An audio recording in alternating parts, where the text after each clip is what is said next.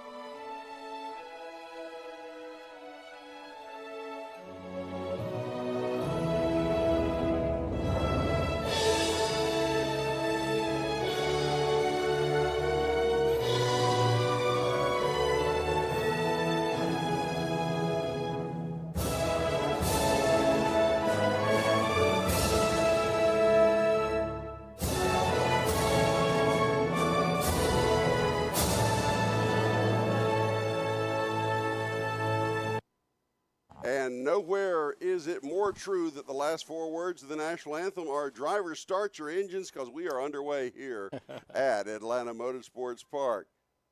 We've got the LO206 Juniors, the LO206 Junior pre-final race getting underway here as they're getting ready to get the,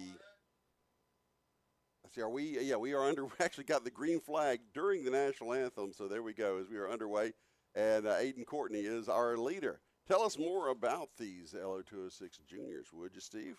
Well, LO206 Junior is a very entertaining class. These guys are about middle school age, if I remember correctly.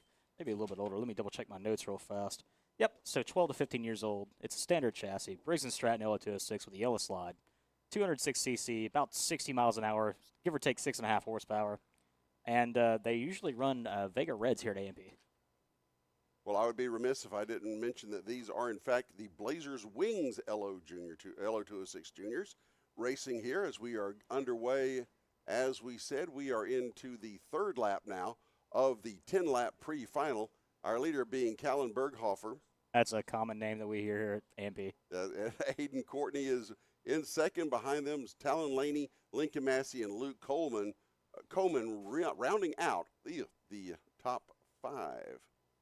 Kevin Berghofer, he knows a name stay here. Also, don't forget Lincoln Massey. Lincoln Massey's running fourth currently. Talon Laney is also another name stay here at AMP. And you can see they're in a train of four coming into the final couple corners right here. And we're only coming into our third lap. So hopefully this is going to be pretty entertaining just starting off today with the pre-final.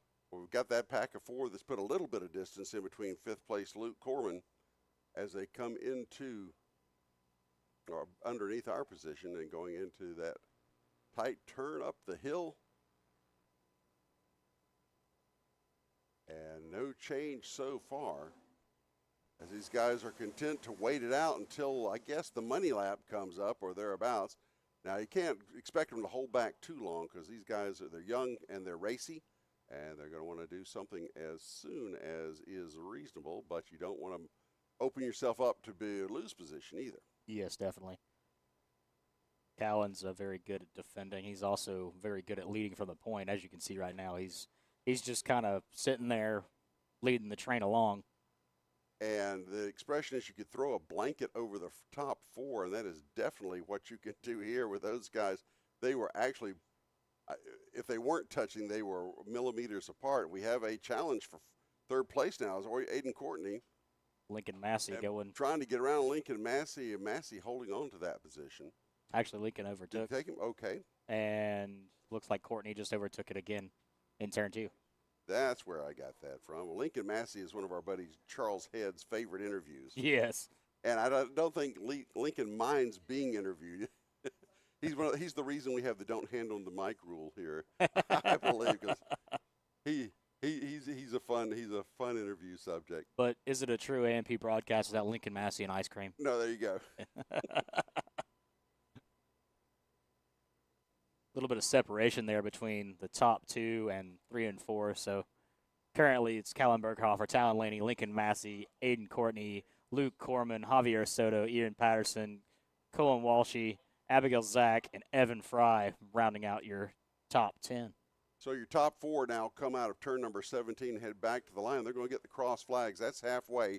That's 5 laps complete in this 10-lap pre-final, and we have a little more dicing going on at the start-finish line. Again, Berghofer, Laney, Courtney, and Massey, your top 5. As they get up the hill, come back down, they'll come back underneath us here and then head back into the kink and head on away from us over into turn number 9 coming up.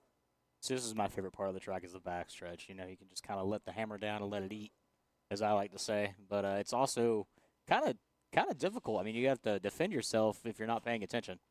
That turn 9 is a menace to the amateur karters or to the day karters that come in. And you can, if you didn't know, come drive this very same course yourself, as you can get the arrive and drive carts here rather at Atlanta Motorsports Park. Check the website for details on that as we come down to the line. Complete lap number 6. Again, it's Berghofer, Laney, Massey, and Courtney, your top 5. And it looks like Courtney is lost a little bit of ground after that pass. Now, I'm not sure what happened at the start-finish line there. It looked like there was a cart pulled off to the side. I don't know if a cart had a mechanical issue or what happened there. But well, looking at the scoring, we see everybody's still on the same lap. It's hard to tell who that is. These carts are so small, and the numbers are small. And, well, speaking for myself, I'm a little more advanced as far as the old eyeballs go. And I mean, I'm blind myself. It's hard to make that out. So we do our best here. We rely on technology very heavily. I believe Talon Laney just went to the point, followed by Lincoln Massey, and Callan Yep. fell back to third. Well, actually, I'm sorry. Lincoln Massey is now back in third with Talon in second. So coming out of 16 and now 17 are your top 3 as they put some separation between themselves and in fourth place Aiden Courtney. And it looks like someone's about to get a black flag there. Oh, that's never fun. Everybody likes to see that. Well, the question is, what did I do? Somebody's going to be coming up here and talking to race control here before long. Top 3, though, still bumper to bumper to bumper. Coming by, Lincoln Massey looking underneath Berghofer, but he falls back in line. Looks like he lost a little bit of time there as Berghofer now will challenge Laney on the inside as they go into 9, and Massey may very well be the beneficiary of that as he'll be able to draw back up as those 2 racers get side by side. You know, I've always thought it was important that, always have the people that are in front of you battling. Always sit back and kind of observe and plan your move accordingly. Of course, the best thing is to see the people behind you battling. Yes, that too. It usually slows them down. Exactly. Because aerodynamics figure into these karts. And that's why you see them tucked together. In fact, during qualifying earlier, I was noticing they were karts that were paired up 2 and 2 this close running the qualifying laps.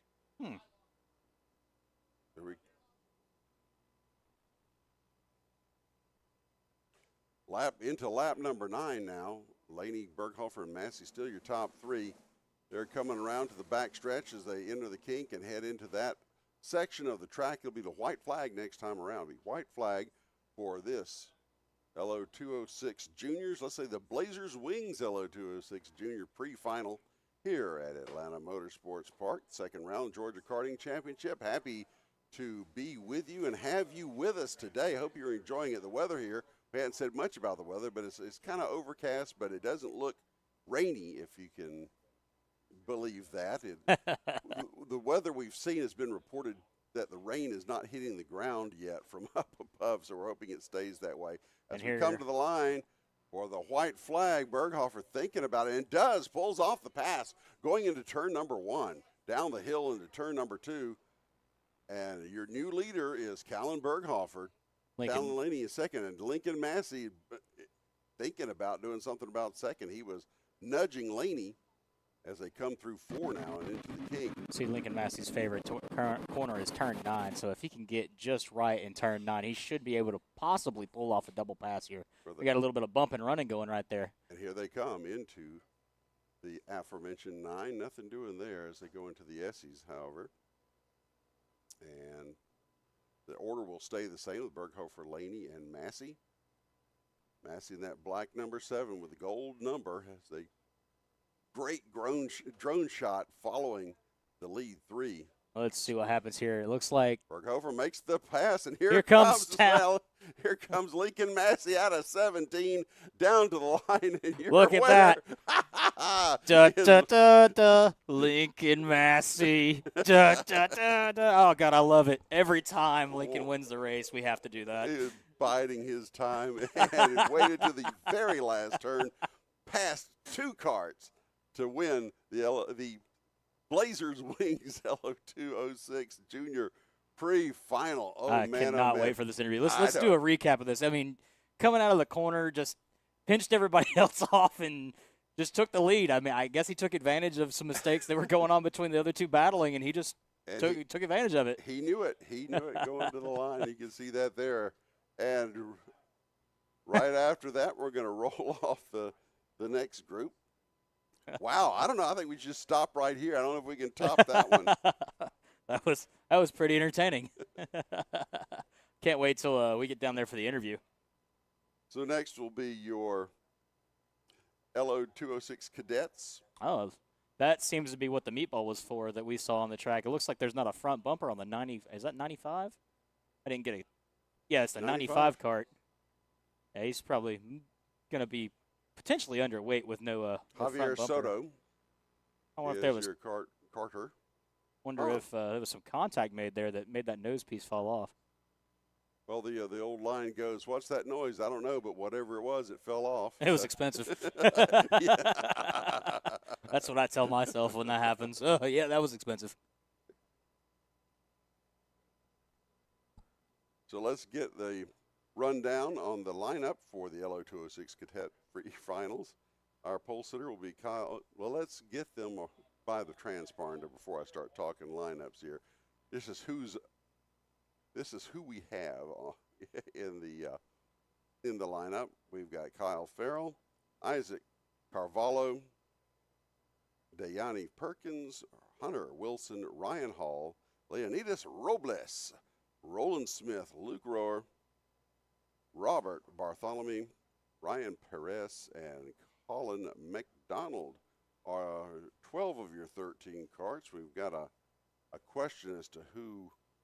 We got one transponder that's not showing a name, and we will get that figured out as we go along with the LO206 Cadet Division. Their 10-lap pre-final coming up here in round 2 of the Georgia Karting Championship here at Atlanta Motorsports Park in Dawsonville, Georgia. Over cloudy skies, but the rain is held back, and it's actually pretty pleasant out there. I'm sure the humidity the engines are loving the humidity out there. I don't know whether the fans are loving the humidity out there, but at least the direct sun is blocked. From a personal note, I'm not a big fan of the humidity. Well, the thing about it is if you don't like humidity, you have no business being in Georgia in the summertime for sure. So we're going to get a wave around, false start on this one. They'll come back around, take the shortcut through the jelly bean track, and give it another try.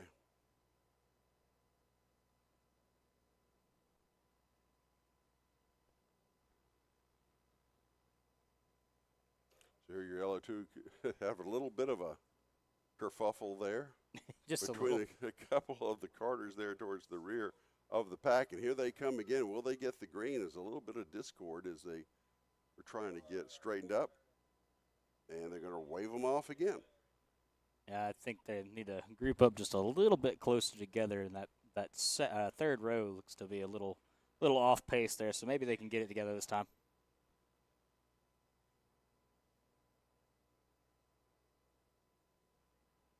Oh, and we got to spin out before we even get started. Wow. The 99 cart just Okay. locked down there and spun out. So this is the Son Mechanical LO206 Cadet. That one I don't think I have on my list. I have to talk to our producer about that. And give it another try. We've got green this time. All right, LO206 Cadets underway. And as they come by the line, Luke Rower is your leader coming to the line, and we will give you a little better rundown after they complete this lap number 1 down the hill through that turn number 2. That's one of my favorite turns and least favorite turns. Because Oh, it's my favorite. you better have some brakes because you've got gravity working with you as well as the horsepower in your kart. They come by our position at turn 4, then through the kink, down the back straightaway, heading into the little bend that is turn 8, and then into turns number 9 and 10, and they'll head into the S's at that point. And this group's a little bit more spaced out than our previous group. 1 and 2 is kind of keeping it tight. Third place is back just a little bit. We don't have the official timing and scoring yet, so we can't tell exactly who's in first, second, and third. Here we go. We got Isaac Carvalho as your leader, followed by Ryan Perez, then Hunter Wilson, Ryan Hall, and Luke Rower. That'll be your top 5. Top 3 appear to have broken away with Carvalho and Perez putting on a show as they come to the line, nose to tail. That gap between 1 and 2 is less than 1/10 of a second, 75 100ths as they come. Yes, 75 100ths. I was looking at the same thing you were. It's not like I have a math degree or anything, but I should be able to read my decimals. Man, numbers are hard. And so that 1, 2, and 3 karts have put up. There's a little bump draft there from Ryan Perez. I think He's just saying, hi, I'm back here. That's all it is. As if Carvalho needed to know or needed to be reminded, but here they go into the S's one more time. We are in lap number 2. We are about to complete lap number 2 of this 10-lap pre-final. Carvalho and Perez nose to tail as they head into turn 15, and they'll be heading up into the 16-17 combination, which are the last 2 turns of this 0.8 of a mile karting course here at Atlanta Motorsports Park. And they'll come down to the line, completing lap number 2, and I thought I saw Perez duck out just a touch. Take a look, but he remains tucked in behind Carvalho, but don't expect that to remain the case for the rest of these 10-lap feature here.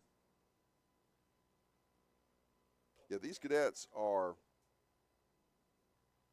had it right in front of me, they're 7 to 12 years old. So I think trying to get 13, 12-year-olds, 7 to 12-year-olds to stay in line for a start is probably like herding cats in the first place. So we had several false starts, but we got it underway here, and we are now working to complete lap number 3. No change up front so far. Let's get the top 10. Carvalho, Perez, Hall, Wilson, and Rower, as we said before, your first 5, followed by Perkins, a driver we don't have a name for. So Transponder 146827449. We'll call him the Joker because of the question marks. Then we had Kyle Farrell, Robin Bartholomew, and Colin McDonald rounding out the top 10. Lap 3 completed. Gap at the line was, let's see, what was that margin at the line? Was 10th, about 10th and a half, about 0.14. Not as close as they were earlier, but. And it's still negligible. It doesn't pass the eyeball test that there's any separation between them. And they're back to bumping each other in the backstretch. So Ryan Hall, as we had said in the previous race, what he wants to see is those two to get racy, then he can become a part of that. But I think the racers ahead, if you can call, again, 7 to 12-year-olds experienced, but a lot of these kids have a lot of laps under their belts. They know how to race. They know racecraft, and they know that excessive dicing is not good for both of them. as far as either letting whoever's ahead of you get away or whoever's behind you catch up. And they come back to the line now, completing lap number 4. Still Carvalho and Perez. Gap at the line that time was under a tenth, 0.09. And then riding it out, and so you makes you wonder what Perez is thinking. Is he going to be opportunistic, or does he have a strategy to make the pass late to not give Carvalho a chance to come back? I think he's just trying to play with him mentally right now. You know, he's getting all over him in the back stretch and into the S's. He's all over his back bumper. He kind of lets off about right in here in the course. That's about turn 14. He kind of lets back just a little bit and plays catch up. From there all the way to the front stretch, they're about evenly spaced. I'd say less than 100th of a second. And then coming through right here, you can see he swing it just a little bit wider than Carvalho does. So we'll see what happens as the race continues. We come by to complete lap number 5. That'll be halfway. Down 5 to go. Still, it's Carvalho Perez with Ryan Hall still lingering back there. Anything can happen, and it often does. Yeah, the current gap between second and third is almost 2 full seconds, and from there, third to fourth is 13, almost 14 full seconds. And Perez seems to be able to close that gap at will. Some of it's aerodynamics, and some of it just may be a better line or maybe a little more oomph or horsepower. You know, we're seeing 60-second lap times, which is pretty impressive for this group. Perez took a little bit of a look as they went through turn number 14 there. And you can see the gap between first, second, and third. And then you can really see the gap between third and fourth. That's a big chunk of the track right there, as third place is just now coming into turn 1. Fourth place is entering probably turn 16. Yeah, Hall seems to be losing contact with the top 2 because he's lost another half second to that front pair.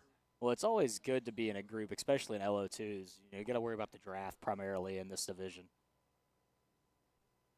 Good drone cam shot of our lead 2, seeing what they see as they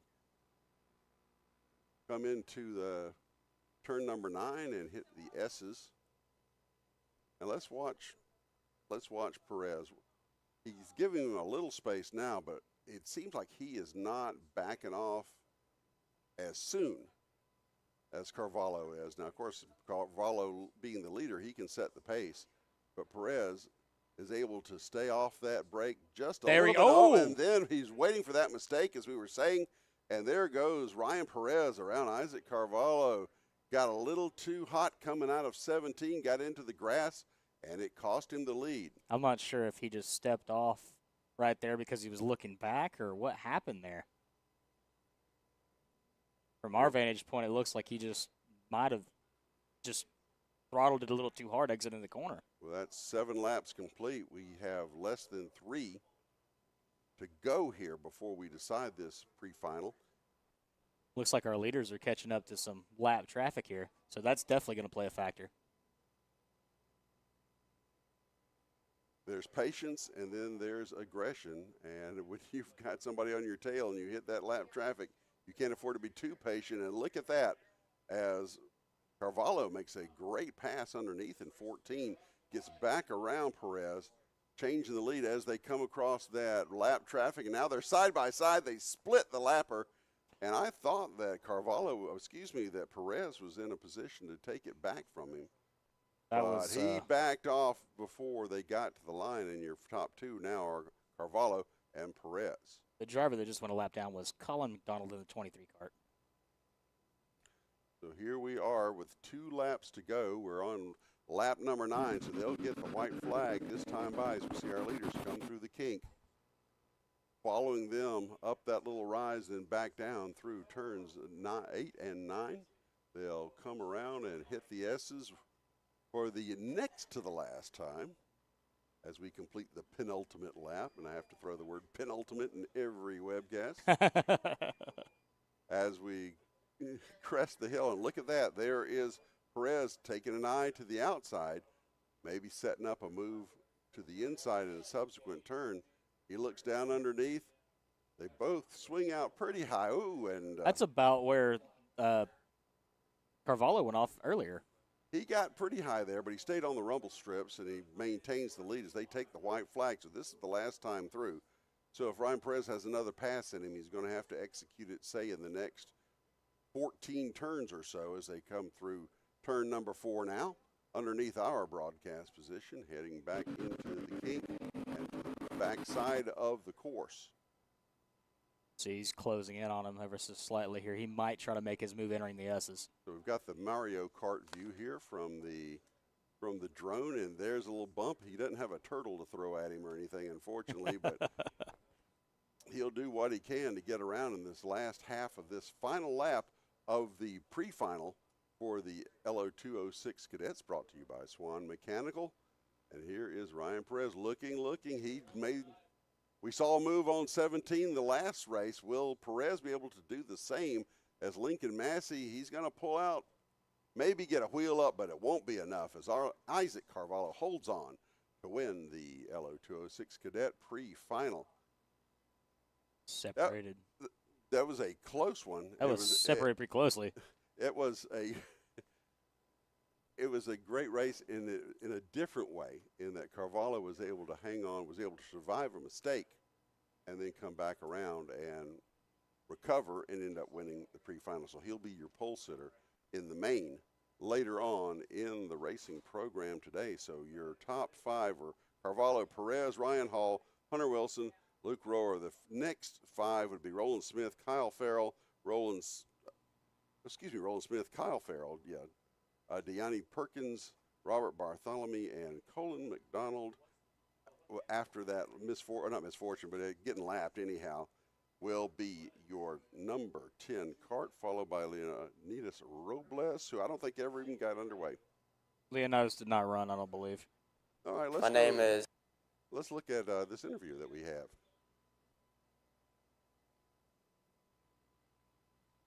My name is Christian Blevins Jr. I race in X30 Senior, also known as Tag Senior. I've been racing for about 5 years. My favorite F1 driver is probably Lando Norris. I cannot do that. I can't hit that.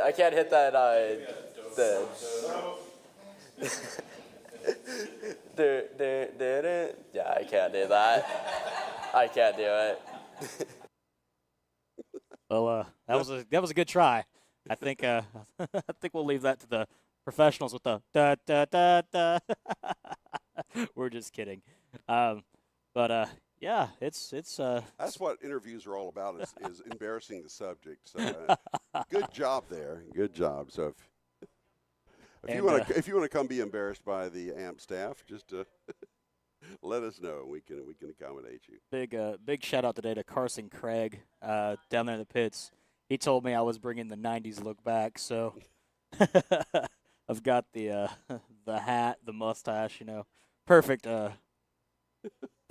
appearance for a racetrack. The '90s had a look. That's what surprised me. Okay, we wrapped up the LO206 Juniors and Cadets. Next up will be the Tag Juniors and Seniors. And they will be, look who's here. Got a couple of our boys in here. Good to see you. And let's see, do we have time to put a mic on? Do we have one? Oh, there we go. Here we go. Grab a headset there. Our boy Lincoln Massey, we were talking about you. Well, obviously talking about you while you were racing, but we talked about what a great interview subject you are too. How you enjoy being interviewed as much as we interview you. And there's the ice cream as well, so he's all set. It's a normal AMP race day. Well, tell us about that last lap in your race. What you were like? It looked like you were just waiting for that moment. Is 17 your favorite place, or is it just an opportunity?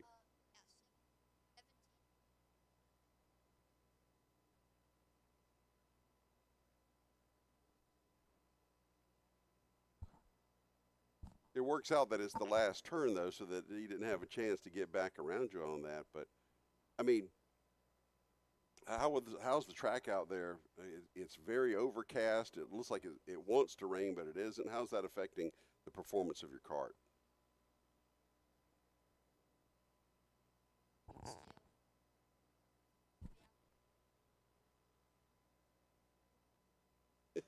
And we are checking on audio. If you're hearing like large gaps of silence, we are not hearing Lincoln. Testing. There we Oh, are. there we go. A little inside radio there for you guys. Testing. So give us again the quick version of what happened on lap 17. I don't know if the folks heard that. Yeah. So lap 17. Or turn 17. Yeah, sorry turn about- 17. I waited for the perfect opportunity. They both went to the inside, and I think there was a little bit of contact coming out of the turn. So I just kind of went to the inside of the turn and made the pass. Well, speaking of contact, how much contact is okay? So I guess there's not, for side fairings, none. No amount of contact with the side fairings is okay.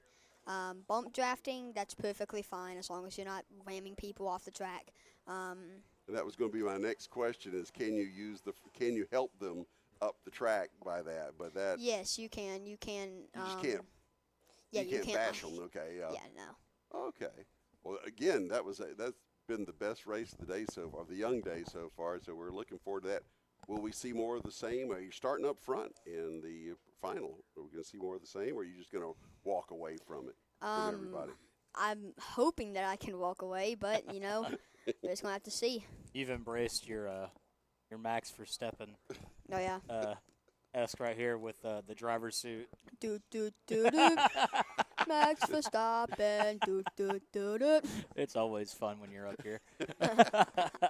And while we were talking to Lincoln Massey, thank you very much, Lincoln. We've got the Tag Senior pre-final underway here with Oliver Neibart is your leader, Brooke Shambo in second, Junior Blevins third, Kellen Spears is fourth, and Mateus Prates is going to be your fifth place runner. We are already in the second lap as we're watching the top four from the drone shot going into turn number 14. And See, Neighbor's been a menace out here recently. He has just absolutely walked away with just about everything in this division here recently. Oh yeah, I've watched Oliver grow ever since he was in Cadet.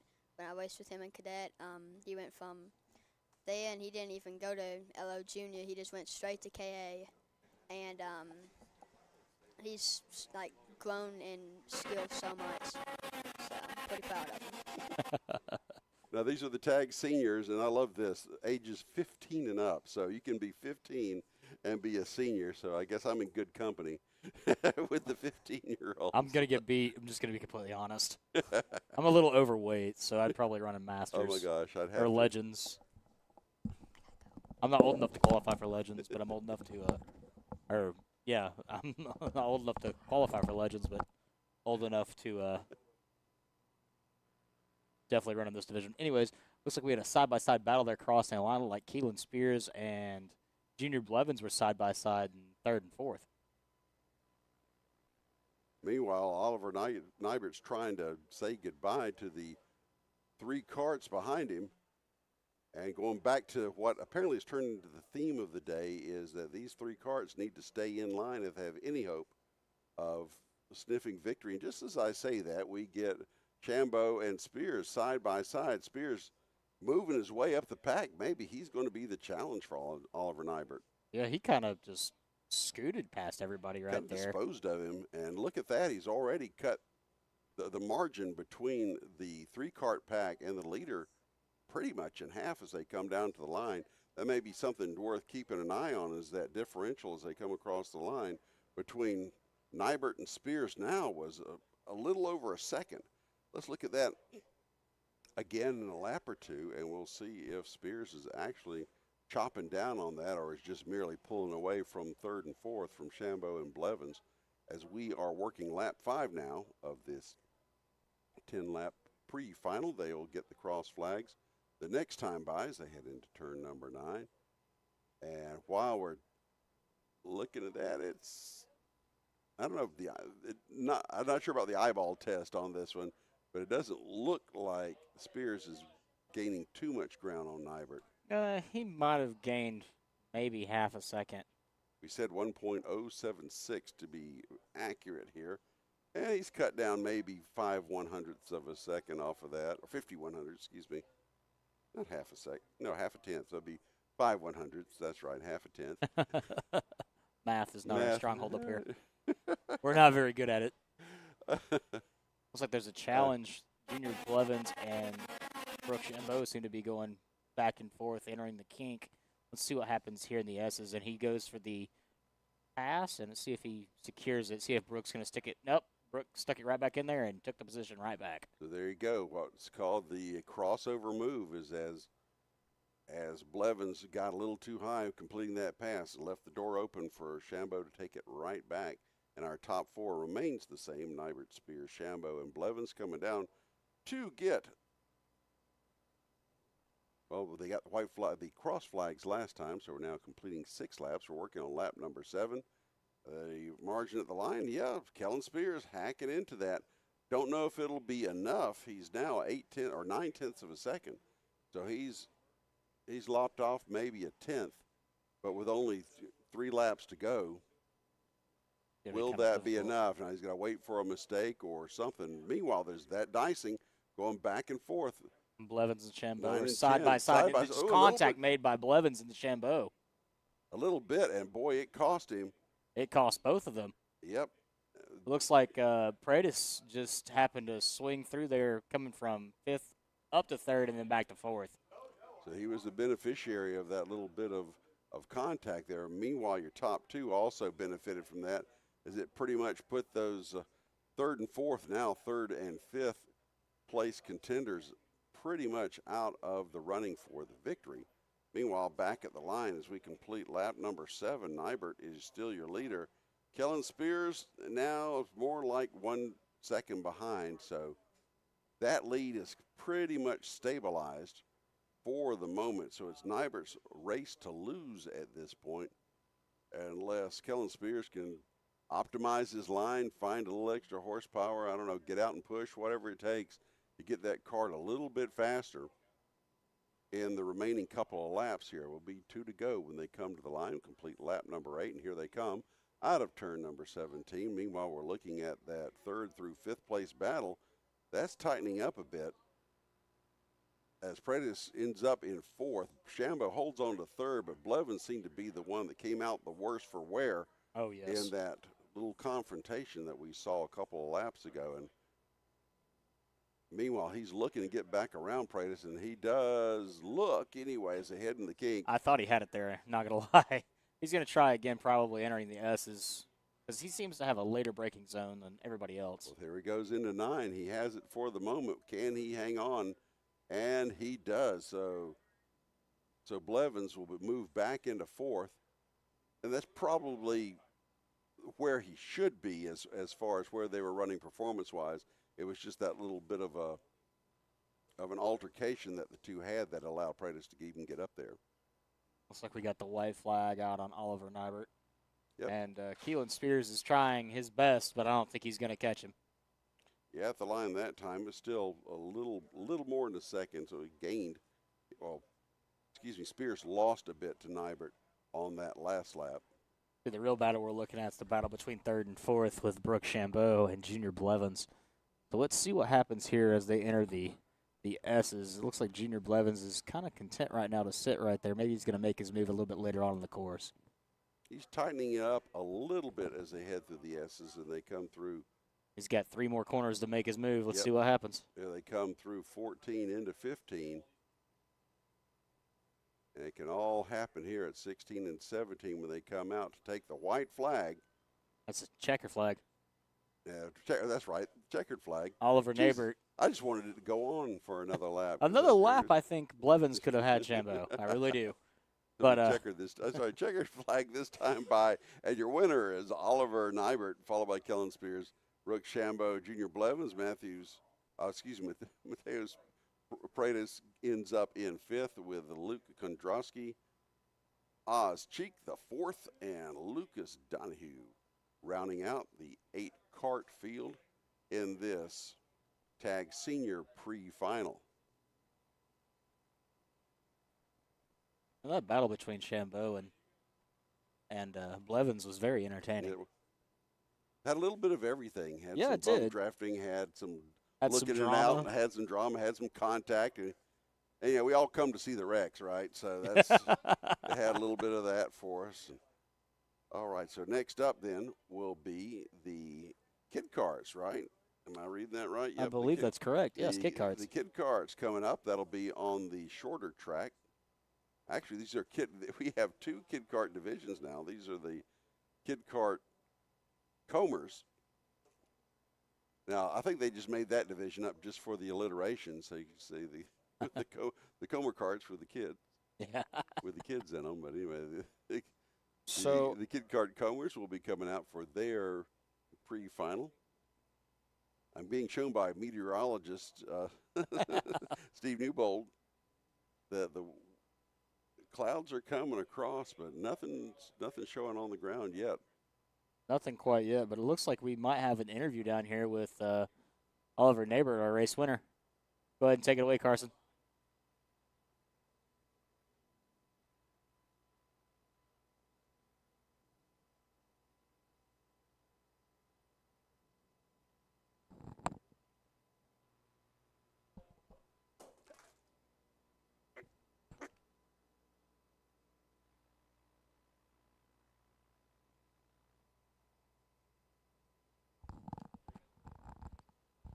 And that was race winner Marcel Marceau in our victory lane interview. Maybe y'all heard it. We Yeah, we didn't, couldn't so hear that in That's the why I booth. said that. So we got our anyhow. We have our next group coming out. These are the Comer kid carts. Hey, no, this is not Comer kid cards. Oh, they are. Oh no, This is probably Tag Senior. Oh, if wait I a had to minute, guess. I think the schedule might be wrong. schedule wrong. Come on. Let me double check that. Yeah, we'll check that out. Let's see here. Did I just lose track of which race we were on? I think we did because we just Okay. ran the juniors, the LO206 Cadet. Dude, I think this schedule is not right. We might be looking at the wrong thing. Well, This tag is- seniors anyway, so here we go. This might. Pay no attention to the. Yes. to Yes. the, We to do the not know buses. what we're talking about for once up here. Anyways, this field looks to be pretty stacked, and if this is a kid kart race, this jelly bean is going to get very interesting Yeah, very exactly. fast. So here we come to the line. I could actually look at my scoring here on my phone and see that we've got the Tag Master pre-final. We're going to have a wave around. They did not look lined up to the starter's satisfaction, so we're going to come back around and do it again. In this race, are going to be Bill Strimple, Jose Garcia, Scott Butler, Lon Washburn, Jason Eberhard, Eugene Panenko, Simon Carton, George Zaragoza, Kyle Clark, Justin Garrison, Bobby Keys, Chip Rain, Banu Yedla, Sean Adkins, and Todd Shambo. Another false start, so let's see what happens here.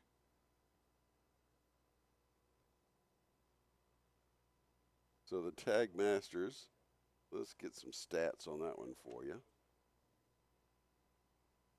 Tag Masters are 30 years and up, or 15 years old at 200 plus pounds in a suit but no helmet. So Yeah, have that's that- definitely okay. me. Interesting. So if you 200-pound 15-year-old. I'm trying to remember how much I weighed when I was 15. Well, guys, it looks like we're getting our third false start. Usually, Well, that's why I went and looked up the ages on this to see what exactly constitutes a master. But Man, they're since just they're excited masters, they today. ought to just know what they're doing. But you could have the 15-year-old out there, I guess. it's okay. It happens. A 200-pound 15-year-old. I think I was about 200 pounds at 15 years old. When I was 15, I think I was around maybe 150, 160, something like that. It was a long time ago. And a lot of little Debbies. There we go. Looks like they're going to get nice and go to the tram line. They're going green. And we got green this time. All right, fourth time's the charm as we come down to the line to We got get the 2, Tag 3 Masters wide underway. entering turn 1 already. And the drone shot giving you that great perspective of exactly how crazy it gets going into the first couple of turns in one of these features that has a lot of karts in it. And here they come. Finally got things straightened out. They come through the kink, down the hill, and head into the back stretch. And we'll get you some names and numbers as they come through the S's once they come back by the timing and scoring. The scoring loop coming out of 17 and down to the line and heading into 16 right now. Leader gets a little wide. Will we have a challenge coming to the line? No, we will not. But here we go. Our leaders, Jose Garcia. Eugene Panenko is your second place runner. Sean Atkins, Todd Shambo, Simon Carton, and Lon Washburn are your top 6 as we have completed lap number 1 of this 10-lap pre-final for the Tag Masters. As we say all the time up here in the booth, we think Jose Garcia lives at this facility. Jose's either back here at Kart Track or up at the main track working on his Miata or working on something else. And same thing with Eugene Panenko with, I think it's Freedom Kart or Kart Freedom, one of the two. He's also always out here. Must be nice, but I imagine that's got to take its toll on your body, though, to do that. I mean, that much. Take those G-forces and all, especially the way the karts sling you around as you come down to the line to complete lap number 2. Garcia and Panenko, your top 2, with Sean Akins not too far behind, and Todd Shambo keeping track of those 3 that are in front of him. That's your 4 kart group that has broken away somewhat from the rest of the field. Again, 10 laps here for the Tag Masters pre-final. And we have a pass for the lead and for second place as well. Oh, there was some contact there made. Look at that as Panenko takes the lead and Akins takes second. Poor Jose Garcia got left hung out to dry coming there out of turns 9 and 10. It falls back to third. By my reckoning, anyhow, we'll come back I think around that's correct. out of turn number 17 down to the line to complete lap number 3, and we'll get the line up, or the running order. Panenko, yep, Akins, Garcia, and Shambo. But something tells me that's not going to be the last change of position that we see during these 10 laps. Oh, definitely not. We're only 3 laps in, and they've already had technically 3 lead changes. You know, winning is important, but having fun is probably, nobody does this for the money because there isn't any, or at least not coming in the positive direction.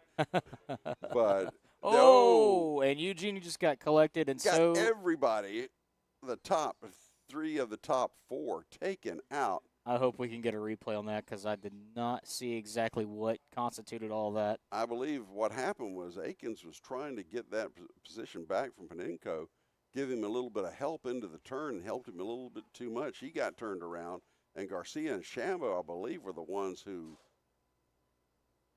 bore the brunt of that. Unfortunately, were caught up in that, and they got tangled, and all 3 of them got turned around. So as we come down to the line now, so Sean Akins is going to be your leader. That puts Simon Carton, Banu Yedla, Lon Washburn, Kyle Clark, Bobby Keys, Scott Butler, Justin Garrison, Chip Raines, George Zaragoza, Bill Strimple, all ahead of the participants in that little incident there on the previous lap. So they lost a whole lot of positions down to, 10 or more positions down. Can't tell, but it looks like we got a cart down in the S's. I can't tell exactly what's going on down there. Would that be Eberhard? No, he hasn't taken a lap yet. So we're showing Eberhard as in the field, but he has not taken a lap. I don't know if that's his cart, or once we get a lap or 2 underneath, we can see who dribbles down to the bottom of the running order. We can tell who that is. John Akins, still your leader. 5 laps completed, so we've taken the halfway point. We got the cross flags last time by, so it's Aiken, followed by Carton, Yedla, and Clark. Differential is, a comfortable 2-second lead now for Sean Aikens. See here. Here's our 2-3. There goes the new Yedla, I believe, with Simon Karting.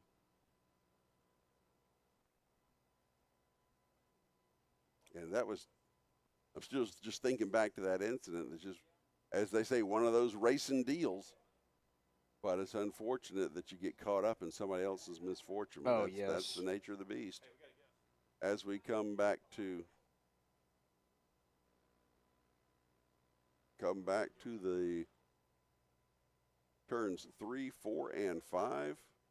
5 will take us into the kink and down the back straightaway. Again, 6 laps complete now, so we have less than 4 laps to go. 3 in a piece here as they come into the S's, and Sean Atkins having a 2.3 second advantage at the line last time by. We'll see if anything will happen with these. The 3 behind, Yedlug, Karting, and Clark. Karting and Clark seem to be the closest to contesting their position. They're looking at that battle for third.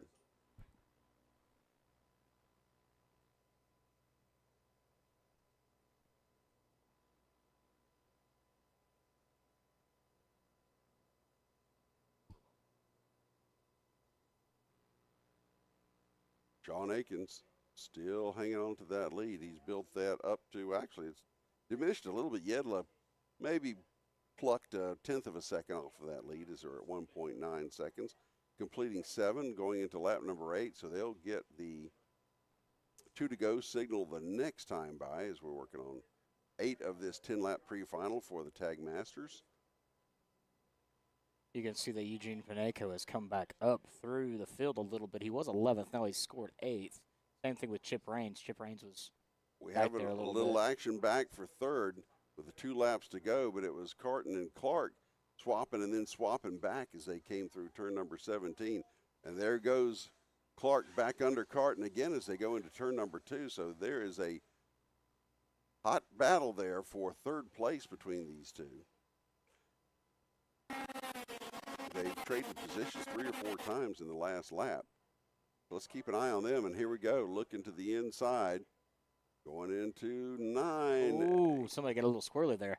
I was fully expecting him to go around, but did not. But they may have cost him any opportunity at that third position because that's a lot of ground to gain in less than a lap and a half here. As we are coming out of turn 17 now, Sean Aikens will take the white flag this time by. I'll try to get this right this time. White flag. White flag for your Tag Masters in this 10-lap pre-final. Back to that view of from the drone cam as they go back down that steep hill, steeper in person than it looks here on the screen here, but that's a lot of momentum heading into turn 2. Looks like we're riding with Sean Aikens, our leader. Now we got somebody else in the camera shot. Yep, that's Banu Yedla coming in with second place right now. Banu has just been working his way all the way up the field. Got a couple of karts there. Banu has improved his racecraft over the past couple of years, and it's just gotten better and better and better every race day. He's out here every race day. Back when we ran leagues, he was here for every league day. It was very entertaining watching Banu run and improve his racecraft. But Sean Aikens has taken the checkered flag, followed by Banu Yedla and Kyle Clark, 1, 2, 3. Well, Yedla was only 0.8 of a second behind, so he was making up some time. And maybe if this were and maybe it will in the final, with a couple more or 5 more laps to go, we'll see a little more there. And the 2 karts we saw down there at the S's pulled off were. I think it was 3 karts. Because I'm looking here and I see Garcia and Shambo as 3 laps complete. If you look down there at the bottom, so they just I think called it a race after that little incident. I don't know. Maybe we can get a word with them down there with our interview in just a few minutes when they come back in. But since we have a minute, we do have a special guest up in the booth. I'm probably going to butcher the name because I've already forgot. Is it Stacy? Is that correct? Yep, that's it. It is Stacy. Well, Stacy, welcome to the booth. Tell us a little bit about yourself and which organization you're with. So my husband and I, we own a kart shop in Lovejoy, and we build the Razor chassis, and we've been doing that. That's all we've ever known. We've done that for years and years. Lucas and I finally got our heads together, and we started a series between Barnesville, GSKA and here at AMP. So it's a 4-race series, and we are on race number 2 today of the series. So it's a great to see the turnout. We like to see the Georgia drivers come together, different tracks. It's just we feel that the top talent's here in Georgia, so we're a little partial. Yeah, we kind of are too. So how has the racing been both here and at Barnesville? Well, you know, the dynamics are just completely different. You know, you're going from a quarter-mile track at Barnesville with, you know, on their traditional layout, maybe 5 turns, right? So it's what, about an 18-second lap time? Oh, it's not much, that's for sure. So, you know, and there are a few different configurations they've added onto the track, but Barnesville's kind of, it holds the history of karting. That's kind of where karting started. That's the roots right there. So it's just very different than here. So you got to have skill at both places, you know. So it's just completely different, and it's just fun to watch the drivers come from each track to travel to the other track to show their talent. Barnesville kind of sounds like the Jelly Bean. We should head down there if you want to see those guys on the Jelly Bean. We were talking about that earlier. So that might be the place to see them in close quarters like that. I'm all down for going down to Barnesville. Oh, yeah, down to Barnesville. I had to think where I was at for a second. Up, down, yeah. So how has the series been received so far? What have you been seeing? It's been good. It's been good. So the drivers, they like each track. So with the series, we've been able to get more people that typically wouldn't have come to AMP to travel along with us, right? And we can kind of guide them and not feel so intimidated. And then you get the guys from AMP when they come to Barnesville, they feel it's a lot slower pace for them, you know. So it's different, and it's been a lot of fun. It's been a lot of fun. We had our the first race of the series was on March the 23rd at GSKA, and then of course today is race 2. And then we'll come back to AMP for the series, race number 3 on August the 24th. And then we wrap it up October 26th at GSK in Barnesville. Okay. I was going to ask, have you gotten people to travel that wouldn't normally have, right? Well, no. So with that in mind, do you see this going to other tracks or maybe even joining up with other associations? Is this on a path of growth, or is this kind of you just want to keep it in Georgia, or what? Or is there anything in South Georgia for that matter? So I mean, we're definitely open. There is talk of maybe adding a race. I know we're kind of midway through the season, but adding a race at Lanier. So we've had a lot of requests for that. Yes. And I'm all in. Let's do it. Yep. So we're going to see. We vote yes. No promises, but we're definitely going to see if we can, you know, make that happen, or, you know, something that's got to be discussed. But we've had a lot of requests for that. Okay. Well, I take it you've been having a lot of fun doing this. Sounds like it's a whole lot of work to organize this, but I sure hope it's also been fun and had the rewards you were hoping to see. Look, when you see the kids get off the cart smiling, that's all that matters. Oh, yeah. A lot of them don't smile afterwards, some of these things, but I mean, we've seen some great competition so far today as well, and these kids put on a show. It's absolutely, and it's not all kids. There are adults here too, but the kids to me are the most fun because they have no sense of mortality, and they just go. And it's full send 24/7. Yeah, and it's absolutely. And so I appreciate you coming by, and good luck with the series. We've enjoyed it so far today, and we'll look forward to seeing you again back here in August, and then good luck also down at Barnesville. But anything that promotes racing among anyone, especially the youth, is tops in my book, and I appreciate anyone who wants to introduce kids and encourage them in this great sport that we all love. Absolutely. Everybody's got to start somewhere. Yeah, So, yep, absolutely. Thank you So- for having me. Oh, So go ahead. where can the people at home find you? So we do have a Facebook page. It's Georgia Karting Championship Series. So Facebook page, and we're actually, you guys were so gracious enough to be sharing live feed on our Facebook page today. So so that's a plus, and I think hopefully that'll let them, you know, people can go back and watch and see how great the events are. So, but yeah, that's the best place to find us and message us there. For those of you joining us on the Facebook live feed, thank you very much, and we're glad you can join us, and find out what we've enjoyed for years now here at Atlanta Motorsports Park. And we hope you're enjoying it too. Yeah, check into it. And it's a great thing to get into. I'm waiting to see my grandson starting this. He's a little ways away, but I know Will is ready to put him behind Slap the a 9 wheel. on a go-kart, give him a helmet, and he's There good you to go. Yeah. Oh boy. So look out. That's going to be a lot of fun. But thank you very much. You're welcome. Appreciate you coming Thanks, guys, by. for having me. Thank you. So I see a familiar helmet in the field today that hasn't been here for a little while, and that would be Arlo Stowers, who's going to be starting. I believe he's going to take P1 to start the race. Oh, he's got that Marvin the Martian helmet working there for him, the Centurion. I've always wondered about the aerodynamic properties of that. I wonder if that induces more drag than it's not how fast you go; it's how you look, though. I guess. Yeah. Is the It's true. all about looks. He's doing it for the ladies. He's a ladies' man. That's right. Ladies love the brush. So Arlo Stowers looks like we have a little passing going to the line as we come down to complete lap number 1. I was looking for second place. That was Schomer and Rauer. But, yeah, Arlo Stowers is your leader. Alex Schomer in second. Wyatt Rower is third. Luke Valadez is your fourth-place runner, followed by Mason O'Donnell as they are looking to complete lap number 2.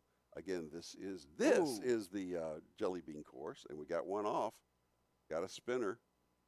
See if he's continued. I can't tell from that vantage point. Go back and look. He's up against the wall there. It must have stalled because he could pull away from that. But we got a quarter marshal waving the caution. And there goes Arlo getting spun around there. Arlo's. Was he distracted by that, you think?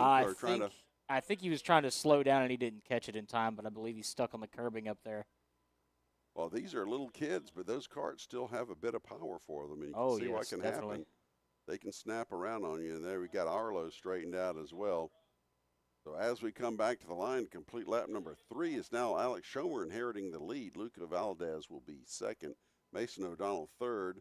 Stowers is fourth, and Wyatt Rower was your spinner there back on that previous lap. So a little misfortune going around all the way around, but let's see what Arlo can do.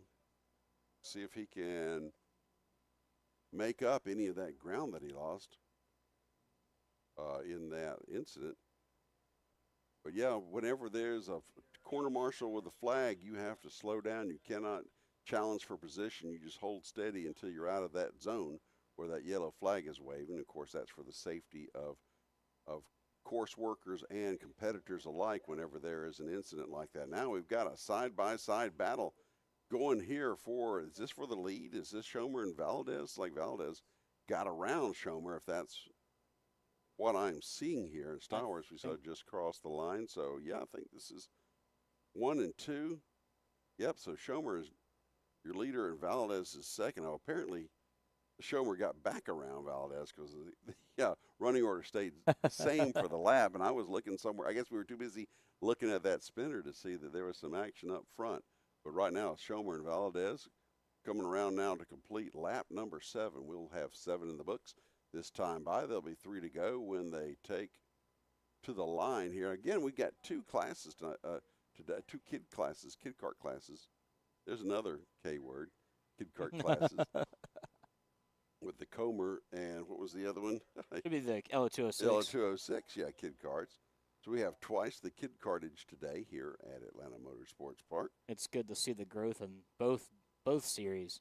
They're definitely a lot better than 3 or 4 carts that we were having there for a long time. And as was said earlier, they got to start somewhere, and this is where they start, running on this simplified version of the course. Just a course to learn the basics. And you can see it. You can see the whole course from that sky shot there. And that cut through that they take is the one that other divisions take whenever they are waved off on the start, just to keep them from having to make it all the way around the 0.8 of a mile full course here at Atlanta Motorsports Park. So white flag for Alex Schomer. We're following him now as we go into turns 16 and 17, complete the final lap.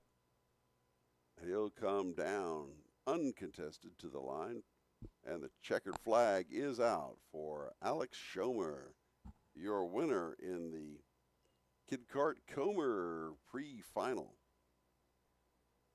Luke Valadez will take the checkered flag in second. Here comes, I believe, Arlo Stowers is going to take the checkers for third. Mason O'Donnell will be fourth, and Wyatt Rower will be your fifth place finisher. Excellent. So now here we come to the other Kid Kart class. Now these guys are 5 to 7 years old, and they will run either a Kid Kart or Cadet chassis. This has a 206cc Briggs & Stratton engine, and they put out about 8.5 horsepower with a top speed of 40 miles per hour. So imagine your 5 to 7 year old going 40 miles an hour.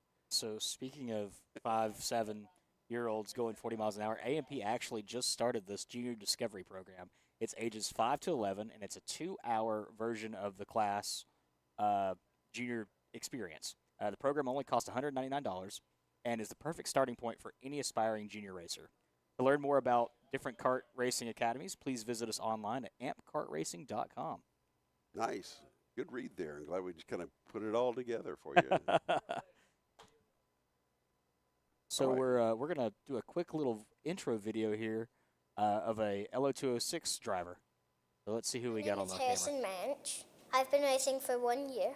My favorite turn is the back turn before the straightaway at the Kid Kart track. My favorite F1 driver is Max Verstappen. Dun, dun, dun, dun. Can you do an impersonation of me calling your name on the podium? Harrison Manch. Mach mal alles, Papa. I think that's Harrison right there. I can't remember what kart number he is, but he has become a regular out here at AMP. Is Verstappen everybody's favorite just so they can do that? Or I is think that so. How that works? Okay. Yeah, Harrison's in the 61. He's right there. So maybe we can hear him going da-da-da-da like Lincoln Massey did. Look at him all up on the wheel, ready to go. All these drivers are like that. I don't think a single one of them is entirely relaxed. I'm loving that matte black I helmet. know. There. It just looks great. It's like one of those bad guys that chase, Liam Neeson or somebody through the through the woods It's on like a whatever. James Bond-esque style. Yeah. All right, so we've got. He's giving that camera a stare down, and I love it. 26, we love that stare down. That would be Anthony DeFeo giving the camera a good stare down there. So he's ready. He's intimidating the other competitors. Looks like we're going to get a quick interview real fast before we get started. Go ahead, Carson, take it away. Thank you, thank you. So, let me know what was going through your mind those last couple laps for me. I was hoping that Arlo spun out, and my racing coach would have beat my butt if I didn't win this. I feel that, I understand. Now, also, let me know, is there anybody you want to thank for today? Arlo. Well, perfect. Back to y'all. Oh, man, I love Kid Kart interviews. They're the greatest ever. All right, as we get the green flag, it looks like Harrison Marich is going to fall into second place. I'm not exactly sure who took that first place. I think it's Tyson Burkett. I hope we said that correctly. If we mispronounced that, please let us know up in the booth, because it's some names we're not really familiar with. There'll be a mama come up here if we ever get the names wrong. I've had that happen in football as well. Oh, yeah. If you mispronounce the name. I got it really bad last season in baseball. Looks like we got some contact going on between second and third place there. Not exactly sure what was going on, but fourth place is about to do a double overtake. That would be Matthew Perez. Yeah, he's charging up through the field, looks like. At least so far. He had the draw or qualified towards the back. Do they qualify or do they draw for Kid Kart? I guess. I'm not exactly sure. I think they do qualify. I can look at my schedule and see if they actually have a Kid Kart qualifying, and they in fact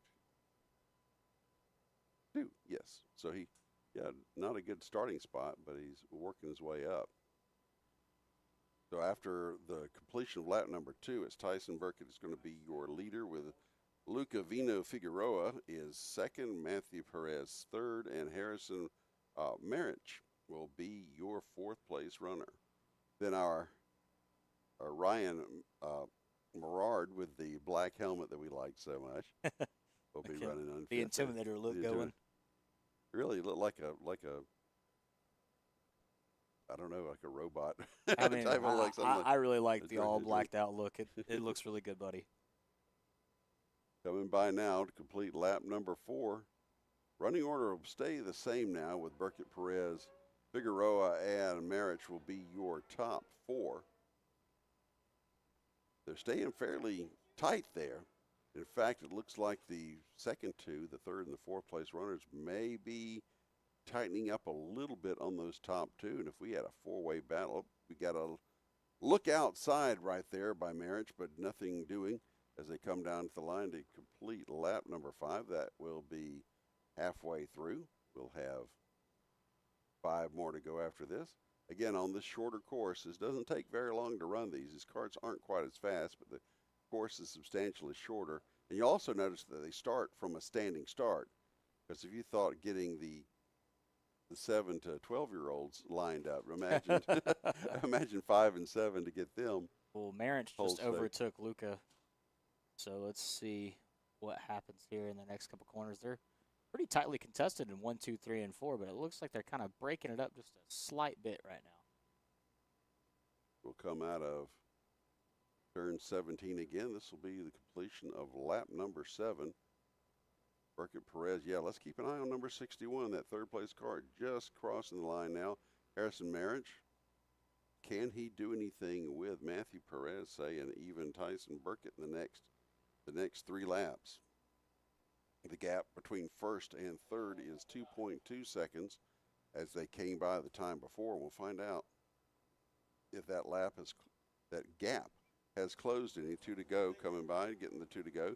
0.6 of a second now with a gap between 1st and 2nd. 2.4 back to Marich. And if he is gaining, it's not going to be enough in the remaining 2 laps to catch Perez or Burkett. And here they come out of 17 this time by. They'll get the white flag. White flag for Tyson Burkett and Matthew Perez, Harrison Marich, and Luca Vino Figueroa. This one seems to be pretty docile, although look at a little bit of action ahead of them. I don't think that's going to matter. Oh. And something happened coming out of. I'm not sure who's taking What that. I just think that might be Matthew Perez. It just Perez? nope. Nope, Burkett. Tyson. Okay. Maybe it was a lap driver that Was pulled it a off lap? to the Okay. side. I think that's what was going on. I honestly We thought can't- that was Perez going You for can't take Burkett. you can't take your eyes off these kids. They'll just do all sorts of stuff. Here's a little last lap. Oh no, what happened there? You see there, that one driver just kind of pulled off. You But, saw that and thought, no, wait, was he having a problem? But in fact, it was a lapper. So your winner is going to be Tyson Burkett, followed by Matthew Perez, Harrison Marich, Luca Vina Figueroa. Ryan Merard brings home 5th. Anthony DeFeo, Will Krekel, and Holden Gargis was, I believe, that lapper that we saw there at the end. That'll do it for your kid karts, at least for the pre-finals. I don't know who put something in the microwave up here in the members lounge, but man, it smells pretty good. The next up will be the KA100 Juniors. KA100 Juniors are coming up. And that's the VRD Racing KA100 Juniors, by the way. So let's not forget and thank the folks at VRD Racing for sponsoring this division, the KA Juniors. We'll have another 10-lap pre-main for the KA100 Juniors. Coming up in just a moment with Harry Cunningham, Finn Cook, Adam Wine, Talon Laney, Kyle Masterson, Meyer Lewis, Luke Allen, Gabriel Lopez Velarde, and Oliver Nybert. Got it. Oliver Nybert in there in the 9th position, or at least the ninth driver on my list at the moment. Looks like Carson's looking for our first place winner there. We told you got to catch the kid kart drivers. They like to move really fast. Oh, looks like he declined. No, he doesn't want to do it. He's too scary. I wouldn't want to talk to him either. What can you say? Okay. If you've just joined us, you're watching the second round of the Georgia Karting Championship at Atlanta Motorsports Park. A great place for kids, adults, and everyone in between. Hi there down there in the paddock. Don't know if you can hear us. You're waving at us. a great day for racing. Not too hot, pretty humid, but it's at least the direct sunlight. All right, let's get a little info, a little interview with Adam Wine before we get underway here. My name is Adam Wine, and I race for OZ Tech Racing here in Atlanta Motorsports Park. This is my 6th season. I race in KA100 Junior. Who's your favorite F1 driver? I'm gonna go Lando Norris. Do you know the Max Verstappen song? Unfortunately, yes. Can you sing it? No. And your winner, Adam Wine. Hey, Adam, if it doesn't work out in that kart business, come on up here. Yeah, he's just as good as Will. Yeah. He's better than me. That's a low bar. We're picking on Will, our executive producer. So I like that he went against the grain with who his favorite driver was. So that's good. He said Lando, right? Yeah, yeah. Good man. Good man.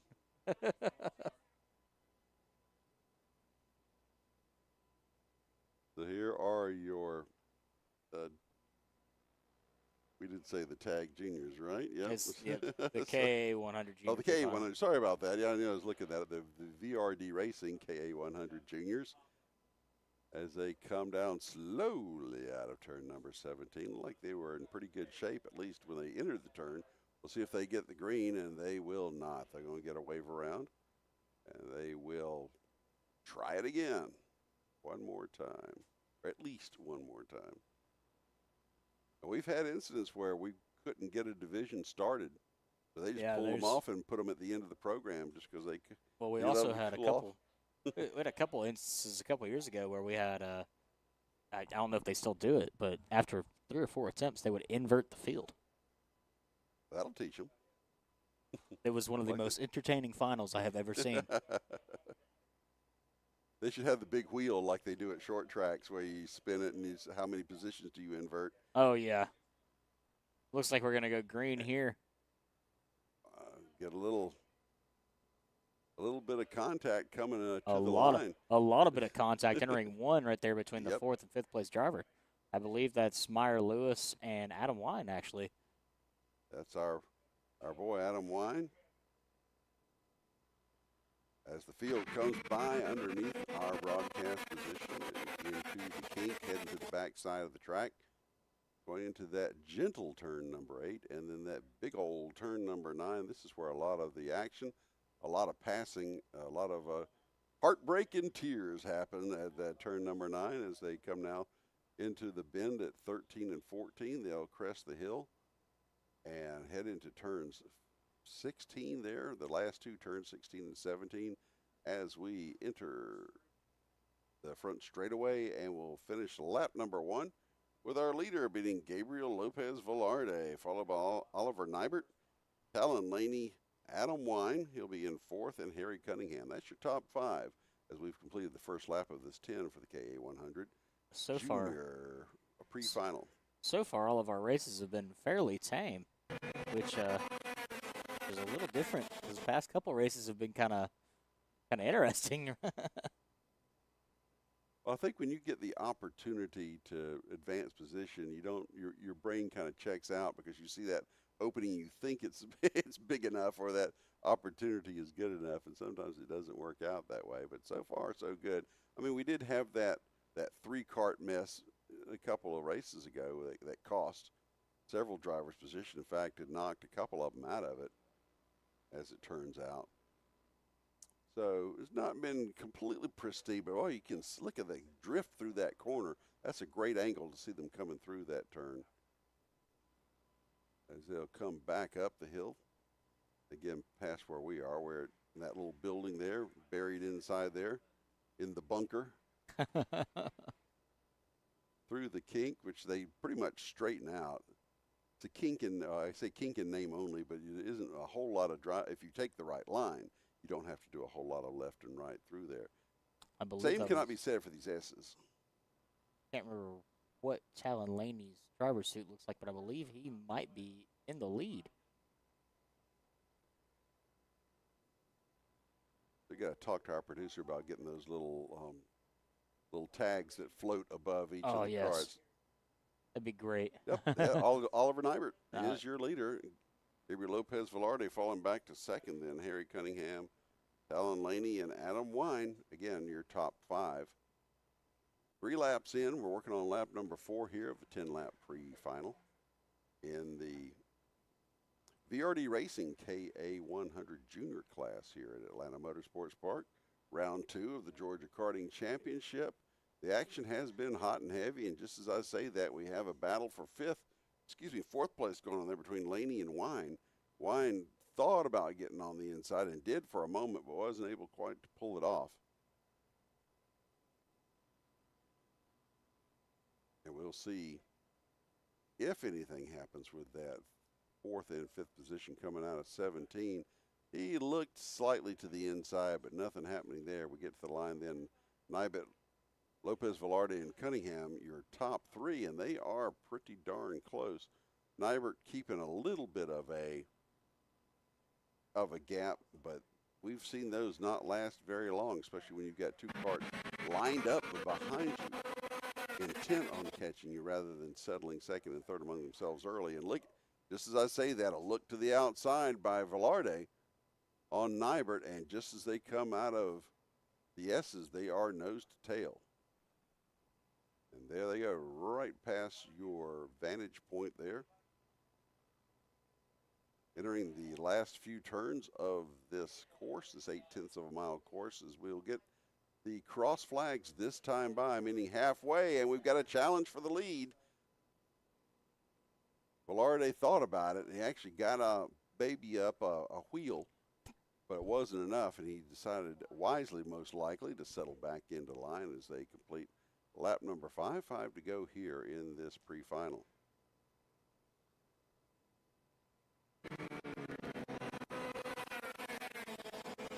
That's an interesting camera angle we have there with the kink cam. It actually shows the true elevation of the track. You don't realize how steep that is until you see karts coming at you at that angle. Yeah, this is the thing about Atlanta. The main track and the kart track noted here are the multiple changes in elevation. That this puts an entirely new dimension into your racecraft and car or kart prep, is that you've got to deal with the elevation changes, the severe elevation changes that occur. Now we are in the foothills of the North Georgia mountains, so a bit of elevation change is to be expected, and that's what you get here at Atlanta Motorsports Park. As Ms. Stacy was saying with Barnesville, their track is a whole lot smaller than this one, and they're running like 16, 17-second lap times, and it's relatively flat from everything I've heard and everybody out there. So the gearing differences in the karts are astronomical compared to down there. You know what I haven't seen a whole lot of today is of that butt scooting going up the hill. Yeah, remember how we used to see a lot of that going into 3, right? Yeah, coming from turn 2 into turn 3, but I think that we haven't quite got there yet because the LO206 Masters are coming up. Yeah, okay. So are they okay? That's the ones. The LO206 of Mayhem, as I call it. Best division that we have out here. It's the old saying, checkers or wreckers. Oh. Speaking of LO206s of Mayhem, we got Mr. Al Edwards joining us in the booth. I thought you were talking about speaking of wreckers here.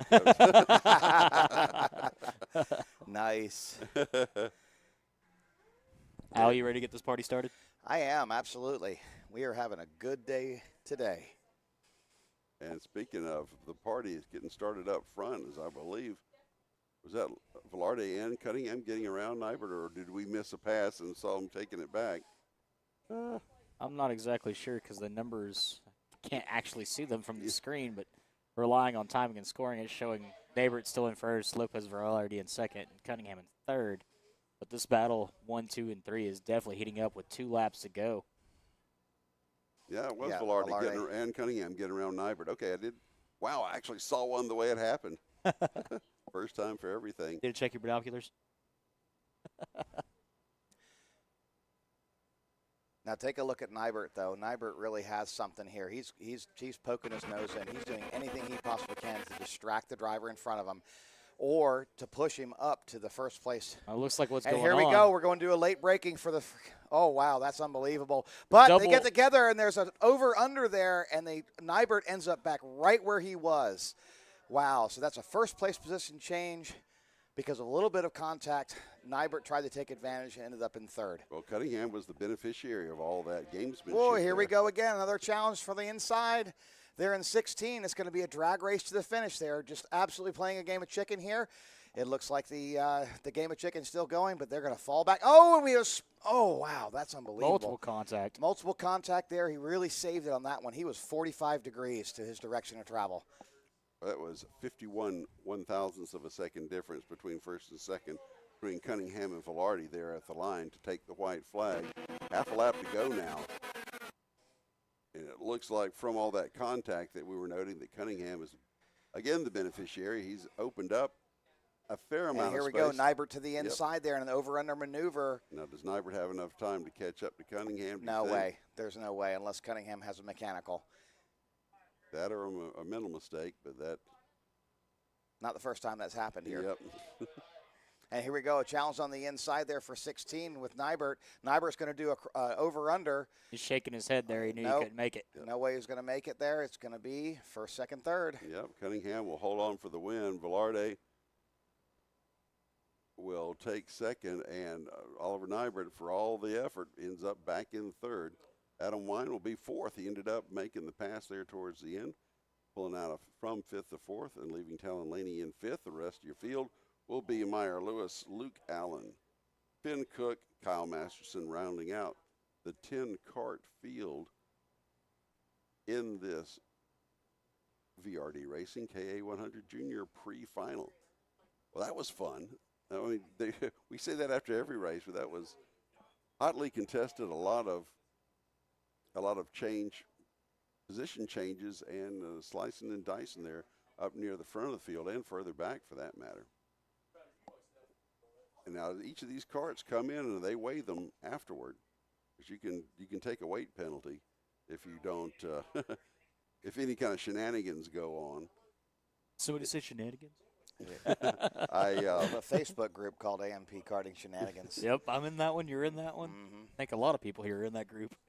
You know, ironically enough, that pays homage to someone who's an original member here. He's not around anymore. His name was Kevin O'Brien, hence the shenanigans with the little shamrock there.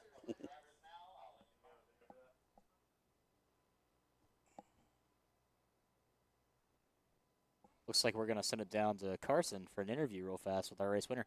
Take it away, Carson. Thank you, thank you. Now, I just wanted to ask you a quick question. How did that feel out there? Good. Yeah, I went from fifth to first, so yeah. Felt pretty good. And how would you feel on those last couple laps right there? I mean, Oliver and Gabriel, they were both fighting really hard. So I knew if I just stayed, something would happen. So Gabriel went for a move on Oliver, and I followed through. And then Oliver pushed me on the straight, and I was able to get Gabriel on the second to last lap. And, yeah, it feels good to get the win. Love to hear it, love to hear it. Is there anyone you would like to thank for today at AMP? I want to thank Eugene Panenko for coaching me and, supporting me. And I want to thank my dad, because if it wasn't for him, none of this would happen. So, yeah. Thank you so much, and back to y'all. Thank you, Carson. Thank you. If it wasn't for his dad, he wouldn't have happened for that matter. So that's, did I say that out loud? Yeah, I think we did. Oh, all right, boy. coming up next then will be our LO206 Masters and Legends. This is my favorite division. Al, I know it's your favorite division because you come up here for the broadcast Well, for this also division. Will Bite Racing sponsors this class, so Oh yeah, that's right. You're the spokesperson for Will Bite Racing. a team principal. So more aptly, this is the Will Bite Racing LO206 Masters and Legends pre-final here at Atlanta Motorsports Park. Have they rolled out yet? I know we're watching them finish up the weigh-ins. Nobody with a letting out a bunch of buckshot or something on the first lap, NASCAR style, on these guys. I want to be sure they're not messing around with I the mean, we weight. could see some passing in the grass. We could see some intimidation. We just meant to rattle his cage, Yeah. kind of passing. And what's really funny, at CKNA in Daytona last weekend, they specifically said in the drivers' meeting, no Dale Earnhardt passing in the grass. We know how badly we want to do it here, but you have to race on the asphalt. And they don't have lines around the asphalt, right? Because it's actually RV parking. It's not, and it's just driveways for that. So it's really rough. They're going to repave it, though. I think they've already started repaving that section in the infield there. So we're really excited to go down to Daytona for the WKA event there in December because it'll be a brand new racing surface. Can't wait to go down there for the NASCAR race in July. All right. Coming They've up, called for track hot, and it looks like we've got here we go.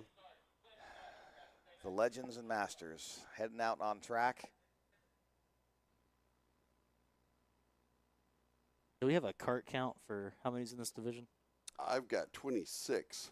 26 overall, and 3 of them are in Legends. Legends is a little light today. That's 55 plus. I think we bumped it down to 50, like the CKNA, that we would be able to get a few more people to join. Another funny thing about the CKNA was they said you better have your kid's birth certificate or some sort of identification. So no birth certificate and a $20 bill? Well, it was funny is, you know, we've had kids that have been 8 for 3 years in a row. Oh, yeah. You know, stuff like that. So, you know, pretty interesting. What was that movie I just referenced? Was that Benchwarmers, I think? It was like Carlos Beltran comes and plays for a Little League baseball team. Slips the guy a $20 bill and a birth certificate written in crayon. Yeah, yeah.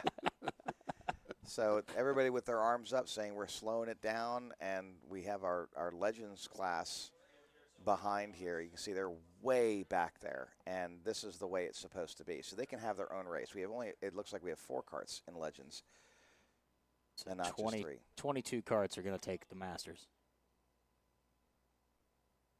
See these guys gridded up. Now the Masters are heavier than the Legends. They're at 390 pounds versus 375 for the Legends.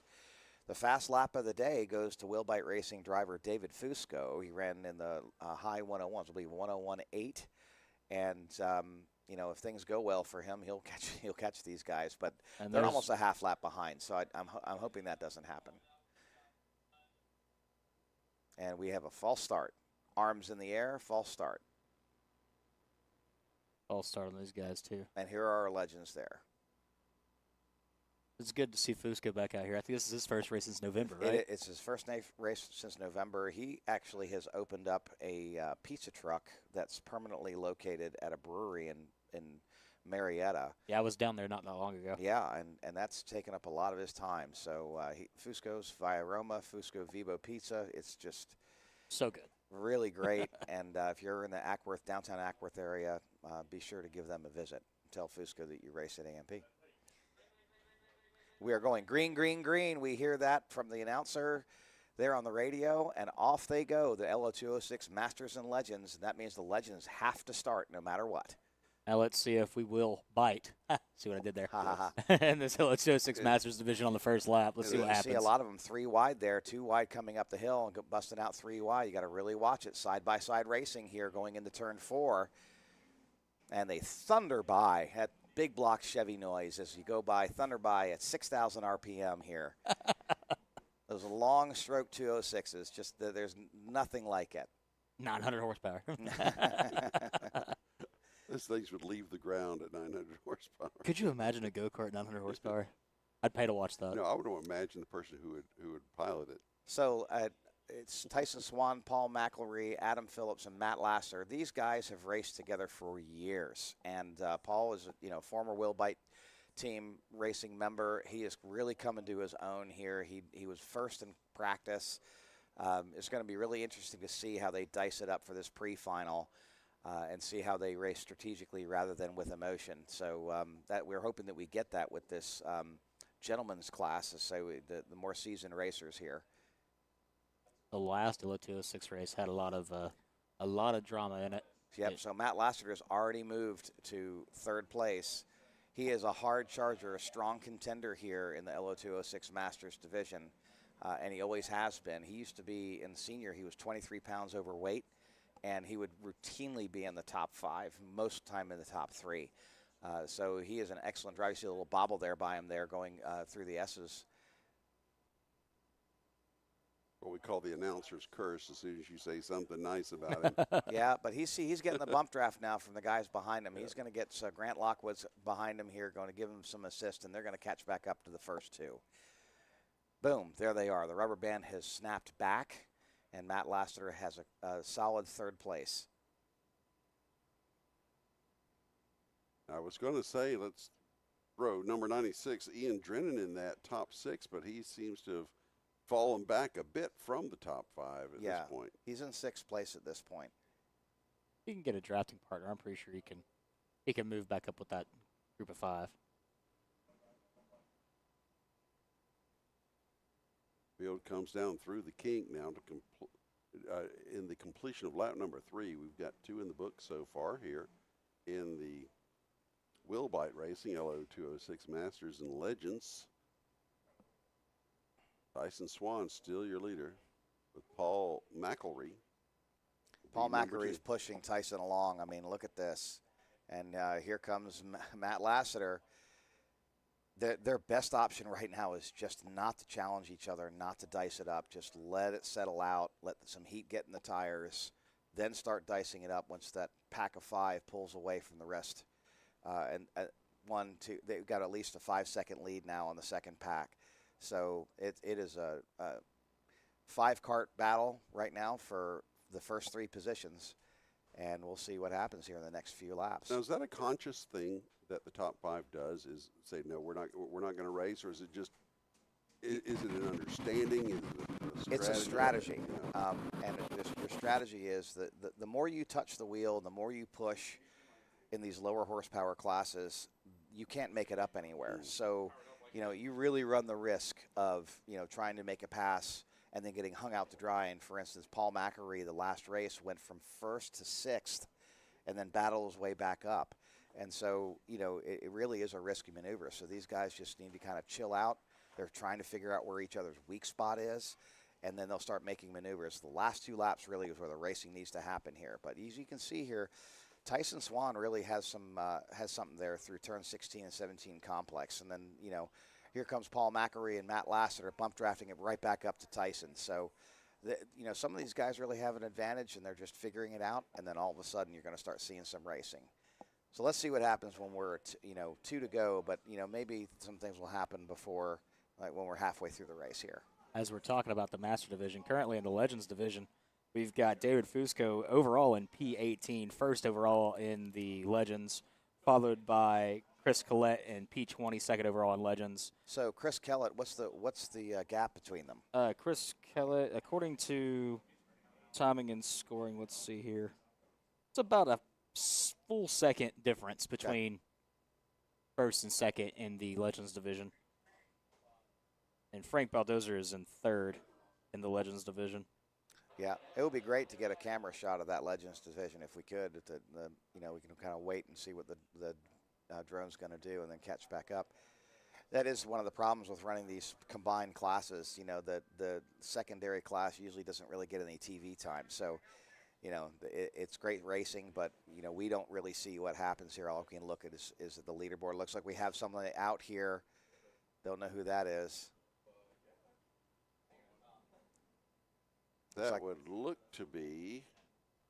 Oh, that's number 211. That is Rob Anderson. He's Okay. one of my drivers of Willbite Racing. Hopefully you're not going to be too busy after this race. Well, he actually got into a crash in the senior race, and we put his cart back together. So I'm really wondering what happened there. Well, there's been no change in the top 5 so far. They've managed to keep it in that snake formation as they go through into turn number 16 now. Swan, McElree, Lassiter, Lockwood, and Phillips. And from what you say, Al, they pretty much have to be perfect, right? Or they're going to lose contact with that group. Yeah. I mean, these guys are really well matched. If you mess up, you either get freight trained or you're going to lose the draft and really have a problem. It looks like Grant Lockwood looking to the outside of Matt Laster there. That's, again, a risky move there, but he's trying to get that advantage, get inside of Matt's head there a little bit, just poking his head out. But you see what happened. Now the first two have really pulled away, and there's going to be a little bit of late braking here going into turn number 9, trying to make up that gap. You see there, boom, there's a late break, and here we are, where the rubber band snaps back together. Not 100% though, but it looks like McElree and Tyson Swan are just kind of running away with it a little bit here. So if they can bring it back up, they really could make for some interesting racing coming up soon. He was trying to make that move going up the hill. That's a tough place to make up any ground. It is.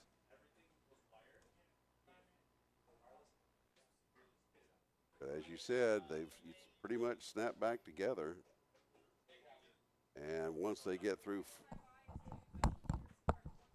there, they're all together now. They are. So Matt Laster just completely back to Paul McElree's bumper, but Paul is actually touching Tyson.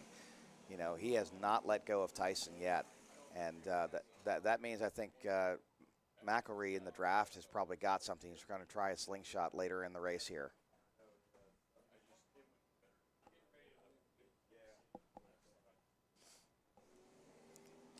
We are 7 laps complete, coming up to complete lap number 8 here in the 10-lap pre-final in the Will Bite Racing LO206 Masters and Legends here at Atlanta Motorsports Park. Again, this is race number 2 in the Georgia Karting Championship. And here we come to the line to get the 2 to go, completing lap number 8, 2 to go, 2 to go. This is where the action should start pretty much, right, Al? When do you... Well, 2 to go is really when they really start to battle. And with it this close, if these guys have looked over their shoulder and said, man, these guys are really tight, you really need to save your traction cash. And if you notice, Grant Lockwood's just dropped back just a little bit. Matt Lassiter has dropped back just a little bit. Let's see if Matt makes a slingshot maneuver here with Grant Lockwood. Seems like they're going to probably need to make a gearing change at some point here, but Matt Laster right back on top of Paul McElree. He might not have enough to get a pass in here, but maybe, maybe not. We shall see. And we're going to be 2 to go. Oh, here we go. Maneuver on the inside. Looks like a freight train's happening, so it looks like someone had a problem there. Yeah, Swan got... That was Grant Lockwood that just got completely freight trained. And here we go, another switch. Matt Laster on the inside. It looks like Grant Lockwood trying to come up. Matt Laster is going to try and hang on to it through turn 1. He's in the grass. Oh, wow, he got into the grass and got hit. He's gone from 3rd now to 5th. Wasn't enough room for all those No, cars there to sure go wasn't. through. That was really dicing it up there. Now we have another challenger. Matt Laster to the inside on turn number 3. He's going to get it in turn number 4. Nope, he falls back a little bit. Looks like there might be a lapper coming up, maybe shake up the field just a little bit, coming into Maybe the just a S's. little bit. We shall see. Matt Laster's really fallen back here. I think that really cost him. He's going to late break it here going into turn number 9. See that late break and just eats it up. But he ran a little bit wide when that happened. So he's caught back up there to Adam Phillips. I recognize that 315 in the iCart. And so Adam Phillips in 4th position. But it looks like they're coming up some lap traffic. Yes, they're coming up on lap traffic here. Wow, they're going to have to really take it easy. And Matt Laster comes really screaming back into turn 16. And here comes the checkered flag. Paul McElree in 1st, Tyson Swan 2nd, Grant Lockwood 3rd, Adam Phillips 4th, Matt Lassiter in 5th position. That was a tough one. Ian Drennan solidly in 6th. He was kind of out there all by himself. Chris Benson is a Will Bite driver there and Austin Gargis in 7th and 8th. Wow, that was a significant race. They're going to have to do some. They're definitely going to have to do some gearing changes there because they were really evenly matched. So what do you look for as far as a gearing change? What wasn't there that you wanted that you would expect to see? It seemed like they were all geared a little tall, and Paul needs to roll back a little bit there. He's slightly off the scale. Slightly off the scale if you can hear me there.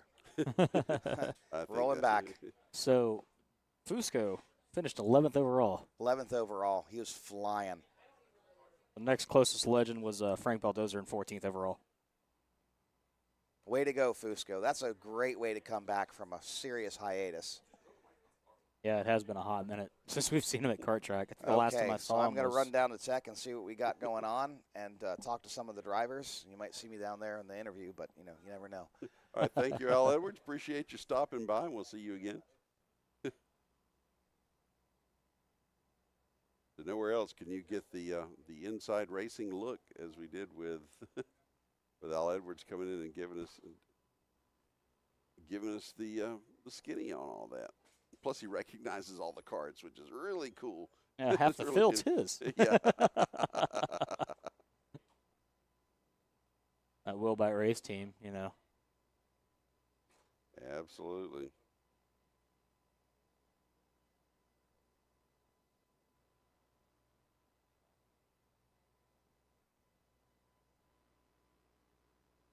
We got a post-race interview here Yep, looks with like Paul, our winner, Paul McElroy. Take it away. Thank you, thank you. So I'm here with Paul. Paul, take me through your mind going through that last couple laps there. Well, I think we had 4 or 5 carts, something like that, nose to tail. So I was trying to make up my mind whether we wanted to wait till the last lap. Tyson's an awesome racer, so I knew he was going to be blocking there on the last lap. So I thought maybe we'd try a surprise before that, but I was afraid I'd get passed back. But I think they wound up racing a bit on the last lap, and I just got lucky and got out there in front and took it home. That's amazing. That's amazing. Is there anyone you would like to thank today at AMP? Absolutely. So first of all, thank you to AMP staff. This is an amazing facility. It's one of the top in the country, and I'm really appreciative of everything they do. I want to thank my dad for coming out today. Really awesome to have him here. John Seglum at Precision Performance Karting, PPK Coyote. They put me on this chassis this year. They support me, do a great job. And Gary Lawson at Lawson Speed Shop for the motors. Perfect. Thank y'all so much. And thank you, Paul. Back to y'all. Thank you very much. That's our winner, Paul McElroy. As we prepare for the next group up, that's going to be the Tag Cadets. Will be coming up next. That's the Liquid Molly Tag Cadets. I love sponsors. This is great. And sponsors mean money, and money is always good here. The Liquid Molly Tag Cadets will be getting queued up and getting on the track to get underway. And let's meet one of the drivers in that class. Anu Shavan. The class I race in is Tag Cadet. My favorite F1 driver is Charles Leclerc. You do an impersonation of me calling your name on the podium. Arthur Napatayan! You butchered it and everything.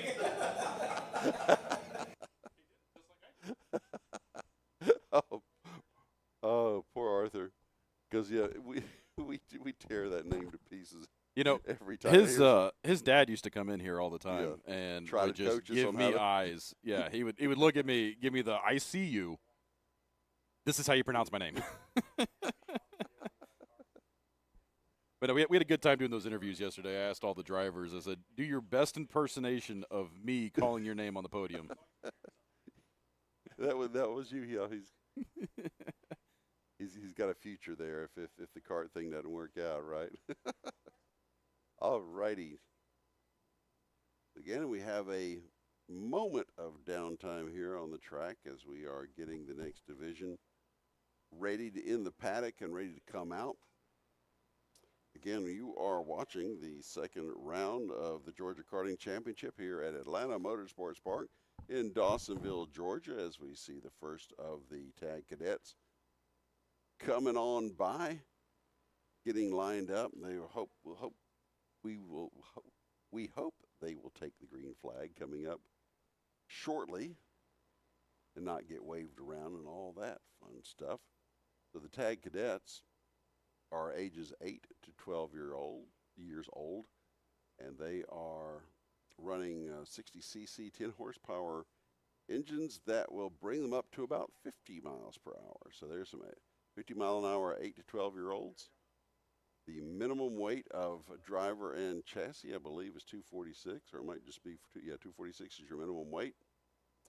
And they are running Renegade 110 fuel provided by AMP.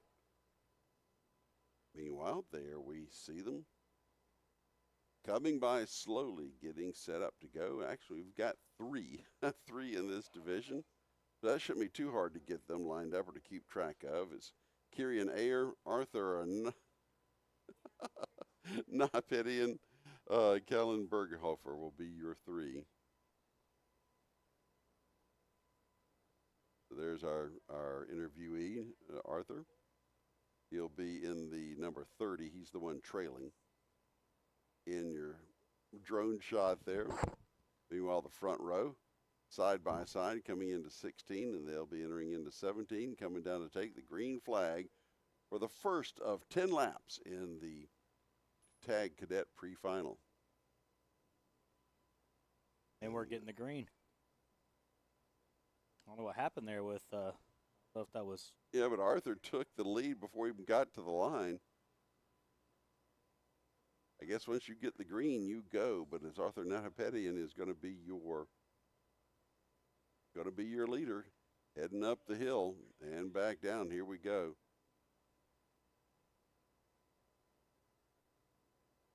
Feeling like Lincoln Massey up here right now. I've got an ice cream. Yeah, I was going to say, I'm wondering if you're wondering why you don't hear anybody else, is the rest of the mouths are full. Yeah. Not a complaint there. I not don't at all. blame you at all. If you guys want ice cream that are out at the paddock or anywhere, swing downstairs and get you some. There's not many left, so I would hurry up.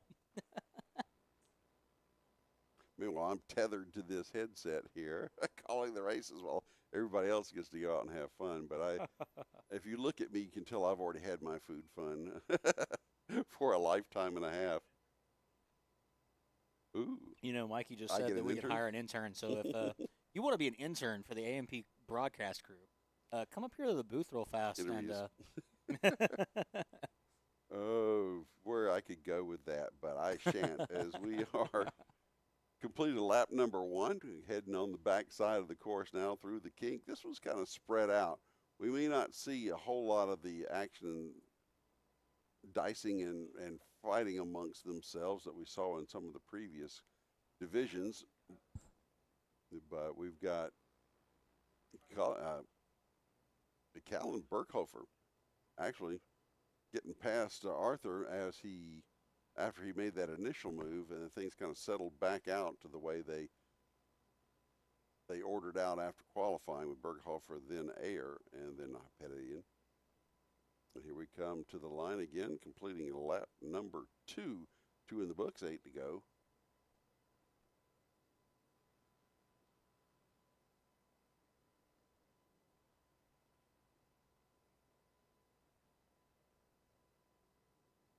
So this track, again, we were talking about the elevation changes, and it's hard to tell. Shot like that, you can see it's definitely a downhill, and then you've got that dip as you come out of the kink. There are rises and falls, but the one that we particularly talk about a lot is that rise going into turn number 3. We'll show you that in a moment as they get back around to that. But this back portion as they head towards turns number 15, 16, 17 is a rise up in elevation. So you're going uphill most of the way up here. Then this 2-turn combination that are the last 2 turns on the course that take you on the main straightaway will bring you to the line. Then you're back uphill, you crest it, and then you're way downhill. This is a great hill right here. Scary. Mentioned that a couple times. Turn number 2, if you're on the arrive and drive carts, you're slamming on the brakes right then. Then it's back uphill to turn number 3. And that's fun in the carts that are the concession carts, not quite as powerful. Where it seems like you're taking forever to get back up the hill. Now I haven't been on the carts here since I think they've been through a couple generations of carts since I last ran them here. So I know it's they're more powerful. Of course, the fresher they are, the more they'll do. But these guys, you don't really see a whole lot of lag as they're scooting up that hill. Some of them we'll see later, as you had said, Steve. try to help it. Scooting. Although I think Newton's first law still applies. Object in motion stays in motion. Yep. Unless acted upon an unbalanced force. I think that's what Is that the first one? Okay, maybe I'm thinking third law, where each action has an equal and opposite reaction. Maybe. Oh, well. Maybe you got that reversed. I don't remember. I'm the mathematician, not the physicist. So, from an announcement from our one of our guys. Well, first of all, is it a nice phone? Should we keep it? Or do I mean, we could probably keep this, but there is a cell phone that was left in the upstairs bathroom, in the men's bathroom. We have it currently in the broadcast booth, so if you are trackside and you are missing your phone, come up to us, and we will we'll give it to you, as long as you can identify it. Let's see. Is it rectangular and has a glass screen? And It's got a camera? You got a camera, yeah. Sure, here you go. Completing. If you could read the serial number off of it for me. Yes, really. So we are halfway through now with Callum Berghofer still your leader and Kieran Ayer close behind. Possible Kian is biding time. Let us see how this works out. This has gotten pretty tight. And look at that, Kian. Inside, outside. Got the inside line. No. Oh, my gosh. Kellen Berghofer shut the door. Man, I thought for sure Kian Ayer was going to make the pass there. Whether Kian will be able to hold on is another matter. But, wow, that was pretty close. And that leaves the door open for that to happen again, say in another lap, because we're only on lap 6. When we come by this time, it'll be 4 laps to go, so plenty of time for action to happen. And just about right there on the front straightaway, as Kian Ayer looking to the inside, gets pinched off going into turn number 1. Had to really back off there. Boy, a couple places that could have been ugly. But discretion is the better part of valor, and I believe Kian Ayer has shown some discretion there. But Kian's got something there for Callum Berghofer. We'll see whether it'll come to fruition. And here we go. Now a better position. Cleanly had him passed, and they contact. A lot of contact. Not once, not twice. 3 times. 3 times, and they. I can't tell who was on top of who. There was 2 carts on top of each other there for a second. And that's what happens when you are driving an open-wheel vehicle, is that kind of thing can happen. No harm, really, but, boy, it was kind of scary there for a second. Hopefully we can get a good replay on that. You can really take a hop off of that wheel, but what it does do is give Callum Berghofer a huge advantage, huge relative to what it was before, which is, gosh, 9.5 seconds now. He's entering the kink because they're entering turn 3. Right. Well, through the kink as they're entering turn 3. If I had to guess, he's probably going to be all the way through the backstretch and into the S's before they even exit the kink. So even though there were only 3 carts in this race, we had action. I was just already said, how are we going to fill time during this? We've got 3 carts that are all spread out, but that's just not the way it happened. But look at this. Kian Ayer visibly closing, I think, right? Yeah, that's what it looks like from our vantage point. Now, this is lap 8. We're working on completing lap number 8. Actually, that's Ayer and Arthur coming by, right? Yes. Ah, there we go. Okay, so yeah, Berghofer definitely was the beneficiary of all that action, because he is way ahead by this point. Yeah, he's again in the kink when they're just exiting turn 2. What have we got here? 11 seconds, so he's spread it out. So Arthur Nahapedian is going to try to do something with Kian Ayer, perhaps in the next lap and a half. The white flag next time by for Callum Berghofer. Again, you're looking at the Liquid Molly Tag Cadet pre-final here at Atlanta Motorsports Park.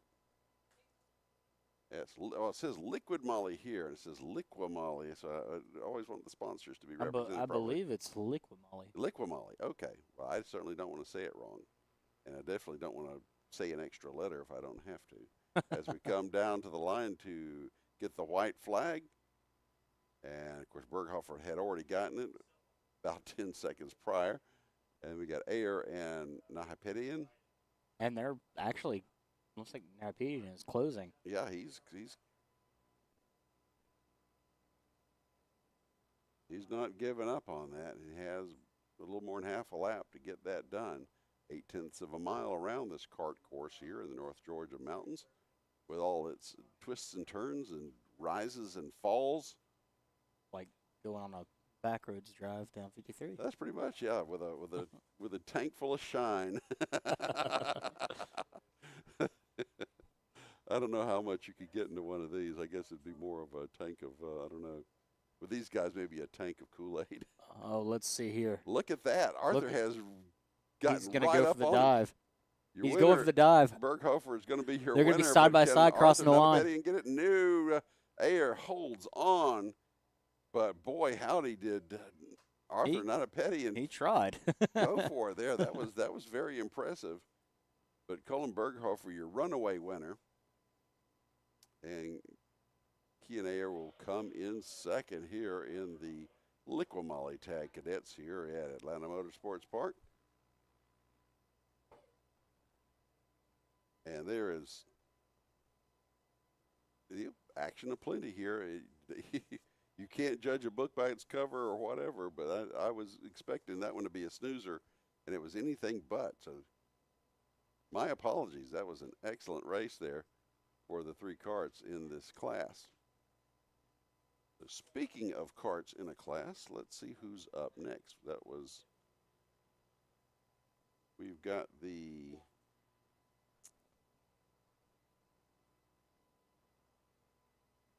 let's see. I think we've got the tag rookies. Is that what's coming up next? I believe that's right. Yep. The Autolube tag rookies. That should be fun. And then the shifters will come on after that, so we get to see that action going on. And then those, then we'll have vintage karts, and we'll have the LO206 seniors, yes, and then the juniors. That'll be fun. A lot of racing here still to go here at Atlanta Motorsports Park. And let's go down to Victory Lane and talk to Colin Berghofer. Take it away. Thank you. If you can tell me what the body was going through at the moment, those last couple laps. Wait, what was the question? The body, how were you feeling those last couple laps? Honestly, sore because of the brakes. It's just so much vibration and so work to steer. I hear you, I hear you. Is there anyone you would like to thank for today? My dad, Amp, Porter, Lucas, and Eli for letting me do LO206 Junior and all my sponsors. Amazing. Is there anything you would like to let the audience know before we head back to the race? Next year, I'm coming for the champion for KA. Y'all hear that? Back to y'all. All right. The gauntlet has been thrown down. But my question is, do 8 to 12-year-olds get sore? That's a good question. I mean, not like the rest of us do, but yeah, that must be something if it makes a kid that sore to do that. Looks like we're gonna get a false start there. All right. The tag rookie division sponsored by Autolube. You need your Autolube. See Autolube. Exactly. See, I could do this for all your Autolube accessories. Autolube and Autolube accessories. I tell you what. You might be a redneck, Jeff. Or they sell Crisco.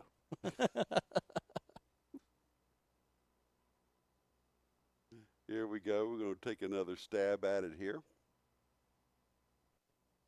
And another wave off. This one is, well, we have 9 karts. Nope. This is more like 7 karts, right? 2, 4, 6, 7. Roland Smith, Nazer Martinenko. I get that right. Grayson Waite, George Cruz, Enzo Ramos, Matias Guzman, and Ryan Dehoney are your competitors in this Autolube Tag rookie class. One more time. Here we go. Green is out. Green is out. We are underway with the Auto Lube Tag rookies heading back up the hill into turn one for the first lap, then down that hill. This is the fun one. If you don't have brakes, you just you better have a lot of nerve going down there, because that's where the brakes are needed the most and take the most abuse. So there's really only 3 spots on the whole track you need brakes. Yep. Turn 2, turn 9, turn 15. After that, you're pretty much flat out the entire race. Another one of those braking points right there as they head now into the S's. And it looks like we have a 2-kart breakaway with a look to the inside and a look to the outside. Challenge for the lead. And that's Enzo Ramos in second. Working hard on first, and I believe that was George Cruz. We will see when we come back down, when the transponders report in the running order here. And at the line, Ramos taking a look to the outside. Cruz is your leader, but Ramos looking to make the pass at that point. They'll head down the hill back into turn number 2, turn into a 2-kart battle as we're side by side, heading up the hill. That's the slowest part of the track, going up that hill. And it looks like Ramos is going to take the lead there. Enzo Ramos is your leader now as they go through the kink and head to the back straightaway, which really isn't all that straight when you look at it, but that's what they call it. We head into turn number 9. We'll see if Cruz has anything for Ramos. Ramos was on his back bumper from the get-go, itching rather to get around. And once he did, he's put a little bit of a gap there. We'll get a measurement. We'll get an interval for you at the line as they come around here. The 16-17 combo coming out of here to the home stretch to complete lap number 2. At the completion of 2 laps, it's a 0.7 of a second difference between leader Enzo Ramos and George Cruz.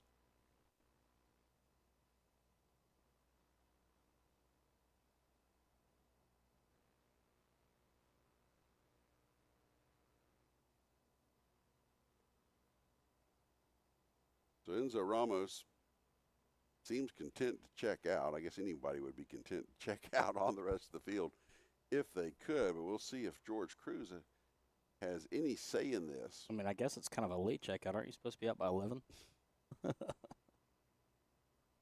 Thank you very much. He's here all week. Yep, I'm here all week. Try the meal. Yeah. You know what you should try? If there's any concessions left down there. Oh, it's the ice cream bar? No, I'm talking about, I think it's Smokehouse Q. I could be wrong. Ooh. That's the official barbecue supplier of Atlanta Motorsports Park. Excellent. And it's pretty good. Personally, my favorite is the Carolina mustard. Oh, okay, you're one of those, huh? Yeah, I am one of those. I don't like the vinegar-based stuff. I'm not. As I've gotten older, I tolerate vinegar less and less. It used to be my favorite. I mean, I can drink vinegar, but I don't. I'm one of those guys. Me, I'm one of those. I'm the sweet barbecue sauce guys. To me, food should not be painful. So if it's spicy, no, thank you. Well, you don't want to do a ghost pepper challenge? The No. broadcaster's ghost pepper challenge? Or eat the chip, right, with the Oh, yeah. chip One challenge. chip challenge? Yeah. No, thank you. I like my voice. I like my that could be some. I like my esophagus and my stomach. That served could me be well. some content for some of our racers. We can do that before the race and see if they can make it all the way through it. Well, let's get Al to do that. Al? No, Al, we give Al the chip and then he can call. Oh, I he think calls the race. I think he could do it anyway. I think Al could. So we come to the line now, completing lap number 4 with Ramos still your leader. George Cruz making a game effort, and actually we back up to that's the lead bunch, right? Those 4 carts right there. Have we tightened back up? That'd be Ramos, Cruz, Guzman, and Dahoney. Okay. I really hope I said that right. Ryan Dahoney. Yeah, Ryan Dahoney.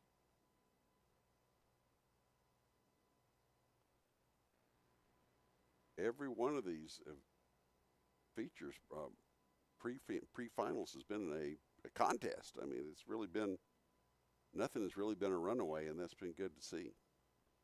Definitely. At least at some point. I mean, we had an incident that turned it into a runaway in one of them, but yes, Well, But two is of them. this something? Yeah, something of interest in every one of these, and that's a great thing about the level of competition in these karts here at Atlanta Motorsports Park, and in this series, this Georgia Racing Series. I think it's mostly about driver ability and probably the technical aspect of the gearing for this track because of how the elevation affects everything. So is as much of it decided in the pits as it is on the track? I think so. I think a lot of it deals with a lot of engineering per se, and crew chiefs and breaking down the track, studying, learning every little thing you need to know, especially gear ratios. Al Edwards is probably one of the best people for that, having experience as a driver and as a crew chief, checking on everything. Well, motorsports has long been a numbers-based sport from the sense of looking at stats and data and all. I think all the other sports are now just catching up on the use of data to determine or to try to predict or at least manage performance. And motorsports kind of led the way with that. Of course, there's so many data points that you can take on a motor vehicle if you can measure it, that can add up to whether you're competitive or not. 6 laps in the books. 4 more to go here in the Auto League Tag Rookie Pre-Final. Your leader is still Enzo Ramos. Then George Cruz, Ryan Dehoney, and Matthias Guzman. As we're watching them head into the S's again. Ramos just crossed the line. So that's not who we're looking at. We've been calling that wrong just yeah, the entire time. So that'd be we're looking at. Matthias Guzman, Roland Smith, and Grayson. I hope I said this right. Wait. Okay, so that's, I would say wait. If we got that wrong, please come up and correct us. Yeah, Roland Smith actually made the pass there. Smith and Guzman now swap positions with Wait, trailing behind them in the 6th position. So we're looking at that 4 through 6 battle. That's what we've been seeing because it's kind of spaced out towards the front. P1's way up ahead. Let's look at that. There was a almost 4-second differential between first and second between Ramos and Cruz that last lap by. So again, we are on lap number 8. There'll be 2 to go when they come by this time. Your leader, Enzo Ramos, will get the 2 upright sticks to let him know that there's 2 to go. And we'll see if anybody has anything for him, but he's built up a substantial lead. Barring disaster or a extremely large mistake, he should be good to go. Yeah, we hope. All right, 2 to go now, 2 to go. Ramos, Cruz, Dehoney, Smith, and Guzman. Enzo Ramos is just kind of on a nice little calm Saturday drive at this point as he's clear out of the picture frame there. And now he's back in it.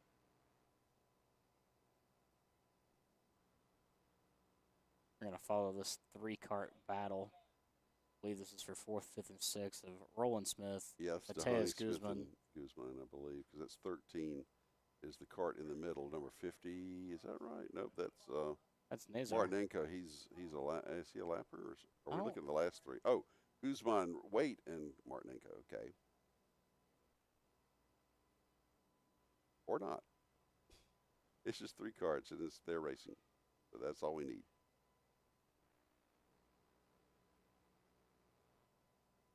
Going into 17 now as everybody's taking the white flag. 1 more lap to go here. The 3 that we're looking at as they hit the line. Yep, that is 5, 6, 7. That's the battle for 5th. You're looking at there with Matthias Guzman holding on to 5th, but Grayson Wade looking to the outside, looking to the inside. Oh, there was a slowdown or something there as it looks like Wade did manage to get around him and take over that 5th position. So we have a change of position going through 3 and 4. I think it was going up the hill was where place where we said you can't get a whole lot of momentum, but that was where That's where the scoots come into play. Yeah. Apparently he scooted up well enough, and now that he's around Guzman, he's pulling away just a bit. Again, we're on the last lap, so your winner already, Enzo Ramos, crossed the line, as has George Cruz. Dahoney, here comes Dahoney, followed by Roland Smith. And then we'll have Waite and Guzman coming to the line. There is Waite, and then there is Guzman. I take that back. That was Martinenko having made that move to get around Guzman. So he came from 7th up to 5th in the last couple laps. So a good bit of driving there by Nazar Martinenko. And that will do it for your Autolube Tag Rookie Pre-Final here at Atlanta Motorsports Park. So again, we're going to make the announcement that there was a cell phone left in the men's restroom upstairs, and we have it in the broadcast booth. I'm not exactly sure who it is, but I do know that Jeremy Porter is one of your contacts because he's messaged you about 5 times. So if Jeremy's on the track and you've been texting somebody in particular, maybe you could tell us who it is. He's messaging you, hey, where's your phone?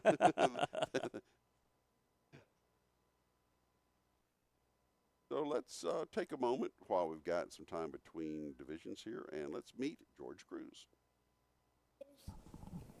How long have you been racing? 4 months. What class do you race in? Tag rookie. Do you have a favorite driver? Yes, Max Verstappen. Do you know the Max Verstappen song? No. Do, do, do, do. No, you don't know that song? He wasn't going to play along with you there. All right, so that's going to be your tag rookies coming up. That should be fun. That's your tag. Sorry, we got the tag. I said rookies. I meant what's coming up next? All right. Well, it looks like Carson's down there with Enzo, so let's go ahead and take it away, Carson. Thank you, thank you. So, Enzo, let me know, what was going through your mind? I was thinking that I was going to win. I saw that gap between the second place and me, and I was saying in my mind that I was already going to win. Like, it was a 5-second gap. That's amazing, that's amazing. Would you like to thank anybody here at AMP today? Yeah, I thank my mom for giving me luck, my dad making my engine super strong and fast. Perfect, perfect. Is there anything you would want to let the audience know? I understand. Thank y'all so much. Back to you. Again, kid interviews are the best. And that says it all. The silence says it all. Okay, next up is going to be our shifters. This sponsor is Oz Tech. If Oz I'm not Tech mistaken, shifters, yes. Oz Cheek, I'm not sure which one it is. 1, 2, 3, or 4. I'm not sure which one, but is probably out there running in this division.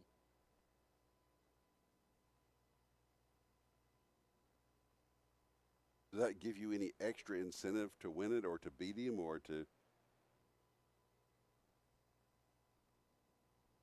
I thought I saw something dripping off of that awning that was there, but. Well, ladies and gentlemen, this is about to get very interesting. It looks like we have some slight rain coming down, so we will keep you updated on what race control decides to do. Well, here come our shifters. Now, the shifter carts do start from a standing start. They go the least experienced and the most experienced start from a standing start for differing reasons.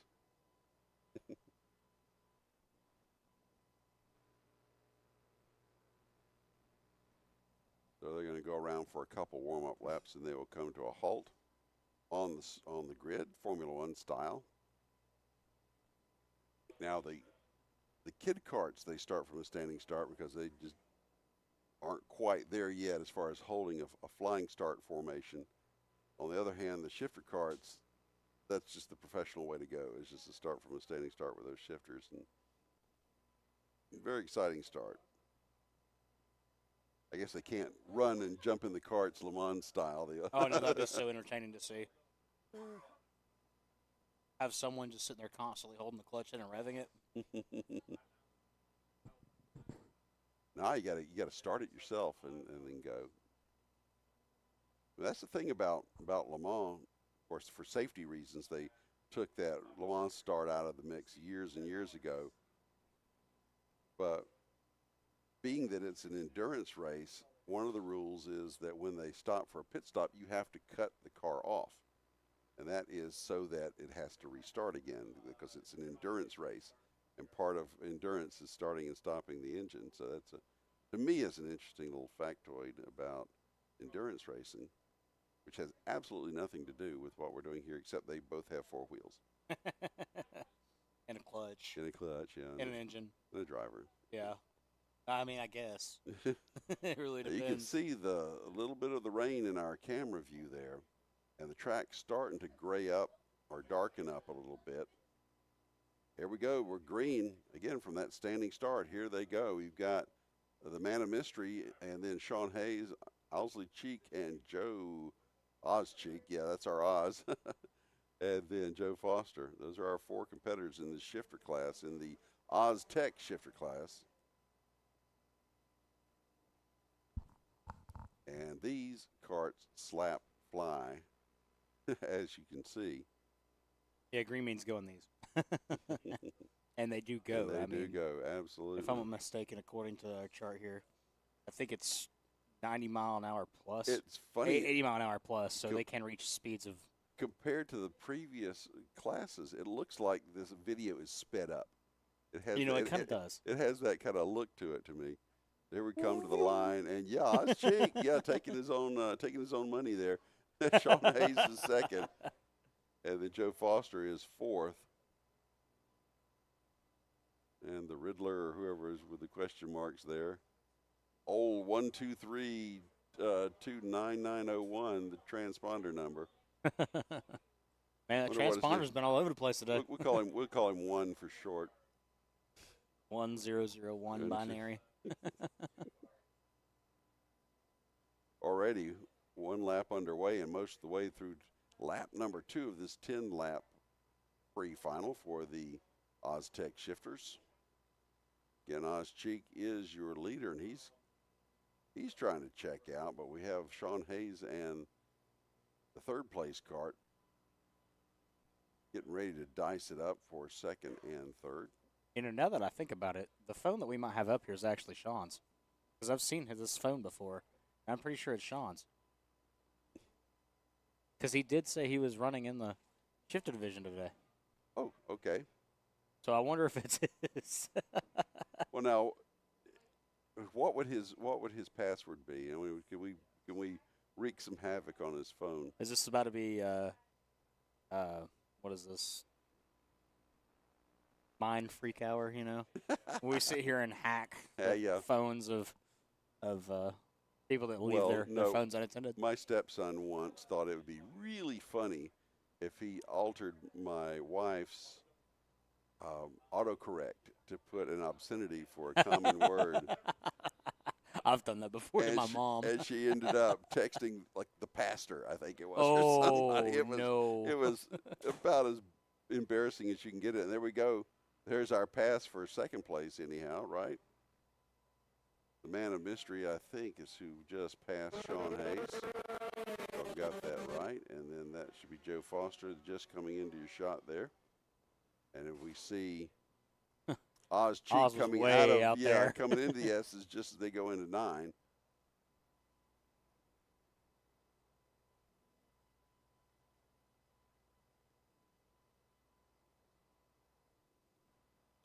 So what's his cart number? Maybe that's his pin.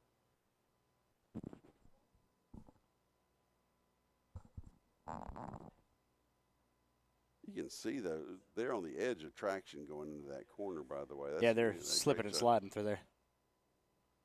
Imagine is the track conditions going to contribute to that? Is there a? I mean, I don't think. Is there a rain tire they're going to throw on these guys? Yeah, there is a rain tire they can put on, but I don't believe that right now would probably be the best time for that because I don't really see a lot of darkened spots in the track. You would see a spray if they were going to be an issue first, and there isn't yet. But There's no rooster tails. Yep. So again, Oz Cheek will be your leader. There you see him heading towards the start-finish line. Meanwhile, we're looking at the battle for second place, and the Racer X there has pulled out a little bit on Sean Hayes back in third, and then Joe Foster maintains fourth position.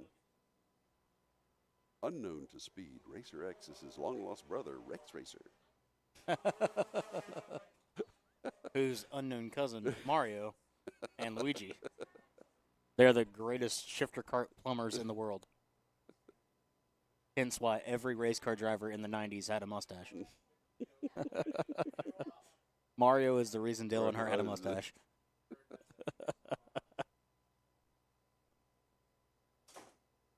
All right, we are 5 laps in, so we're going to take 6. Just as I say that, Ozcheek completes lap number 6. 4 to go now. 4 to go for this Oztech Shifter Karts pre-final 10-lapper here at Atlanta Sports Park, where we are conducting the second round of the Georgia Karting Championship Series. And if you're interested, they're going to be back here in August for another round, and then they'll finish up down in Barnesville, an entirely different venue. And it's got me wanting to go down there and see what that's all about.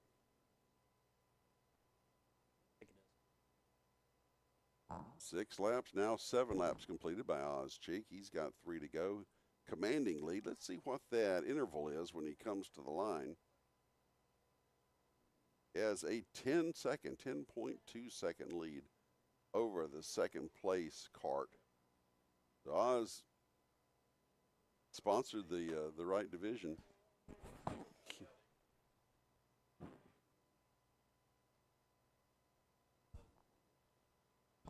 We've been getting those great drone shots all day long. And that's just been a lot of fun to watch that. Big thanks to Jeff Farver and Daryl Cannon. That's AlumaCube Engineering.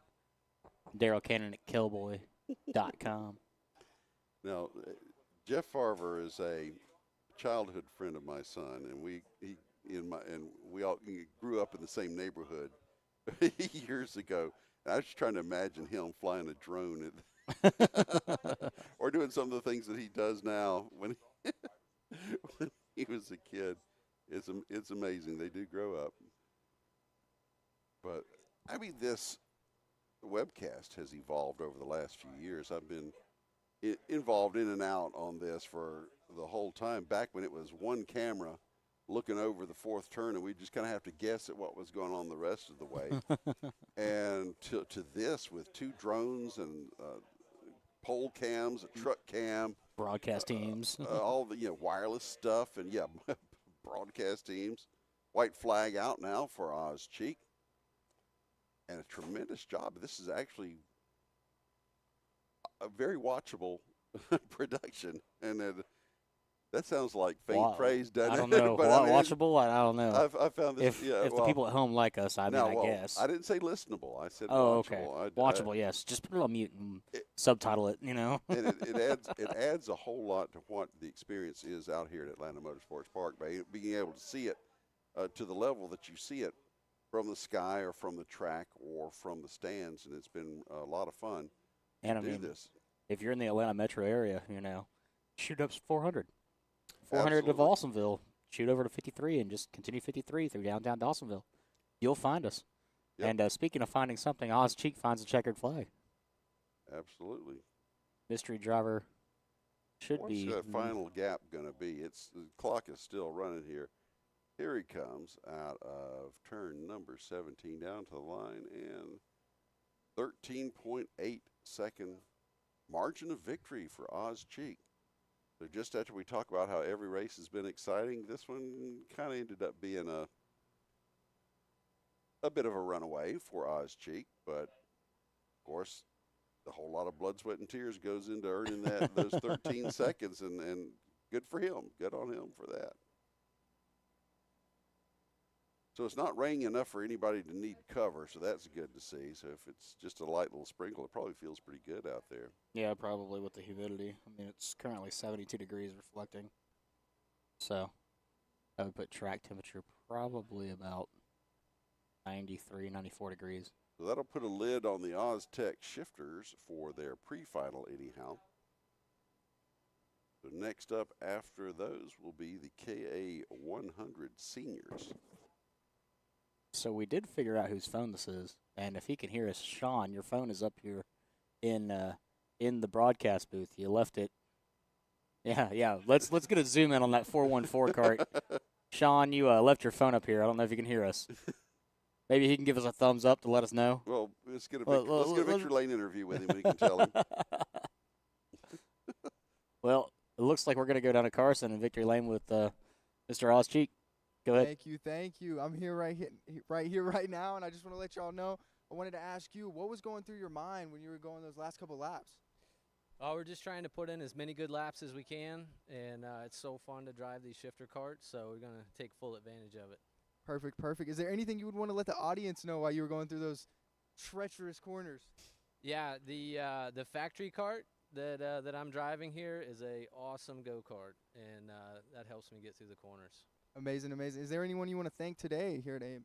Oh, I'd love to thank Baldoja Racing, also Billy Musgrave with Factory Cart, and all of the guys that we have under our tent. Everybody works together, so big thanks to all the people. Perfect. Back to y'all. Thank you again. All right, thank you. That was your winner of the Oztech shifter division. Oztech shifter division.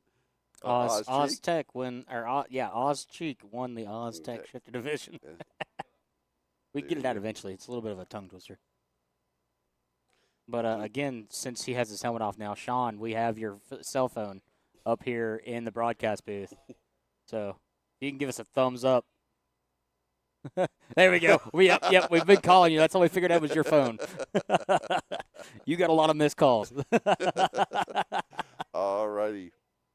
Next up then is going to be our KA100 seniors, sponsored by Primal Racing School. Do we have a read for Primal Racing? I don't know whether I've read that so many times. Primal Racing is just a great organization. Yep. They're based here at Atlanta Motorsports Park. They've got some pretty cool things they've got going on. So, all right, we're gonna get to meet Banu Yedla, one of my favorite drivers out here at Atlanta Motorsports Park. So we're gonna show you a quick little video of Banu Yedla.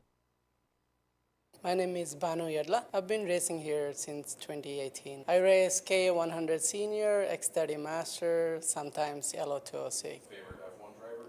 Ayrton Senna. Do you know the Max Verstappen song? No, I don't. Do. No, I don't. Max Verstappen. You do an impersonation of me calling your name on the podium. Let's see. It's Banu Yedla. That's close enough. He went old school there in Senna. I mean, excellent. I mean, the man has a Senna helmet. Oh, he had one for the longest time. I don't know if he still has it.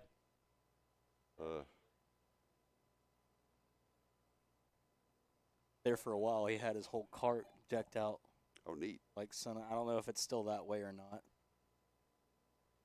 He's got one of the coolest driving suits out there right now. We are looking at the Primal Racing School KA100 Seniors pre-final, another 10-lapper. We're showing 9 karts in the lineup, although I'm showing 14 on the grid on timing and scoring. We'll see which 9 showed up as we cross the line, and they all get sorted out as Vincent Capetillo and Michael Succo lead the charge into turn number 1 down the hill into 2, and now we got 2x2. 2x2 with those 4 cars. Make that 5. Almost a That's 3x3 like 1 there by 2 for by a 2. second. A lot of crossovers right there in the They are first couple dicing it up, corners. and we have no idea who is where after all that. So just enjoy the pictures while we sort things out here. And there's a lot of smoke coming off of the cart that was in P4, P3 now. Not exactly sure if he locked it down there. Kind of came in a little too hot. It's only the first lap, so we might need to Or no, this is the first lap of the pre-final, so we might want to pull it down just a little bit. I was about to say, for all that, they got single file, and then they started doubling up and tripling up again. So let's get to the line and see where we stand. That's Spencer Mast is your leader. Vincent Capetillo just in second. Mason Groves, Michael Succo, and Martin Simonoff are your top 5.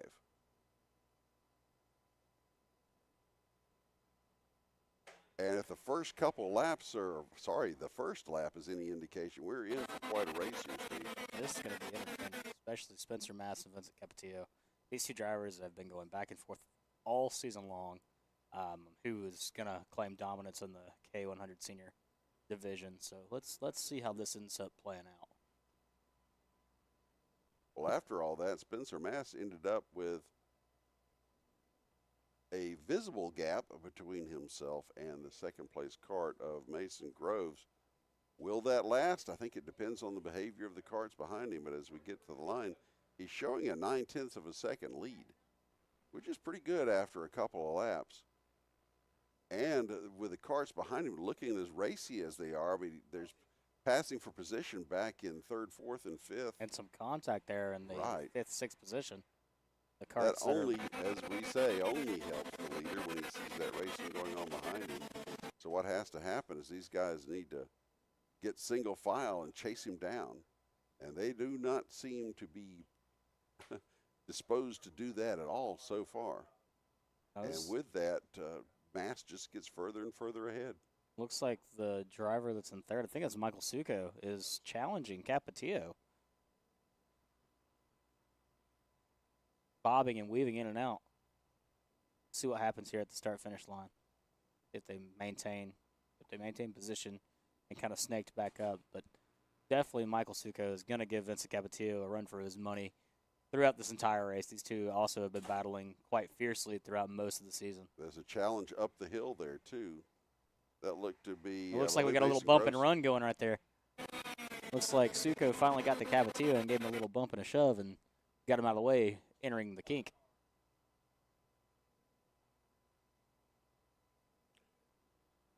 And then we have another pass for position for 2, actually. Like 3 position. I think Vincent Capetillo just got moved down to about 6th or 7th. They got passed by Mason Groves, Christian Foster, possibly Martin Simonoff. I'm not exactly sure there. Here we go, coming out of 17, back down to the line, completing 3 laps now. Spencer Mast is your leader. So yes, Capetillo went from 2nd to 5th on that one lap. Wow. 2.3 second lead for Spencer Mast. And then more passing up the hill. And that's that same Carter each time. I think it's Christian Foster. Is that right? In the number 5? That's getting a little dicey. Getting racy. Nothing wrong with that. We like racing. I'm just thinking from a strategy standpoint. There's more action going into the S's. Looks like we got a lot of contact and some drivers off. Let's see what happened there. I don't know who made contact with the 214, but that's Vincent Capetillo. Our driver that was in P2 2 laps ago is now all the way to the rear of the field after an incident in the S's. We couldn't quite see what happened there because of the drone angle that we had, but we saw the aftermath of it.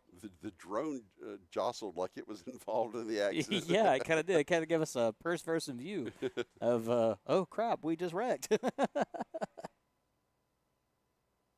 So as of lap number 5, so we're halfway through, Mast, Succo, Groves, Foster, and Lozano are your top 5, as you see there. That'll be Mast coming out of, or going into the S's as the rest go into 9. So he's built up a pretty good lead, 2.3 seconds. But now it's a matter of can the 2nd and 3rd place karts, who've now gained some separation, chase him down. Well, actually, 3rd and 4th are battling it out now. That's Christian Foster and Mason Groves, who are virtually side by side. There was hardly any separation there when they crossed the line. Oh, and we got a driver spinning in 2, and he saved it. I can't tell who that is. I think it's the 5 car of Christian Foster. No, it's a 95 of Alexander Lozano. Lozano, Yes. I thought I was going to mess up that name there for a second. But it looks like Mason Groves and Christian Foster are continuing to battle each other into the S's. This race has been very entertaining with battles all throughout the entire field. Well, remember that what this race does is set the field for the 15-lap final. Or is it the one that counts? Yes, the one that counts. This one does count, but it's just a qualifying order. So it may be less important to strategize towards the front as to just set yourself up for that final. That'll be coming up later on this afternoon here at Atlanta Motorsports Park. Second round of the Georgia Karting Championship. And it's lived up to the advanced billing so far. Looks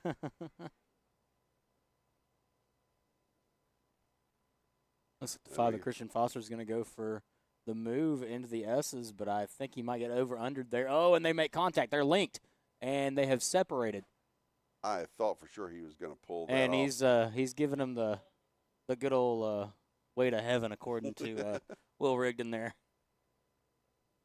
I thought he might have been just a loss of power, like a chain or something came off. Nah, it looked like they got linked in the side pods there, and from contact entering or exiting the S's, that kind of.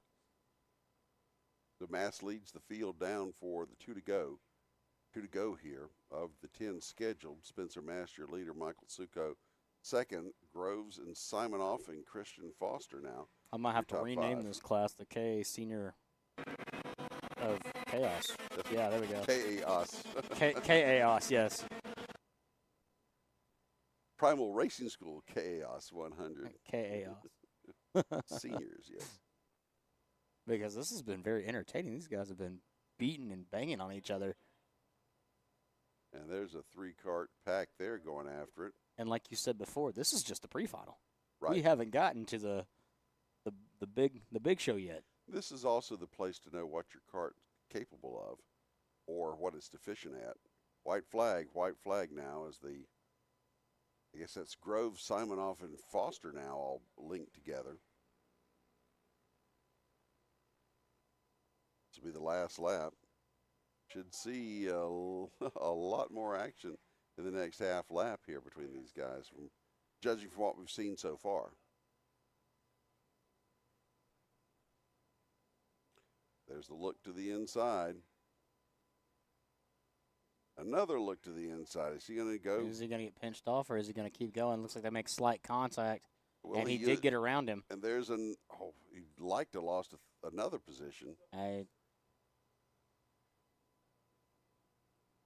So here coming to the checkered flag is going to be Spencer Mast as Michael Succo also comes by. So here comes the third place. That's going to be Simonoff hanging on to that. And then Foster, Groves, and Evan Strauser coming in at 6th. You know, Foster recovered from that incident earlier in the S's with, I believe it was Simonoff that he made contact with in the S's. So for them to come all the way back to 3 and 4 is pretty impressive. You definitely want to see what they have to say about that contact and that incident out there. Just one of them racing deals, like we said before. Hey, you didn't mean to rattle his cage. You just meant to scare him a little bit. So that'll complete the Primal Racing School KA 100 Seniors pre-final. Again, if you like what you've seen so far, we've got it all over again with bonus content coming up later on this afternoon with the second half of the program as we get into the actual finals. So next up is going to be, well, actually 2 more classes to go here. We've got the Vintage and we've got the LO206 Seniors. Which should be, if I had to guess, probably some of our bigger classes. And it looks like Carson's down here with our race winner. Well, maybe. Spencer's got to throw in a hat. Always important. Get the bill shaped right. Take the lid off. Let the birds know you're out there. He said no. All right, down to Carson. Perfect. Thank you so much. I just wanted to ask you real quick, what was your thoughts going through those final corners? Going through the final corners, not a whole lot. I was really just trying to get a gap from the car behind. I couldn't hear any engine noise. I was in the clear. checking over my shoulder the last corner, and overall pretty good pre-final. Perfect, perfect. Is there anything you want to let the audience know real quick? Thank you so much to my sponsors, Soda USA, my team, DCT. It's just been an amazing weekend so far. Thank you so much. Back to y'all. All right, guys. It looks like we're gonna have the Legends division, I believe, is coming on track next, and this is kind of vintage. I'm sorry. Yeah. I think they used to be called Legends divisions, but yeah, the vintage carts, man. These are some pretty interesting carts.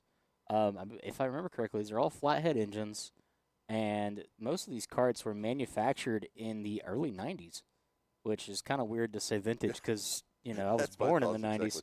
If the '90s is vintage, what's the '50s? I think '50s was your dad's old lawnmower engine on a soapbox car or something. And this is going to be great to see. If you notice, there's no panels; it's just bars. This is what a go-kart meant to me when I was a kid. It's just a tube frame. Like the old school yard carts. Yeah, exactly. And you were just out there with your buddies taking turns ripping it around your front yard. Or in my case, the neighborhood. Turn the cul-de-sac into a short track. Oh, yeah. Oh, boy. I would have killed for something like that. We raced our bikes in an alley. It was about the best we could do, pretending. I think when I was a kid, I had an old Razor chassis that had been beat up. And this was early 2000s, and there was 3 kids in my subdivision that also had go-karts, and we would kind of set up in the cul-de-sac and run an oval. I'd have killed for that. That sounds like that's the way to go. Always ran the number 31.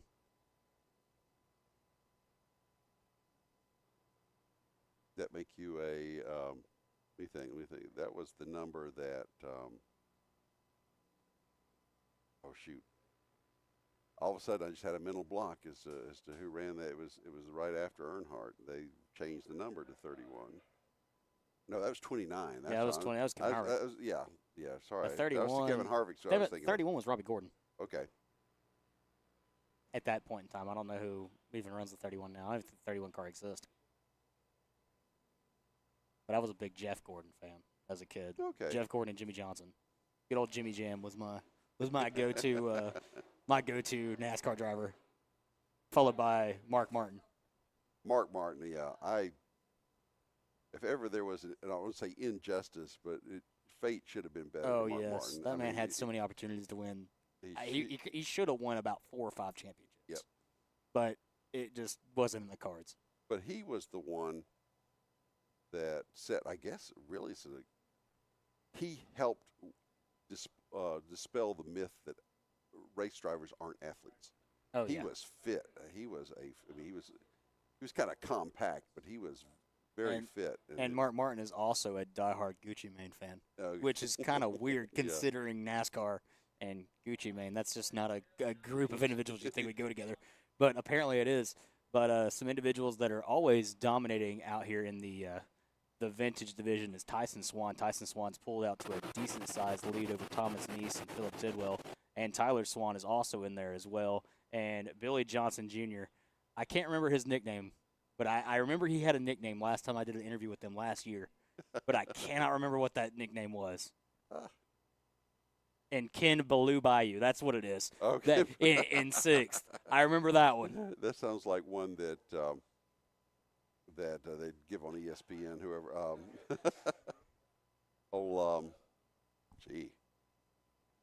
I can't think. Man, I really wish I could think of Billy Johnson Jr.'s nickname that he told me what it was, and I've already forgotten. It wasn't pudding. It wasn't coleslaw, was it? No, it's not coleslaw. Tater salad. That's what I'm thinking of. Tater salad. I'm thinking of Berman. Did you ever have a Chris nickname? Berman giving nicknames. Did you ever nickname in racing? Not in racing. I was nicknamed in college on my newspaper, though. I was Bogus Bill. And my email address to this day is still Bogus Bill because of a college nickname. I had 2 racing nicknames. I can't tell you what. Oh, and he made contact with the curb there, and looks like everybody's going to get around him pretty easily. That was the 16 of Tyson Swan, our leader. I can't tell you what Will's mom nicknamed him Okay. back during his youth football days. I can only imagine.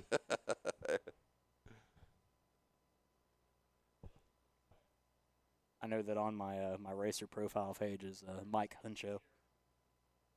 There's an inside joke to that. So, Will was always big rig in football to the players, and to this day he still gets called big rig. yeah, that's on some of his shirts. Yeah.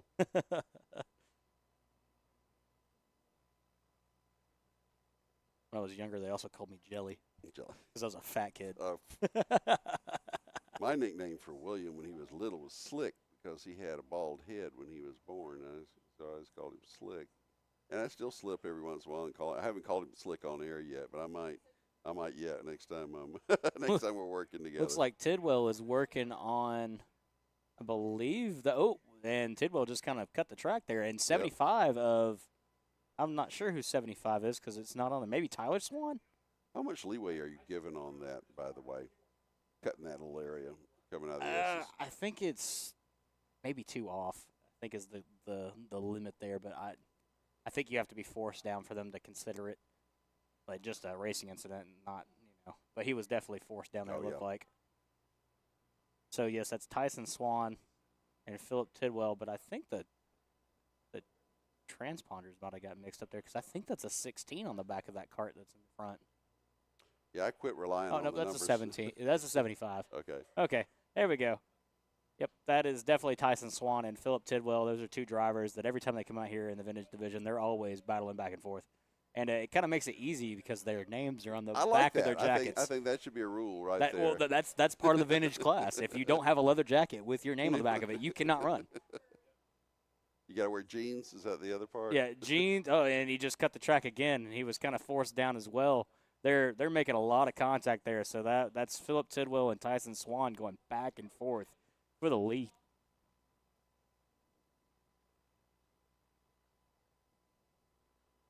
Well, they're having a good time out there, it appears. Yeah, I think we need to bring back open face helmets, jeans, and T-shirts, and just let them duke it out. All right, that's completing lap number 6. They say there's 2 to go. They're giving them 8, I guess, for this one, for this pre-final. And that kind of hurt thinking about it. Open face helmet on a kart track. Oh, the bugs on the teeth? A little bit of pebbles, flying up. That hurt a little bit.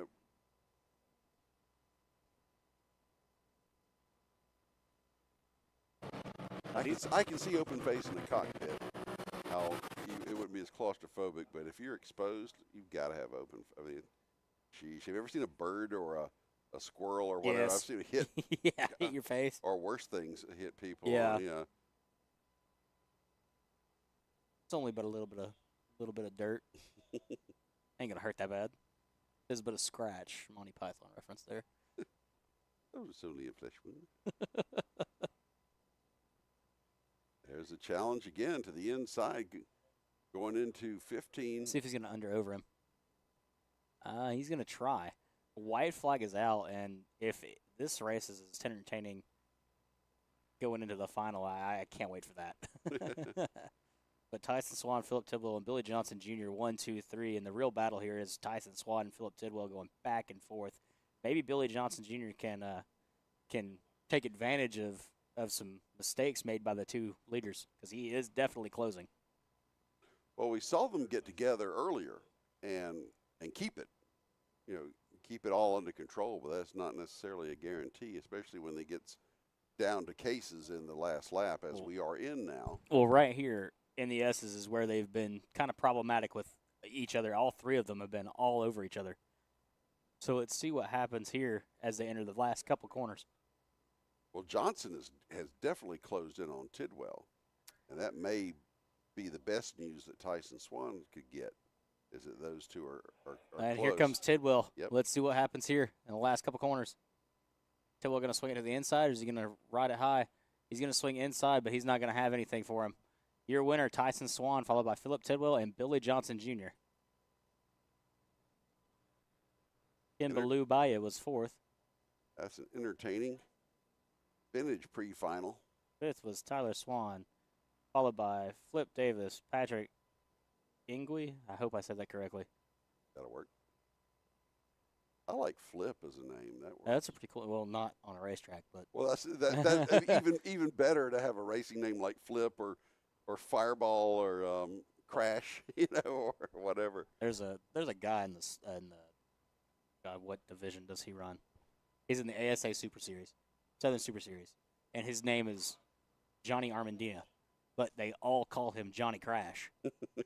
I've got his entire door panel on my wall because he gave it to me after a wreck that he had at Pensacola last season, and we happened to be down there, and I got footage of the entire wreck, start to finish, and that was actually technically my first paid gig in racing. Ben Kennedy Racing paid me $50 for all the photos. Oh, okay. So it paid me $50 and gave me the panel. So that was one of the coolest things ever. One of my favorites was at Figure 8 at the Speedrome in Indianapolis.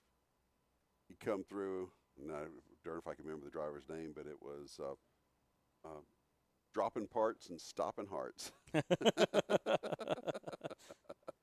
I'm all for it. I've always wanted to go up to one of those figure 8 races. Oh, you got to do it. You have got to do it. I'm wearing the shirt. This is from the first one I went to. Gosh, it'll be my 10th time this September for the 3-hour. And it is like it's a racing experience like no other. You've ever heard the expression, you pay for the whole seat, but you'll only use the edge? Yes. That's what this is for 3 hours. Oh, God, yes. Amazing. So if I'm not mistaken, I actually think that the LRR guys, including myself, we have a friend that runs up in that area, but I don't know if he runs the figure 8 races. Well, figure 8 was big in California, I believe, in the Midwest and places. There's some of it going on in Florida, but it hasn't really. I mean, it has been around since World War II. I mean, it's not a new thing by any stretch, but it's if you ever see it, you get hooked on it, and you think these people are insane, especially at the highest levels. And when you're just driving old bangers around, and that's a different thing. But these guys are doing 70 miles an hour into an intersection, and they look like modifieds because the way I understood it, they don't have front fenders because it was just too much trouble to keep replacing them. I could imagine. So they run open. The front wheels are open, so they look like your NASCAR or Saturday Night Modifieds. Okay. That's essentially what they are. But they also have the massive wings on the left side, right? And they've got all the body work in the wings, and it's crazy. You have to trust your opponent to know that they know where to go, because when you go through that intersection and you come out of a turn, you're heading towards that intersection, and you're looking for that opening. You're anticipating it. This guy hasn't even gotten there yet. Okay, that's the spot I'm going for. And most of the time it works, but sometimes it doesn't. All right, let's meet Carson Craig. Hi, my name is Carson Craig. I've been racing for about 9 years. My primary class is LO206 Senior. My favorite F1 driver would have to be between Senna and Max Verstappen. Max! Max! Anyways. Hi, my name is Will Rigdon. And Carson Craig to the podium. Fair enough. Man, these videos have been great. I like this. Big shout out to Will, our executive producer, who stayed up until about 2:30 this morning to make all those happen. All right.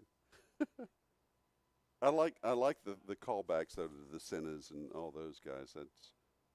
Let's not forget the legends of the past for sure. All right, so we've got the LO206 Seniors up next. Am I correct with that? And that would be the Swan Mechanical LO206 Seniors. So Swan Mechanical for all your mechanical needs. Before we get the racing started, because I think they might move this off. Here we come to the line, and so they've waved it off. Yep, that's waved. So since we've got a second, okay. Favorite F1 driver, all time. Me? Yes. Oh my gosh. Oh gosh. Oh. Well, Not exactly sure what was going on there. I guess we're getting a whole track parade lap. So we are definitely going to have a second. I think I was probably a Jackie Stewart fan, just because I listened to him call so many races as an announcer. I'm not sure if I ever saw. I remember Jackie Stewart race. I'm old enough to remember Jackie Stewart racing. Then there was Wolfgang von Trapp, which I just love the name. Yep, I know the name. And of course Juan Manuel Fangio, right? I gotta go there. But as far as modern times, I'm a NASCAR guy. I'm gonna tell you, I had never even heard the Verstappen thing until today. So I was gonna go right out there. I'm a tried and long-time Richard Petty fan. It'll always be the greatest. He'll always be the king. So that's kind of where my roots in racing fandom go. I do enjoy F1. I think it would have been cool to go to Las Vegas to see that. But it was such a logistical nightmare out there, but that was fun to see them running around all those landmarks there, a la Monte Carlo. My personal favorite would be Michael Schumacher. Yes. Nobody could touch him for years. Nope. One reason why he's my favorite. And it looks like we're going 3 wide already. We got a big pile up going in 2. Oh, gosh. We got 5 carts, 6 carts piled up in the bottom of turn 2.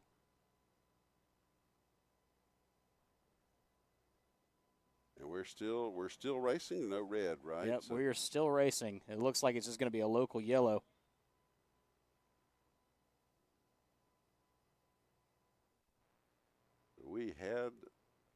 That was a big pile up there. We got carts banging and bumping going into the S's right now. Well, when we got 3-4 wide. You have a 34 cart field. I guess that's bound to happen. And there is a red flag on the course, so we will be coming off air for possibly just for a second while we sort everything out. But there is a red flag that's been displayed on the course, so it looks like we're going to stop everybody in turn 16 here. All right. Well, and let's take a break here while we get this done. As Steve said, you're watching the second round of the Georgia Karting Championship at Atlanta Motorsports Park, and we will see you in a couple minutes once we get hostilities resumed here.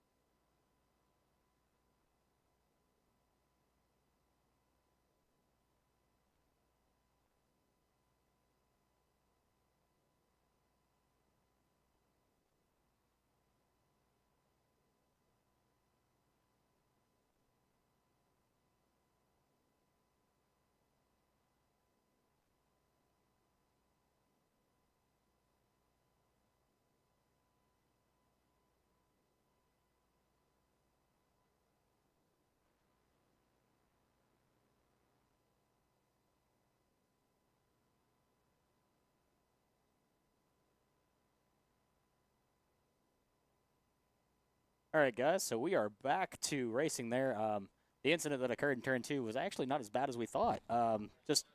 We don't have a replay, but there was about 7 karts that were involved, but we are going back green next time by. It looks like we got a false start for the restart of this race. So if I remember correctly how the rules state, they will grid up of how they crossed the line last time by. And that looks like what we're doing right now, getting everybody in the correct grid.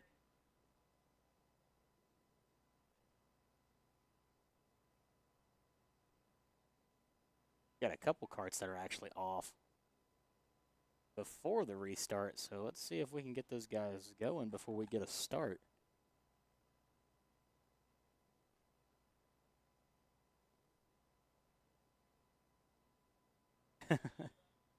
Lucky for the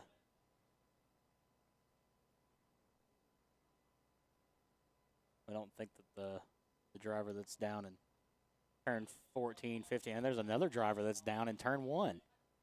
And drivers are going down left and right.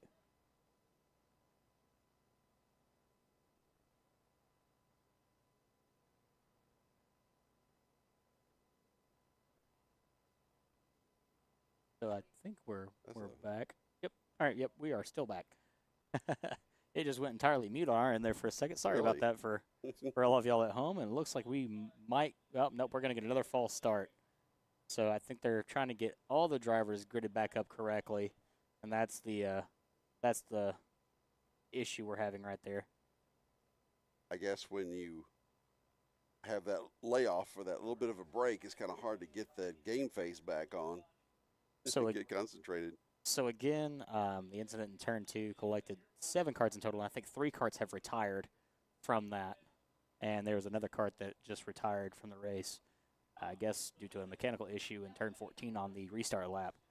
So we're now down to, I believe, 32 karts in this field. Only 32? Only 32 karts. Oh, jeez. And we're getting, yet again, another wave off.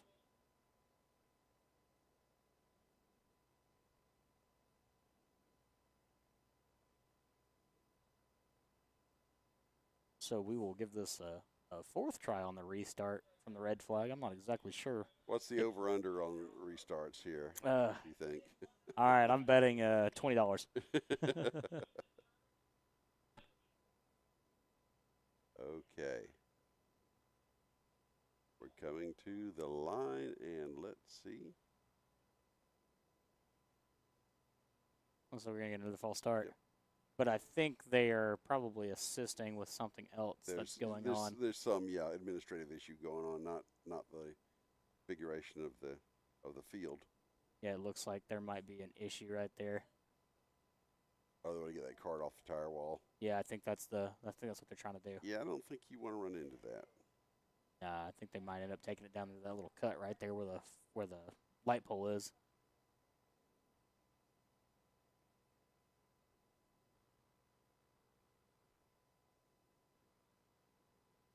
All right, we should get green this time. Yeah, they should be nice and crunched up, and they're going green. We got green, yes, sir. Green means go, and let's see if it continues.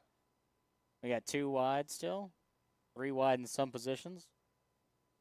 See if we can navigate all the way down turn 2. That's pretty treacherous, though, with that many carts pinching into the Oh, turn 3, 4. 4 wide. Oh, almost 5 wide entering turn 3. That's something I've never seen at Atlanta Motorsports Park. We got 2, 3 wide entering the kink. Let's see how well this plays out. And we got karts in the grass. We got a pass in the grass. I can't see which kart that was, but it was a red helmet. And we got another big pile up in the S's, karts on top of each other, and everybody has continued from how it looks. At least a couple of them. Somebody's left up in the gore there. But meanwhile, up at the front of the field, we have I believe it's a 6-kart breakaway. 6 karts, yes. Oh, and we got another kart in the grass. Way off pace. I don't know what happened there. That was our leader, if I'm not mistaken. Well, with as many karts in this field, I guess just percentages would have somebody off. Here's a replay of that first lap entering the S's, and it's just chaos right there. Karts on top of each other. Drivers almost going over. But everybody continued, and that's all that really matters. It looks like everybody's good. We come down. Our top 6 are Austin Johnson, Juan Pablo Garcia. Here's that pass in the grass for the kink, too. Wow, he put up a plume of dust, didn't he? He had nowhere else to go. But Austin Johnson, Juan Pablo Garcia, Caden Jarvis, Noah Rivers, Robert Davis, Peyton Bridges, Carson Craig, Justin Sherbert, Ryan Fiorentino, and Richard Pearson round out your top 10. And these guys are just going at it for the top 5. I don't know who's going to lead this lap. They may go 3 wide after all. Come down to it. We might have 4 or 5 wide going into the front stretch. But if they want to dice it up in the front, that just makes the racing better for everybody. Juan Pablo Garcia to the point.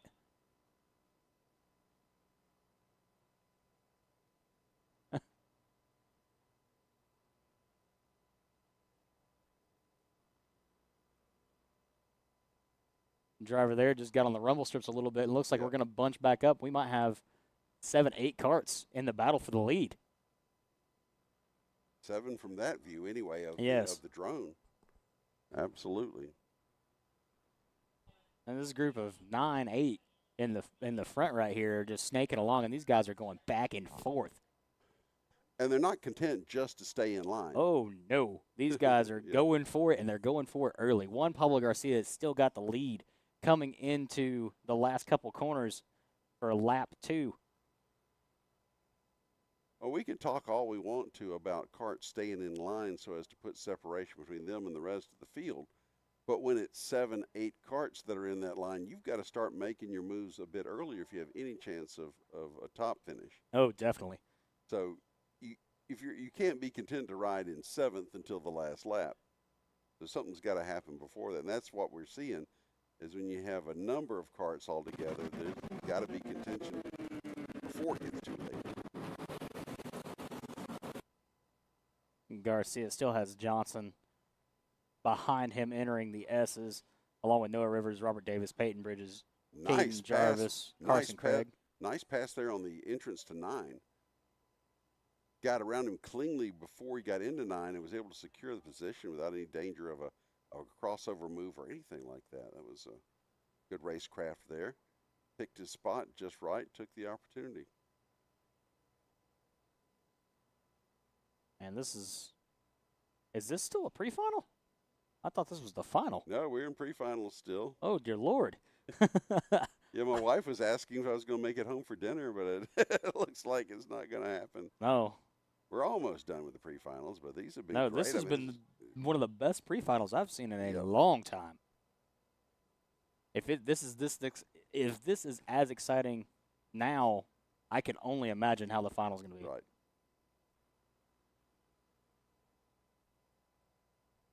Looks like we're going to see a breakaway here. Let's see. I think it's Austin Johnson trying to stick his nose out there, trying to get past Juan Pablo Garcia, but he's also got to watch out for Noah Rivers, who's in 3rd, who's peeking his head out as well. Well, the thing is that there's challenges for the lead. Even now, again, we're not even halfway. We're only into working lap 5. It'll be halfway this time by. But there is action up front, which makes it better for everybody behind, as we've been saying. Oh, yes. And looks like they're shaking it up a little bit there. 1, 2, 3, and 4. Top 4 have got a little bit of a breakaway now from the rest of the pack.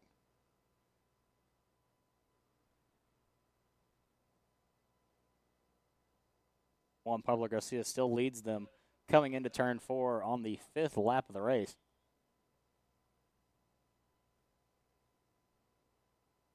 And these drivers are separated by not even a full kart length. Kind of snaking their way through the backstretch here.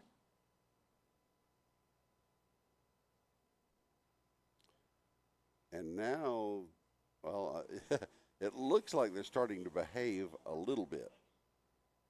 It may be that's what you do is you get it settled out who the top, say, 4 are going to be, and then you can start to cooperate for a little bit. Yeah. Give it 2 laps to go, and it's all going to break loose. Speaking of breaking loose, it looks like the driver in position 4, which would be Peyton Bridges, is trying to make a run on Noah Rivers. But I don't think he closed it off in time. I think he didn't make it. I think Noah Rivers. It didn't seem to cost anybody, though, because they're still all together.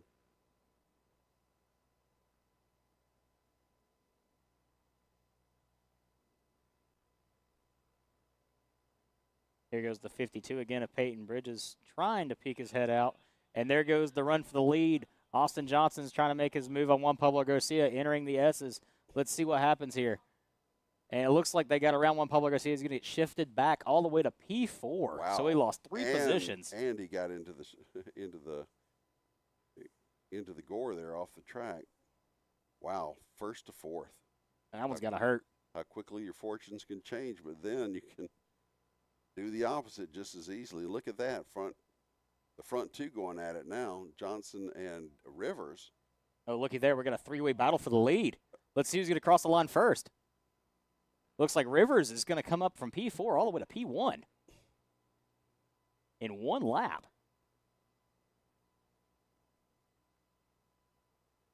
And they're still nose to tail. Again, nobody's suffered in the sense of breaking the pack up. No, and this group has just been entertaining to watch this entire race as they're coming through the kink right now. Still 1, 2, 3, 4. The P4 is kind of broken away, but it looks like Juan Pablo Garcia has overtaken Peyton Bridges for that third position there.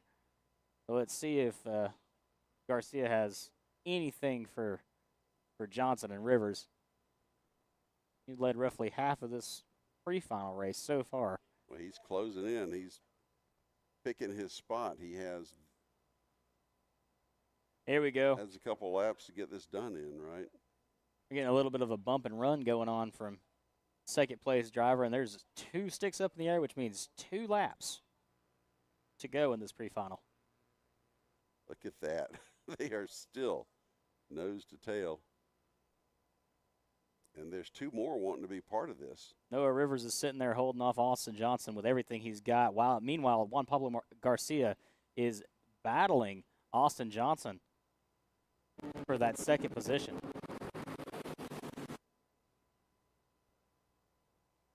Less than 2 to go now. We got about a half a lap before the white flag, and we have really 6 cars contending because no telling what'll happen in that last lap.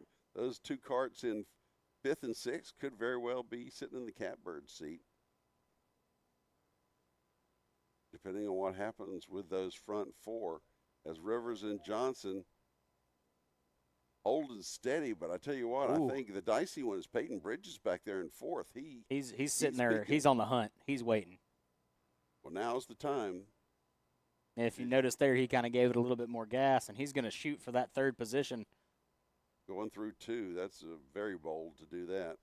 He's got a little bit more speed than those top 3. Maybe his gears are out just a little bit shorter than those other guys are to climb up that hill. Lost a little ground up the hill, as you say, and here we come through the kink. Here we go. Garcia's going to push Rivers. Let's see what happens entering the S's. It's going to be the outside.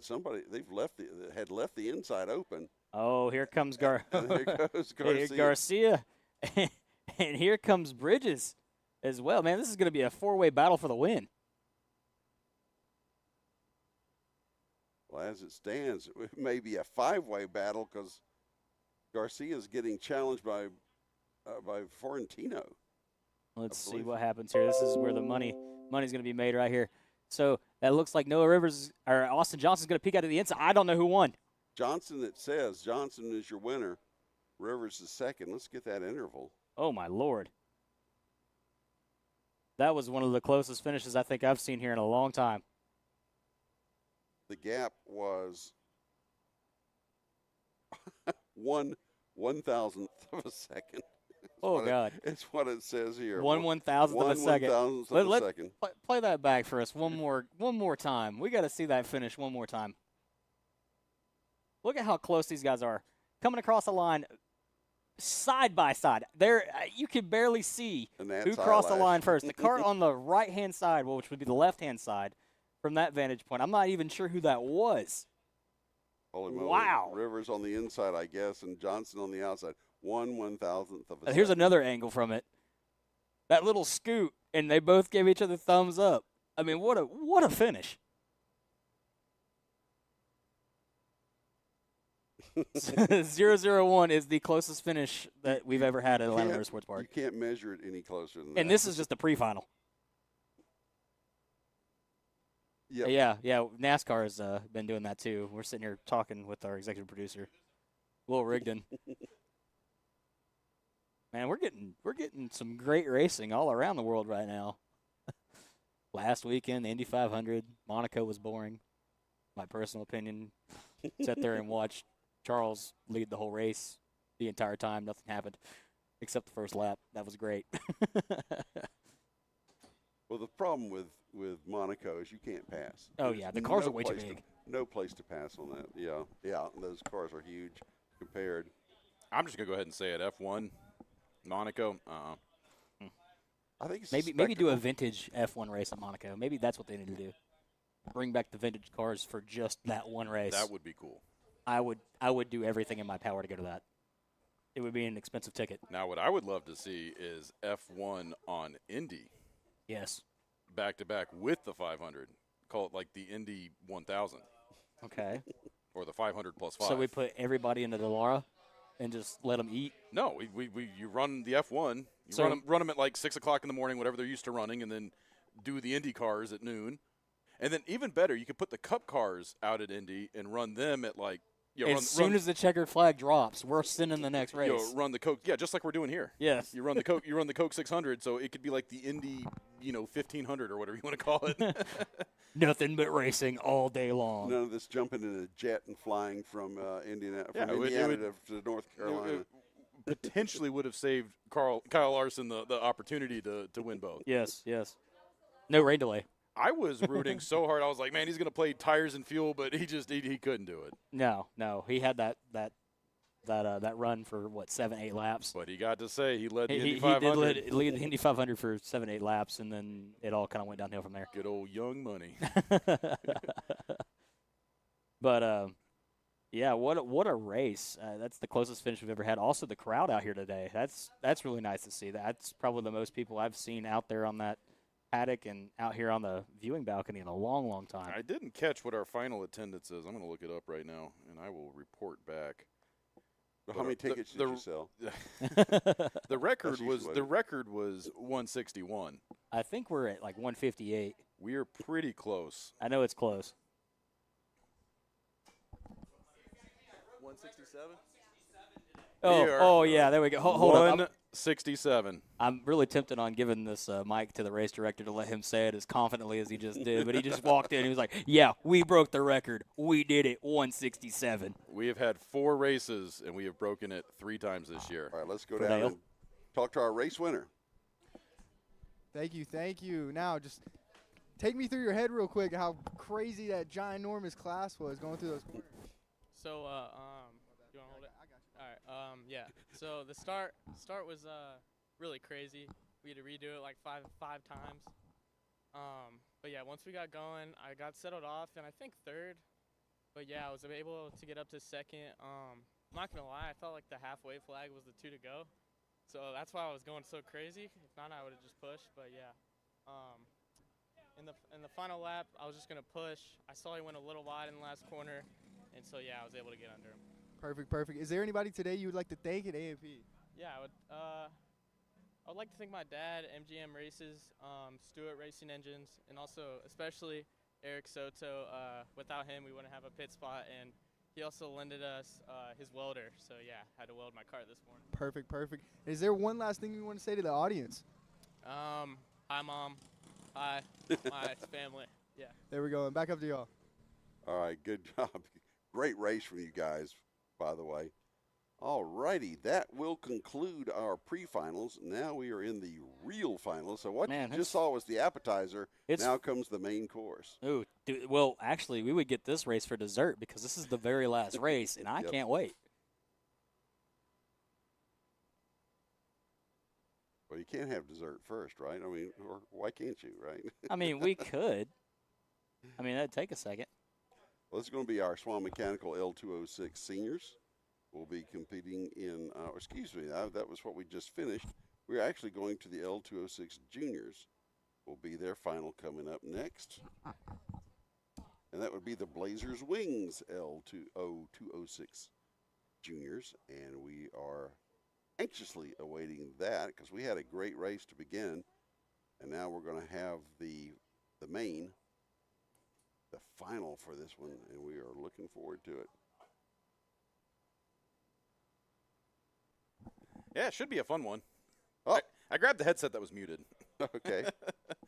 Our EP just showed up, deigned us with his. Been getting my steps in today. Oh, I'll tell you what. Yeah, I wish we had a replay of you going up the hill or before everything started. I wish we did not. I asked them to pull that off, but I don't think they were recording at the time, so you lucked out. But that was a sight to behold. That's the meme cam, because whoever draws the short straw and has to go out there and put the cam up down there in the kink, they have to do something goofy when they're running back by it to make sure the camera's working. Okay, so there it is. That's the kinky cam. And you got to get a little kinky when you're running past it. Got it. So okay, now I understand. Or the splash zone, or whatever you want to call it. The you don't go too wide cam. So what's your take on the first half of the program today? It's been a pretty good show, especially for a record-setting crowd here today. My hat's off to all the guys out here that are putting the show on. We're just covering it. We're not doing squad. We're just calling what we see up here in the booth, and the real heroes are the track workers, Lucas Arnett, Eli Bearden, all the staff, the ladies up here in timing and scoring. They're all doing a phenomenal job in handling record attendance like we've been here before. And it's awesome to see. It's great to see this series at where it's at now, the growth that we've had. When me and you first started doing this, was that 4 years ago?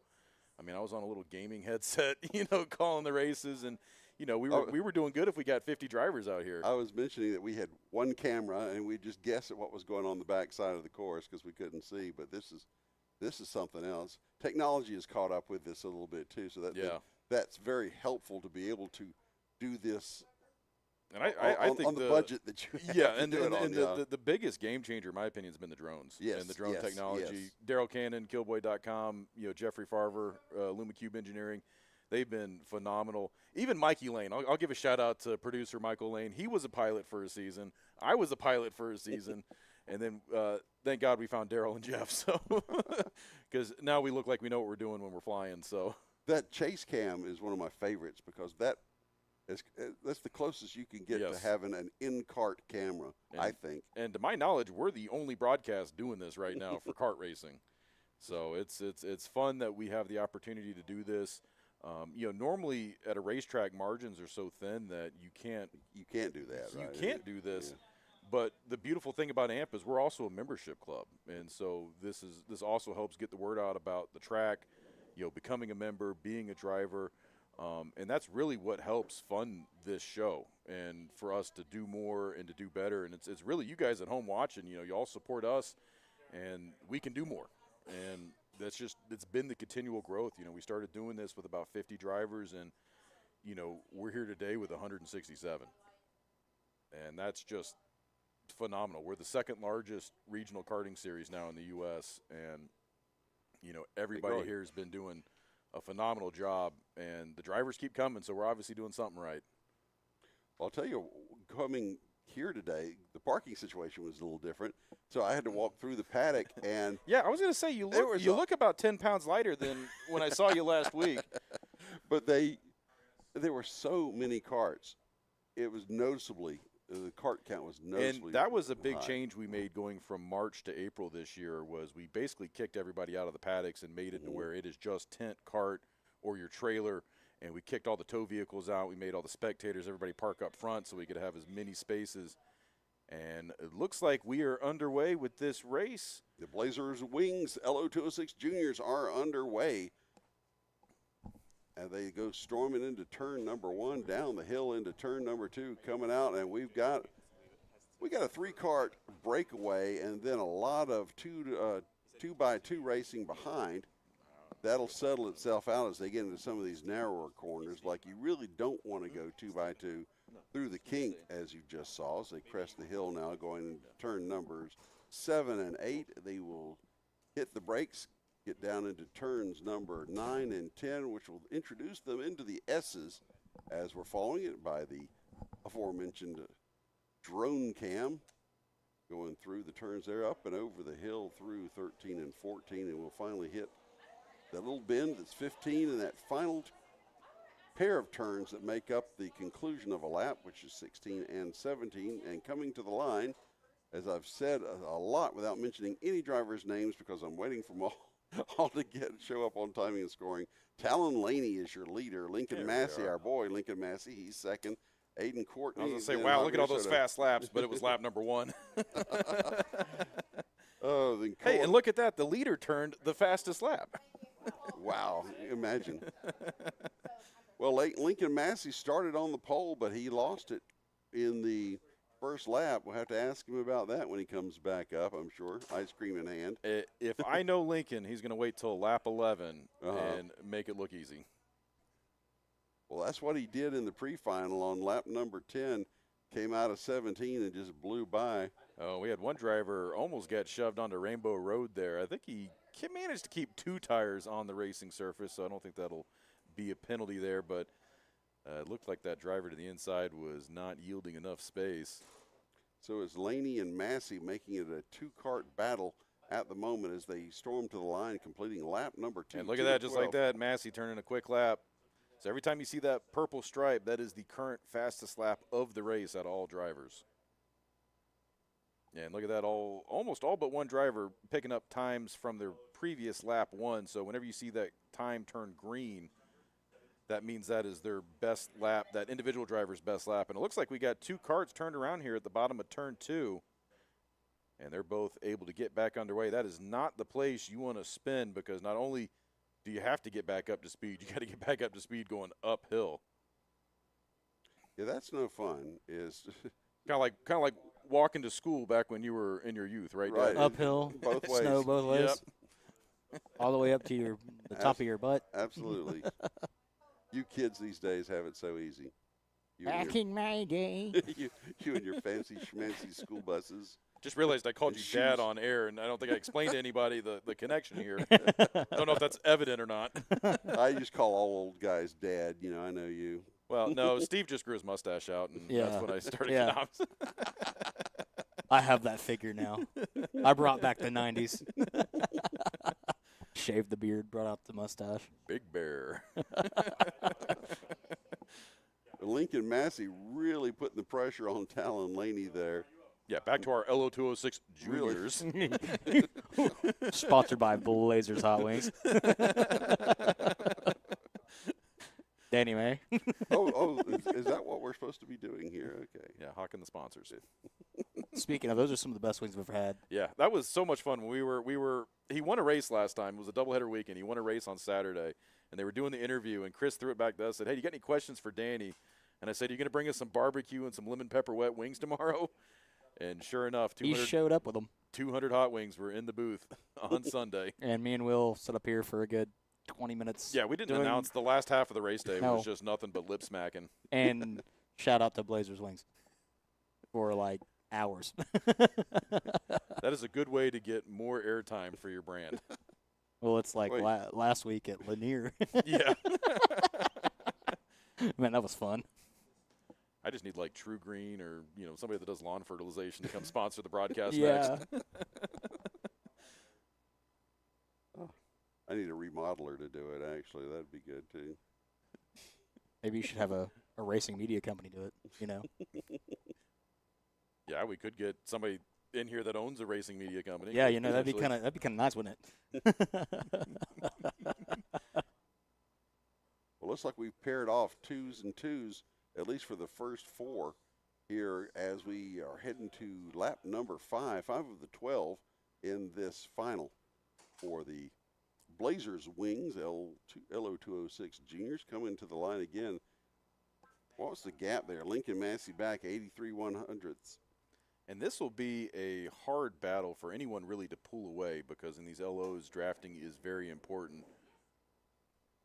So if these guys will work together, you'll see the front 2 will pick up ground on 3rd and 4th, but they won't actually separate from themselves very much. And we'll get into a classic scenario like what we saw at the Indy 500 last weekend, where if you time it right and you make that, you get the draft and you break it and you go, you just got to time it just right, because they'll sit there and play leapfrog lap after lap.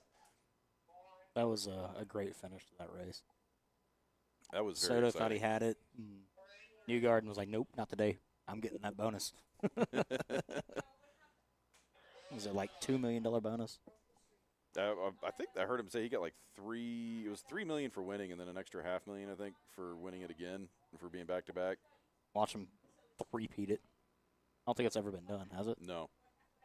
But the winner of this race is going to get some hot wings, and and then they'll get the bill. Yeah.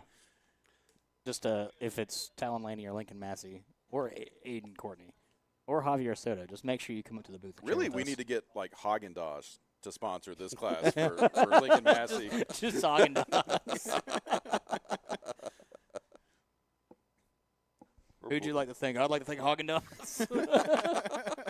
Make some of the best ice cream I've ever had. I'm not just saying that because it's a sponsor. We're on air, so I can't really say what I'm thinking about Haagen-Dazs. All I can say is I can eat as much of it as I want.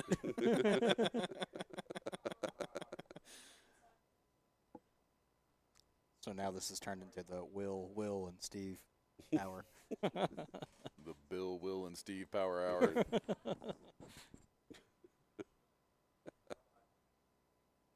So we do have 3 duos making up our top 6, which is interesting. This kind of, speaking of 90s, a callback to that brief year at Daytona when it was tandem racing that everybody hated. I think it was after the 90s. Actually, it was more in the 2000s at some point. But Wasn't it the Nextel Cup era, the start of the Cup era, with the Gen 5 or Gen 6 cars? It was the next gen cars that when they first came out, and everybody hated that. Oh gosh, it was the stupid spoiler. The spoilers, and it didn't look right. There we go. You see, when y'all stopped talking, the silence was deafening. Oh, okay. Now we got some track noise. Oh, is that what broom means go? Yeah. No, it's not. This is what happens when I'm not in the booth. I don't notice things. Sitting up there. Well, yeah, no, that's actually everything you hear is Lucas Arnett standing over the mic going. That's why we pay him the big bucks. Yeah, because it's very realistic. You should, pursue a career in beatboxing. Yeah. Who's that guy from the Police Academy movies? Michael does all the sound effects. I thought it was that guy from that Key and Peele sketch. You know when they're doing the names and it opens his mouth. It's just construction noises. Construction noise. Oh, they're talking about the football program. Yeah, the names. The construction sound. Football player names we've got on hand nowadays. Michael Winslow's what I was thinking of. I haven't been able to name check today to save my life. Well, that was before I was born. And speaking of people that were alive before I was born, we got another guest up here in the booth. Are you looking to hop in here? I'm taking your seat right now. Oh, he's watching the race. You wanna hop on? We've got Al Edwards back in the booth with us to discuss things that before I was born, which honestly when wasn't the wheels that long were ago. square. So we've got Talon Laney out front and Lincoln Massey bump drafting them through right here through 4. They've been working together. They've opened up quite a big gap here, and we're going to see what happens here in the next waning laps here. We're working lap 10 here. Lap 10, so this is it. Well, actually, it's probably turn 17 if it's Lincoln Massey. Yeah, so on the last lap. So you know how Lincoln does it, like he didn't here in the the pre-final, whatever it was, the pre-final. Yes. Do I have my times wrong? Is it supposed to be 15 laps or 12 laps? It's 12. The way I believe it's what they said. We'll find out. We'll find out in 2 laps. That's right. We'll find out 1 lap actually right here if we get the 2 to go signal. Yep, that's 2 to go. That is 12. Okay, good. So once again, the Lincoln Massey Talon Laney show. They're both very talented drivers. It's really enjoyable to watch them work together and sometimes work against each other. Everyone's going for the win, but we've got a lot of guests here, and so there's Aiden Courtney in 30s, Will Bite. So all regulars here. Callan Berghofer is there in 5th. So a lot of the regulars here. Callan's just started back into the 2 or 4-stroke here. He's taking a break from two-stroke, I guess, and he's going to race some four-stroke, as Dad said. So really glad to see that, because he's a very talented driver. He's really developed over the past number of years. It's been great to watch him. And here comes our lead duo into turn 17 for the next to last time, as they'll get the white flag. And here it goes. And let's. Here's where the racing starts. Where does what's the over/under on the turn that Lincoln Massey moves on? Let's see what happens here. 10,000 on 16. You know, I don't know if talented driver. I think he's going to figure out some strategy here, and he might be waiting for him to make that maneuver. So Lincoln might make this maneuver early, or he might just take it to him later on. But he's obviously got some here. He's sitting in the draft. There he goes. He's making a maneuver here, going down. He's going to brake a little bit. Oh boy, didn't quite make it there, but he really took a run at it. Stuck his nose in. He had a shot at it, but it didn't cost him, as he didn't lose any ground. So if he was going to try it, that was the place to do it and the way to do it. He's waiting for the right moment. He sure is. Now he's on the inside going into turn 16. Talon Laney. Lincoln Massey on the outside. Is Lincoln be able to get over-under? He's going to do the over-under here. It's going to be a drag race to the finish. Does Talon have enough momentum? He's jumping up and down. Lincoln Massey! Da, da, da, da. Lincoln Massey. Wow. Oh, it's Lincoln Massey. That was a great maneuver there. He slung shot by him and did the same maneuver he did there in the pre. Way to go, Lincoln. He earned that one. And Talon, congratulations on your second place. Aiden Courtney Wilbite has bookended LO206 Junior on the podium. Well, now, is Talon Laney just getting sick and tired of that at this point? Is it one of those deals where you know it's coming and you try to anticipate? Well, I have an explanation here. All right. Lincoln is in the Max Verstappen uniform, gotcha. and he's in a Leclerc kart. So that's kind of what it is.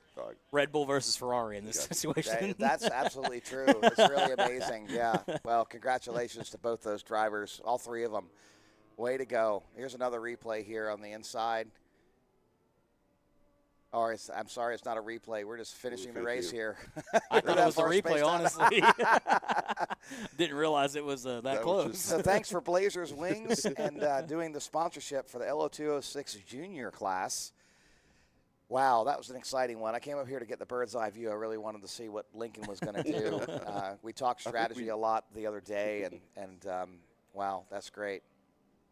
You know, speaking of sponsors, there is a couple open sponsors. So if you're watching at home and you have a business, please reach out to Atlanta Motorsports Park, and we can get you on the stream as a sponsor. All we're going to need is the name. And there we're going down the Lincoln Massey. Congratulations, buddy. Wow, that was a great maneuver. Yes, sir. Yes, sir. So tell me what was going through your mind drag racing down the start-finish line. I was just hoping that my gear would be able to get him coming down. I had a little bit of a more acceleration gear than him, so I feel like that helped me while coming down. But other than that, it was a really good race, really clean race. So, yeah. Perfect, perfect. Is there anyone you want to thank for this amazing time this evening? Yeah, I'd like to thank Wilbite Racing. Al, I know you're up there. I'd like to thank my dad and just family and friends. Perfect, perfect. Is there one last thing you want to say to the audience? If you ain't first, you're last. There you go, there you go. Back up to y'all. So one quick question for Lincoln, if we can go back to Lincoln for just a second. The question I have for him, what ice cream are we celebrating with for this win? Snickers. A Twix ice cream. Twix. There we go. There we go. The man of culture. I'm bringing it to you right now. I'll see you guys at the Masters Thanks, race. Al. Appreciate it.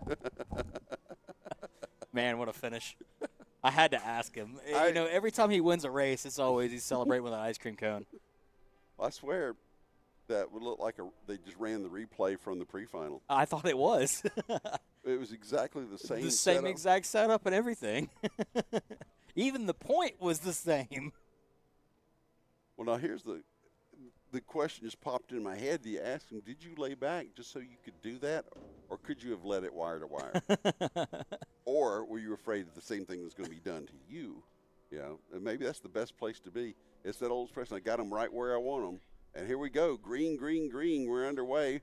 for our next division. That's LO206 Cadet. Yes, the LO206 Cadets with, as we're celebrating Lincoln Massey, with the LO2, no, we don't have a sponsor. There's one of your open ones. Yep, so if you're interested in sponsoring a class or division here at Atlanta Motorsports Park, please reach out to them. And, again, we can get you on the stream. Well, this bunch got in single file in a pretty good hurry. We've got a battle up front, or at least the three-car breakaway for starters anyhow, as we hum along here on the turns 14 and 15. There's turn 15, and now we'll head into 16 and 17. We'll complete the first lap, and we'll give you a rundown, or you'll see on your screen there the rundown for the LO206 Cadets, and that would be Isaac Carvalho, followed by Ryan Hall, Ryan Perez, and Hunter Wilson, your top four, followed by Kyle Farrell, Luke Rower, Colin McDonald, and Deanne. Okay, I'm trying to read the screen instead of my What does phone. that say? Deanne Perkins. Deanne Perkins. Yeah, sorry about that. Robert Bartholomew, maybe, and Roland Smith. Yeah. If we, again, mess up any names, please come up to the booth and correct us. We're trying to make sure we get all these names correct. And no guarantee we'll remember, but yes, still. We're going to need you to write it down and probably spell it out for us. We don't do numbers. And unless you're the Napatelians, then we can't. We do have no guarantees that we'll ever get it right. Napatelians, excuse me. Napedians.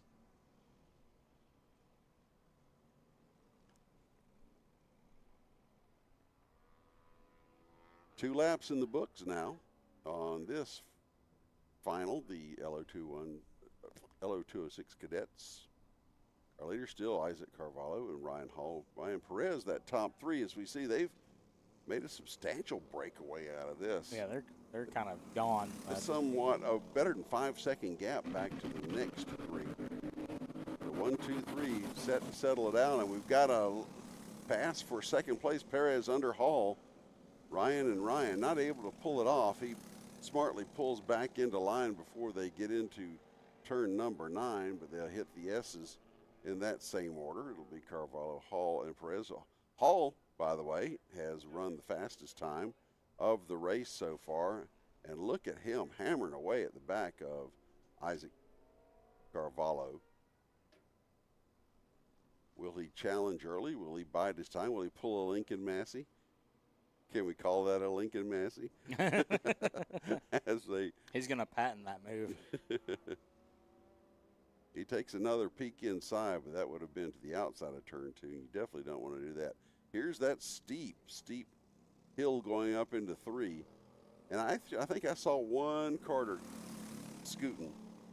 I haven't seen, honestly, seen a whole lot of it.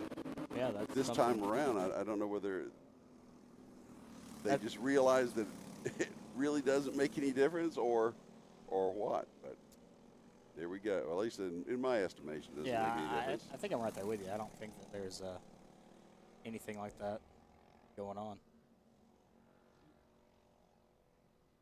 Cresting the hill on the back portion of the track as they go through turn number 14. The big sweeper is 15, 16, and 17 to finish the lap. And man, oh man, Ryan Hall is right there, but your leader coming to the line to complete lap number 4 is Isaac Carvalho still, but they are stuck together like a freight train, a 3-cart freight train here going into turn number 2 and back up that hill.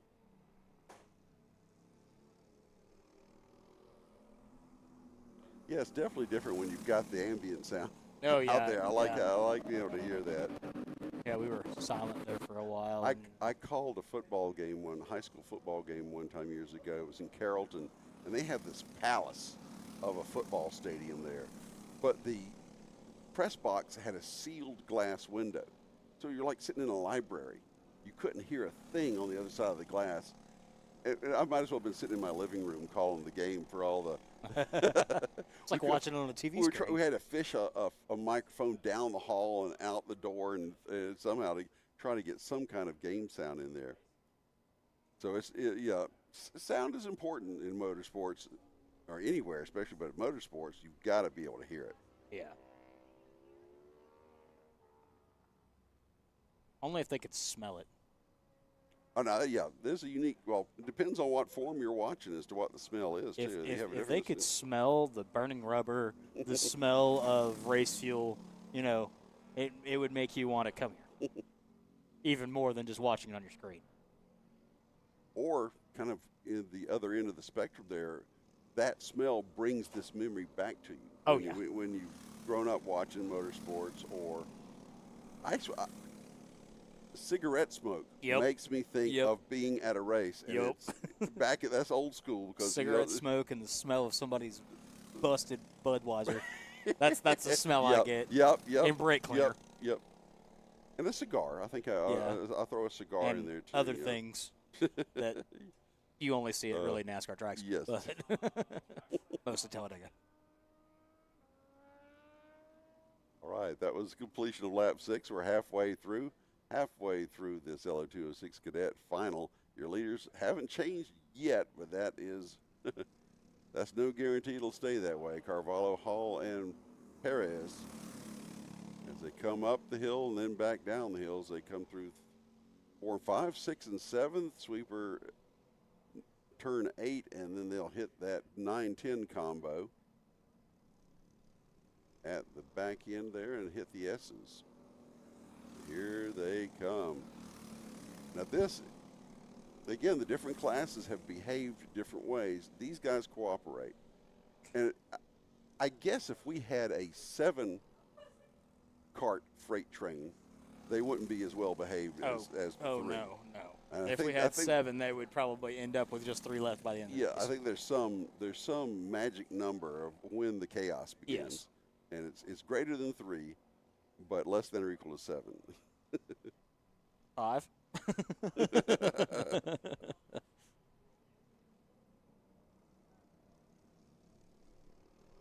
All right, so we were talking about food earlier with our food sponsors. So I have just been informed they are selling hot dogs down by the building for $5. Again, hot dogs down at the entrance of the building for $5. So if you want a dog and, whatever you – yeah, Dawsonville dog. Well, speaking of hot dogs, we had a little bit of action there as Perez was trying to get around Hall. Speaking of hot dogs, I don't want to see another hot dog. I tried to do the 9 for 9 challenge at Truist the other night. Oh, dear Lord, that was an experience. $197 in case anybody's wondering. Oh, okay. That's to complete the whole thing. I did not. Oh, my gosh. I came close. I swear, I look like I'd be a good competitive eater, but I just can't do that. I got through the 4th one. I was like, oh, God, this is going to be bad. I can feel it. This is one of those. This is where that little skinny guy is always really good at it. Yeah. Joey Chestnut. Joey Chestnut is an American hero, and you cannot tell me otherwise. Competitive speed eater. That's somebody we need to get out here. We need to get Joey Chestnut here on the 4th of July eating some hot dogs. Well, he's probably at Coney Island. That's usually when they do it, right? Yes, but I'm just trying to imagine. Okay, fast forward 30 years. Just what is his? I mean, the dude holds what does he look like? What does his stomach feel like? Dude holds like 20-something records for speed eating. It's like most hot wings. Maybe Blazers Hot Wings could do a all-you-can-eat hot wing thing out here. Are you required to spit out the bone, or you just? I don't know what he does. I think he does that stick the whole thing in your mouth and pull it. Okay. I've had to do that before, speed eating wise. When you only get who's the judge that determines if you took enough off for it to count? You got to pick through all the. I don't know. That would be kind of a nasty job. Maybe they just have observers. Speaking of observers, we're observing Isaac Carvalho leading this pack of 3 through the kink. Well, if somebody would pass somebody, we'd quit talking about all this other stuff. But hey, look, the announcer's curse might start happening here. It looks like there might be somebody passing somebody. I tell you what, Ryan Hall was getting squished in the middle. Yeah, he was trying to figure out what to do there for a second. He is the reversed Oreo at the moment because the white helmets. Yep, there you go. And we are completing lap 10, so we'll get the two to go signal this time by. So if it's going to happen, it'll start pretty soon. Down to the line, there you go. 2 to go in the LO206 Cadet final, 12-lap final here at Atlanta Motorsports Park, and the second round of the Georgia Karting Championship. You know, we should ask Will what consists of a Dawsonville dog. Actually, that might not be a good idea. I said, don't. There's no telling what Will's going to say. Yeah, you never know what he's going to say. We'll wait until he gets back on the broadcast in a minute. It looks like we're going to have a lap kart coming into play here. Hopefully that doesn't affect our top 3. Or it'll make it interesting. Oh, yeah. We got a 4th kart involved, but, you know, he's just going to – ooh. Here we go. He didn't know they were there, I don't think. Well, and he still doesn't know because he's kind of defending. Oh, my gosh, that's going to cost Ryan Perez. Yeah, that's going to cost Perez a lot because he doesn't know that kart's back there. Yep, I don't know if he was given the blue flag or not. As we come by for the white flag, it's now a 2-kart race between Carvalho and Hall. Will Perez be able to get back into it? I don't know. I think it'll depend on whether the top 2 decide to dice it up early or late. If they wait to do a turn 17 type thing, no. But if they start racing early, we may have a 3-kart finish after all. But let's find out as we head down the back straightaway through 8 and now into 9 and 10. And Hall looks to the outside, then to the inside. He's going to try something coming through the S's. Maybe he was taking it tighter each way, each time through than Carvalho was, but nothing doing there as we come to turn numbers 13 and 14, now 15. Coming down to the line for the finish. Will Ryan Hall be able to pull it off? He pulls to the inside. No, not enough there. So Isaac Carvalho hangs on with a last-ditch effort by Ryan Hall, not able to pull it off. Ryan Perez, after that misfortune, closed it up pretty well, but he wasn't in any kind of contention to win. Unfortunately for him, after that unfortunate encounter with a lap kart, but he will finish 3rd. 4th will be Hunter Wilson, followed by Luke Rohr, Kyle Farrell, Colin McDonald, Dayani Perkins, and Robert Bartholomew will complete your field. So that was an intense effort by Hall, and I hated to see that happen to Perez because that was really going to be interesting, although that might have benefited Carvalho even more, no telling. But Carvalho he had the kart. I don't think they were going to get around him no matter what they did at that point. That'll conclude your LO206 cadets. And we've gotten our first couple of finals out of the way. Next up will be the tag juniors and seniors, and that would be the unsponsored tag juniors and seniors. I keep trying. I want to remember we've got sponsors and give them their money's worth. Oh, there we go. So while we have a moment, everybody's got their fans. So I do have to make a quick announcement. At the end of the LO206 race, we ended up losing the grill for the hot dogs. So unfortunately, there is no hot dogs. No. So we have lost the grill. I repeat, we have lost the grill. And we will have a moment of silence for the grill. For all those hot dogs that didn't get eaten today. We'll take some time to reflect. I'm reflecting on my hot dogs right now. No Dawsonville dogs for any of us. Oh, it is a sad day. It's not a sad day for our race winner, Isaac Carvalho. No, let's go down and hear what Isaac's got to say. Take it away. So I'm right here with Isaac right now. Isaac, can you tell me what went through your mind crossing through that start-finish line? It was on the start, I kept my position. I closed on the first corner, and then down the second corner, I tried my best to carry the speed up the hill. So then on the last lap, then white flag came, and then on the last corner, and then Ryan pushed me really hard, and then drift kind of, and I kept my control of the kart, and then I went to the finish line. That was a great answer. Is there anyone you want to thank here today? Yeah, OCC Pools and God and my family. Amen, brother. And is there anything you want to say to the audience for us? Thank you. Amazing. All right. And back to y'all. Great. That's a good response there. But Isaac Carvalho, your winner. And it's hard to talk about racing without using your hands when you describe a last lap move. I don't know what to do with my hands. You've got to do the flat hands showing where you were on the track move. I have actually, there was, when I was in high school, I was talking with my friend. Okay, I'll come back to that story, or I may not. Let's meet kart driver, tag senior driver Kellen Spears. Hello, my name is Kellen Spears. I race X30 Senior. I've been racing for 8 years, probably about 7 to 6 years in dirt oval, and 1 to 1.5 in asphalt road course. Probably the last corner. I've had a lot of fun and bad times in that corner. You do the Max Verstappen song? No. I don't have one. Do you have a favorite genre of music? I have multiple. I mean, it's just kind of all over the place most of the time. Well, he didn't want to do the Max Verstappen song, so that's okay. I have a Bill Rigdon song, but I'm not going to sing it. Bill. Rigdon, the announcer guy. Well, I might do it. I don't know. It was actually a jingle that a friend of mine sang for me for my website at the time for my voiceover. And it was BILLRIGDON.com. That's me. Thank you, Roto-Rooter, for the tune. That's actually pretty good. I actually have a recording of that. I got to do a new one for my new name, but anyway, that was a lot of fun. Anyway, here we go with where are we now? Tag seniors?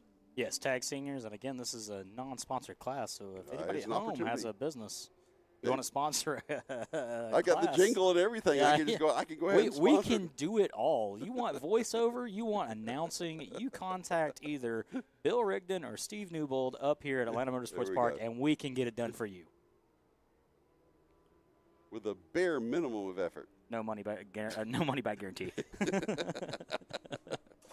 All right, here come our tag seniors down. They're going to get the green first time by. Excellent. That's what being a senior is all about. Seniors rule, man, and they actually get into single file pretty much going through turn 1, down that hill into that tough turn 2, and back up that tough hill into turn 3. I guess every turn has its tough aspect to it here at the kart track at Atlanta Motorsports Park as they come roaring by our broadcast position down through turns 4 and 5 into the kink onto the back stretch.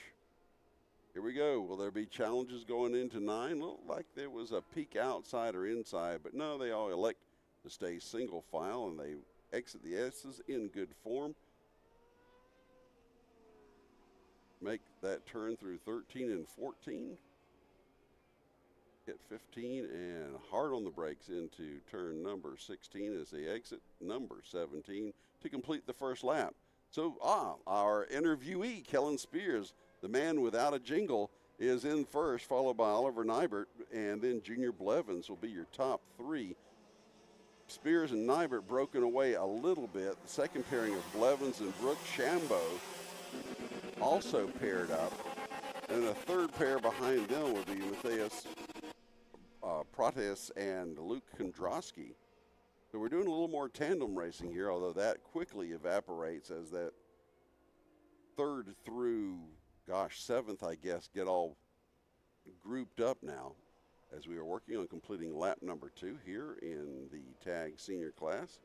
During round 2 of the Georgia Karting Championship here at Atlanta Motorsports Park, alongside Steve Newbold, Steve Newbold. I was thinking close enough. I was thinking of an ATM. Sorry. Alongside Steve Newbold, I'm Bill Rigdon, former voiceover artist, apparently, and we are enjoying this program. This is great. I mean, this is the first time that this new form series has been here at Atlanta Motorsports Park. It's got a high kart count, as we've remarked on before, and the racing has really been good. Every time I come back here, I think, well, it couldn't have been as good as the last time I did this, but lo and behold, if consistently from race to race, it's been something to cheer about and to just get excited about watching these guys go at it. And these are a lot of familiar names. We've seen them over the years, and they really never fail to deliver on a good race for the folks that show up here. And hey, if you ever get a chance, if you're up in the Dawsonville area on one of our race dates, come on by and watch this action for yourself. Yeah, come hang out. We love the fan interaction. Occasionally, if I happen to be down in Victory Lane, I will grab a random person at sometimes, and you want to do a quick interview, we'll do a quick interview. We'll talk about racing. We'll talk about whatever you want to talk about. Oliver Nybert's looking to get around Kellen Spears. He was looking on the outside in turn number 9. That was interesting. Nothing doing there as he maintains that draft, that tight formation with Kellen Spears. And just as I say that, he looks to the outside going into 16, but not able to pull it off. That's the announcer's curse. Yep, as usual, when we talk about it, then the opposite happens. Yeah, that's usually what happens. I said that one time. Well, I was calling a game, and there was a critical field goal coming up against us, and it would have given the lead. And so I was going, yeah, this guy, he never, ever misses. Trying to put the announcer's curse on. I forget whether I was successful. I don't think I was on that one. I think if you mean to do it, then it doesn't count. Is the way I figure. Anyway, that top 2 looks like it's become the top 4 now as Chambeau and Blevins, having delivered the fastest lap of the race so far, are closing in on those top 2. So we may have a 4-car battle. And, I think that's just Nybert's line. He seems to approach turn 16 a lot wider than Spears to make you think he's thinking of making a move, but that would not be the move to go outside at that point, one would think. Unless he's trying to feint him outside so he can have that opening to the inside. Oh, Brooke Chambeau is looking for that opening right there. She's just sitting back and watching these two battle each other, and she's closing her gap. So that's pretty good.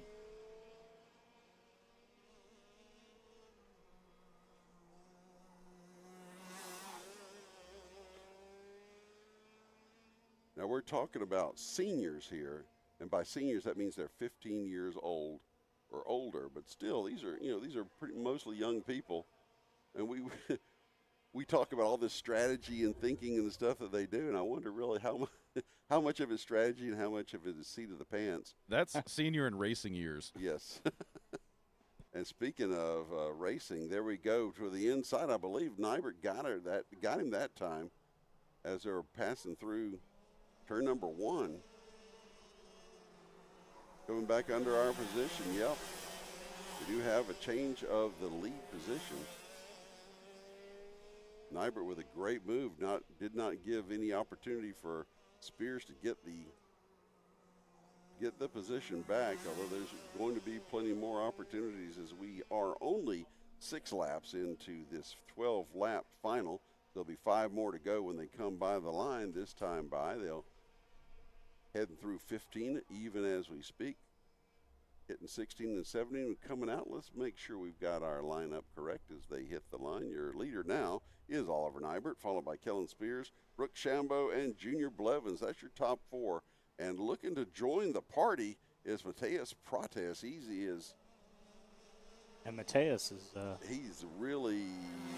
He's been a driver of the past couple races. It's kind of shown that he belongs up in the front. I mean, he has definitely gone through a lot of diversity over the years, and battling with different drivers and moving up.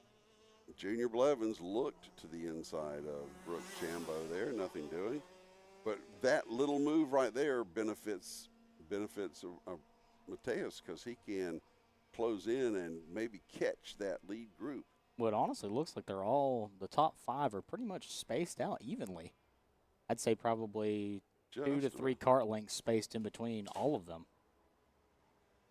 That's the completion of lap 8, so it's 4 to go. 4 more to go here as no real super serious challenge for the lead yet. But as we've seen all day long, it's best to wait to the last minute because you don't want to give them a chance to retaliate. And so the top 2 got a little bit of an advantage over the 3rd and 4th place karts, but Again, that'll rubber band up, as Al was want to say earlier. And we'll have more Al Edwards later on, we promise, as his sponsored division comes up.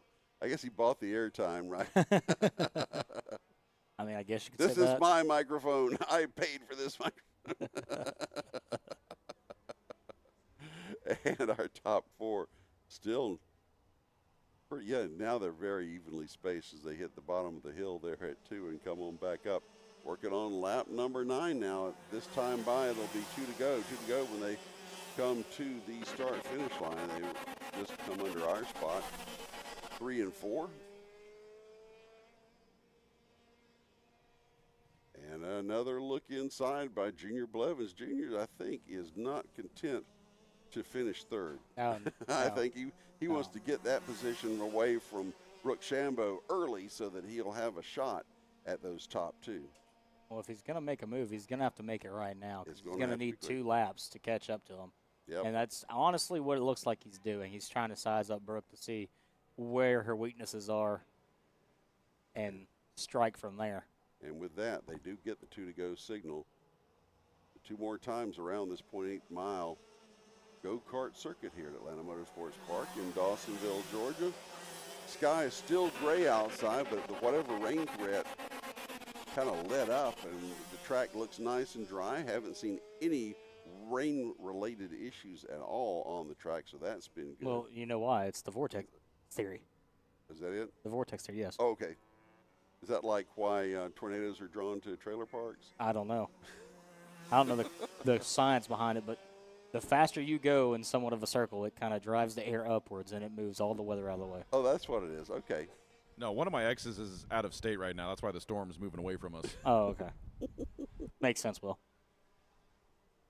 White flag out, last lap. Oliver Nabert still holding off Keelan Spears and Brooke Shambo. It looks like there's a slight challenge by Junior Blevins back there for third position on Brooke, and Brooke closes the door on him, entering the kink. Yeah, Junior has been trying, but he's not had any luck, and it may be too late. There he goes now. Can he's going to do a he late break. Make it work in through 10? Oh, and they made contact, heavy contact. Not pay off at all. Yeah. And Blevins ended up getting the worst end of that. Yep. And he's going to lose all of his positions there after he made heavy contact with Brooke Shambo. And Brooke has continued on. Blevins is still out. But look at Spears working to the inside. Oh, did not quite have enough. I was thinking, were we going to challenge that closest finish from before? No, nowhere near it. I mean, it was near it, but nowhere near it, if that makes sense. I guess the only thing closer would have been a dead heat. I don't think I've ever seen that. That was 37 1,000. Here's a replay of that incident that happened out in the S's. Shambo kind of just ran her line, and Blevins kind of swooped in right there and overcorrected. Looks like she just held the throttle. She did not let off at all.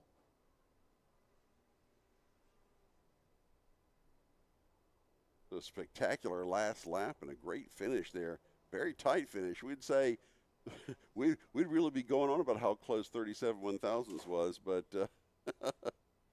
we've had a closer one. And the man of the hour has shown back up. It's Lincoln Massey. Good to see you again. I had a question for you. I wanted to ask you this when they were in. I was hoping you'd come back up so I could ask you this. Maybe you've been asked this before. You probably have. What are your aspirations for racing beyond where you are now? Are you looking at this as a possible career or to go to the highest level, or is this just something you're doing for fun while you're a kid? Yeah, I'm looking for this to be a career. I'm trying to, I won the CKNA championship this year. I'm hoping to win the LO206 Junior championship this year, and next year I want to win not CKNA, but WKA and K100 Junior and K100 Junior next year. So just win it all. Yeah, just win it all. Okay, that's fine. Yeah. So do you have a vision of where you are, say, when you're in your mid-20s? Are you what direction what would your ideal position be? I mean, what's your wildest dream? In my 20s, I'm hoping F2. Okay. So I want to do Formula, but yeah. Well, Let's talk to Oliver. Looks like we're gonna send it down to Will Rigdon and that beautiful Dr. Pepper hat he's got on. Thank you, Steve. Thank you, Wilbur. I have done here with your race winner, Oliver Nybert. You won the pre-final. You won the final. That was quite an exciting race. Take us through that last lap. That last lap was amazing. I messed up at the corner at turn 9, so I knew Kellen would catch up. And I don't want to defend at the last corner, and I just braked so wide. So then we went side by side, but luckily I got it. Well, it was definitely awesome to watch. Well, we are halfway through the season right now. You got anything you're going to do different coming up to the second half of the year? I don't know, drive better, but I've been driving really good, but I could do better. Well, you look perfect from our perspective, so congratulations on both wins today, and we will see you again next month. All right, back up to you, Bill and Steve. All right, thank you, Will. And back here with Lincoln Massey talking about career aspirations, Formula 2, huh? So it sounds like you have it straight in your head what the path is. Yeah. Because you didn't immediately jump to Formula 1 in your 20s. You knew that there are dues to be paid and definitely skills to be obtained. Oh yeah. Wow. I mean that to me, whenever I watch Formula 1, I think it's insane that people will sit in a little coffin-shaped tube and go that fast that's really as twitchy as one of these go-karts, if not worse, with all that power underneath them. That is an amazing thing to do. And tell me about the feature then that you won. You did it again. It looked like they ran a replay of the pre-final, your same move. Why did that work a second time? Well, the only reason it did work was because Talon locked up his brakes, and he got a little bit sideways coming through the turn, which washed him out, and allowed me to come to the inside. So that's kind of okay. Does he come up to you after the race and go, "Quit doing that"? No. Whenever that happens, that's like to be frustrating. Which leads to my other question. You were on the pole for this race. Did you lay back? Did you mean to be in second at that point? Was that okay? I figured you probably, if you're in second, you can't get passed back. You just do the passing and you're done. Yeah. Well, you got to think of it this way. Like in the senior race, you know how there's a red flag, first lap, first turn? Yeah. So I always have in my head, you can't win it on the first lap, but you can lose it. Yep. So that's kind of what I do, and I just, let go with what happens. I would have liked to be first coming down that hill, but he did have the inside, so, what happened worked, so. Well, it sounds like, again, you have your head in the right place for doing what you do, and that's good to see, especially someone as young as you are. We look forward to seeing how you progress, and we look forward to when we see you're in the field to watch your races, and so we thank you for the entertainment. Yeah. And so that's really good. We congratulate you on that, and feel free to sit in with us and call what you see on these upcoming races. We've got the Tag Masters coming up this time.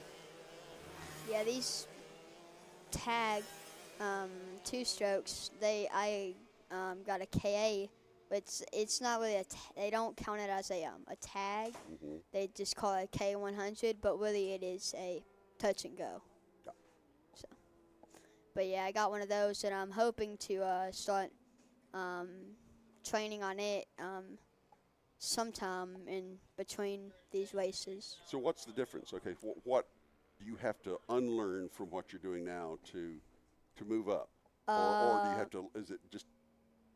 Pretty much everything. I pretty much have to. Is it really that different? Okay. Yeah, so the whole driving style, the line of the track, the feel of everything, it's just all different. So, the power, the way you can move, and it's different everything. Is that why you have to be so young to do this? Because there's a lot of relearning. And of course, everyone knows younger people learn at a quicker pace and more complete pace than older ones. Yeah. So that's incredible. So then once you've mastered that, you're going to move up to something else, and it starts all over again, right? Yeah, like when I moved up to junior, like me and my dad both had to learn all different kinds of gearing setup, kart setup, all kinds of things that we had to relearn. Okay, so Hot dogs. Yep. The grill is back. The grill has come back. Hot dogs are ready in 5 minutes. We did not lose the grill like I was initially told, and I got really sad about it. We got some Dawsonville dogs. Dawsonville dogs.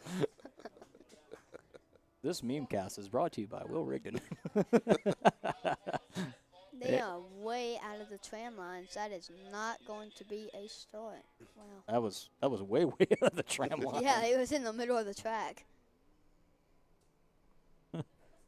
And the starter was even turning around like, what was that? Why does that happen? I mean, don't you guys know what they're looking for? Why can't you get 10 or 20 guys together? Yeah. So usually it's just like trying to focus on where you are and how you're going to come through that first turn. And there we go. That looks better. Yes, for the first time in forever, we have a start less than 5 laps. Like the seniors, it was like 5 go-rounds, man. Looks like Banu Yedla might have got the jump on that one, according to timing and scoring. Yep, Banu Yedla is out front, followed by Simon Karting and Kyle Clark. Well, it actually looks like Eugene Panenko in third. So how much wrench turning do you look at doing it? Do you see yourself also being primary in your setup ultimately, or are you just going to be a wheelman? You're just going to be the driver? You know, I mean, I help my dad sometimes. Like, you know, if he needs help changing the tires or changing the gear, I help with that. But usually I just kind of tell him what needs to be done. And, I mean, I understand it all. I know how to, like, grip the kart up and make it loose. I know how to change the gear.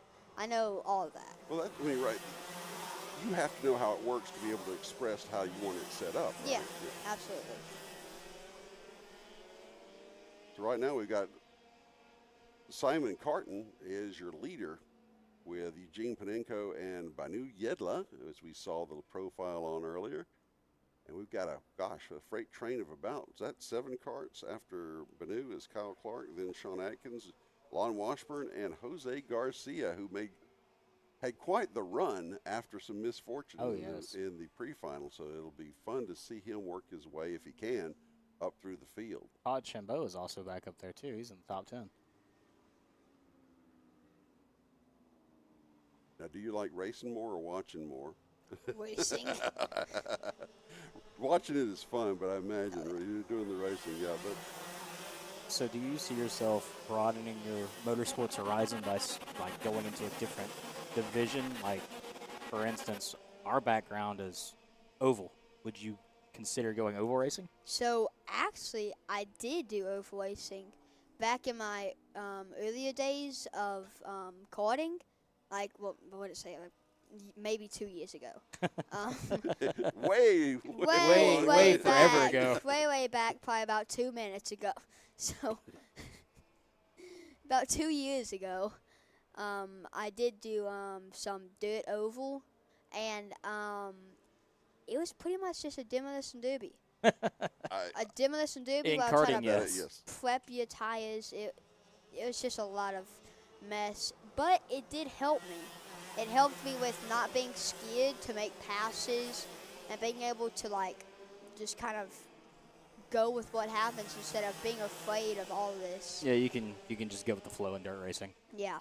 What happens has happened. You're not stopping it. Yeah, I'm not stopping it. So what were you running in dirt? What It kind of was the How old were you at the time? It was the Honda clone. It was the Honda clone. Purple plate. Purple plate. Purple yeah. plate division. Yep. Yeah, purple plate division. If I would have went one more year, I would have been in blue plate. Yep. I ran purple and blue plate when I was a kid. Yep. I was fast though. I would win about every race. When we would practice, they would put the all the plates together, except for the unrestricted. So then I would always lap the blue. I would lap some of the blue plates. Yeah, dirt racing is fun. fun until your tires just pretty much vanish and you fly into a wall, which happened to me probably 3 times. It only hurts in the moment it happens. After that, you're fine. Yeah, after that, you're fine. You just rub some dirt on it, you're good. It's not like there's a lack of it. I would like to see you get in a dirt car, 602 modified. 602 modified. 602 modified. I'd love to see it. Well, if we're gonna stick with karting, if you want to do the ultimate shifter kart, 410 sprint. 410 sprint. Oh yeah. Even I don't feel comfortable, even remotely looking at it. I don't know if I can get in it. Oh, like those those monster karts. Basically, well, they're 410 sprint cars, so the big wings that you see at dirt tracks, so like World Outlaws. Oh. I'm trying to think of who else runs those. The USAC runs those. They don't shift, do they? Yeah. They do? Okay. They've got three gears. My experience with sprint cars is iRacing. Oh, okay. And the ones I run didn't have a shifter, so. Yeah, you probably which run. is fine with me because I'm not going to miss the shift that way. Yeah, the 410s I think have reverse, neutral, first and second. That's it. And Yeah. first gear's like way up there, so you never really have to shift. Well, how does your sim racing translate to what you do on the track? Really, I don't play much of like iRacing because I play on Xbox. Mm-hmm. So I play like Forza Motorsports. Like in my free time, I play Forza Horizon 5, and I just kind of like more or less learn how to be in close, close driving with close to people, practicing on my passing. That's kind of what I practice on. I don't really, you can't really practice on a go-kart. Well, now, you're pedaling wheels, right? You're not doing it with or are you with a joystick? No, I'm not with a joystick. I have No, that's so hard to do with a joystick. Dude, it sucks. I had to do it. I had to use a joystick for a long time because my the connector cord that had the force feedback to my steering wheel, it broke. Oh. And so I had to play on controller. You got like a Fantech or something? Is that what the brand you had? Fantech or was it Sim? There's another one, Sim something. For what? The steering wheel? Yeah, the wheel. Oh no, I have a Logitech. Oh, Logitech. That's what it is, not Fantech. That's what I have, G9 too. And really, it's nothing fancy. It's just a glass table, and it just kind of hooks in there and just kind of screws on, and then my pedals are sitting on a plastic box, and that's kind of it. Hey, you don't need a big sim rig. No, you don't need those $20,000 motion thing. It's when I sim raced in my league, there were guys that had motion rigs that I was running against. I mean, this is a retired guy that had money and nothing else he wanted to do. Yeah. So he had a motion rig he ran in along with the force feedback and all that. Nope. Now I was wondering why it was so bad. We had 2 of those at one point in time up here. Yeah, that made by Simcraft, and those were some of the coolest. They're not unaffordable anymore. You can get decent 3 and 4 axis motion rigs now. Yeah, I think this one was like complete motion, like it would flip you upside down. This was like super awesome. All right, we're looking flip at upside down. You're gonna be upside down. Yeah. Coming by this time, we'll have 3 laps to go with. Let's see, Panenko, then Yedla and Clark. Not a whole lot going on. We just get talking here with Lincoln, and we're getting down to the meat of the issue when we get into 2 laps to go. As we'll see if there's anybody got anything for Eugene Panenko. If anybody does, it'll be Benny Yedla, and he has stormed up through the field. And just as I say that, we have a pass for position. Is that a lapper or did no? That looks like that was a mechanical. Yeah, and that's really but is that Eugene or is that Banu? I can't tell by the helmet. They roughly have the same style kart, so I can't tell. We'll be able to determine. We'll see who falls through when we come by this time by. Coming to the line, it'll be 2 to go. They'll get the 2 to go signal. Let's see what happens. That wasn't Banu or Eugene. I don't know who that was. Maybe Sean Aikens. trying to get the cart number, but We're he waiting was for definitely off. Yeah, Yeah, he's fallen through there. So yeah, he's fallen 3-4 positions so far. Yeah. 2 to go now. Still, it's Penenko with a pretty decent lead of about 6 or 7 tenths of a second. Yeah, couldn't even get back to the pits. What's that, 322? Yes, 322. That was Sean. Yeah, that's too bad to get that close and then have something break. Yeah, that just sucks. Wonder if he threw a chain or something. That's probably one of the most common issues we see out here. Yeah, especially with the 2 strokes. Like my KA, we didn't have any weight on, no restrictor or whatever like the senior restrictor is, and I just got out there and like 3 laps in, that cart flexes a lot since there's no weight on it. So that cart flexed so much that the chain just said. Well, we're trying to see if Banu Yedlin has anything for Eugene Penenko. Eugene's got a sizable lead on Banu, and I don't know if Banu's going to be able to close quick enough.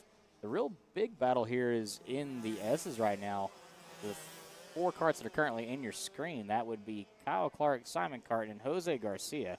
Jose, if he's able to clinch at least a top 5, you know, he came way back from the incident in the pre-final, so we're going to see Eugene Penenko take the checkered flag, followed by Banu Yedlin, Kyle Clark, Simon Carton, and Todd Chambeau. And Jose Garcia has been bumped down to 6th currently.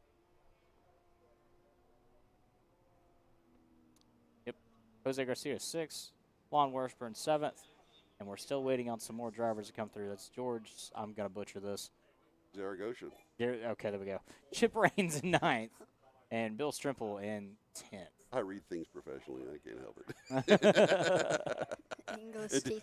it. Until I read, like Oliver's name or somebody. Neighbor. It's Nybert. Yeah, Nybert. Actually, Nybert. Yeah. That was when I was doing a little bit of work for the Atlanta Gladiators hockey team. There was some names in like Russian and Polish, and I'm like, I have no clue. I'm not even going to try to announce these names. You listen to the radio guys that do NHL. And with all the Slavic names mixed in with the French names. Mixed in with a couple Americans. And as fast as the action is in that sport, and he has to recall each of these. And it's absolutely insane to listen to. And the Canadians, the Canadian names. Oh, yeah. Yep. Like some of the names that I've seen announced this playoff has just been immaculate. Speaking of Edmonton's up, I don't know if there's any hockey fans out there. Edmonton's up in the series against the Rangers. Or against Dallas. Well, Congratulations. You don't do hockey? Nope. I have no clue.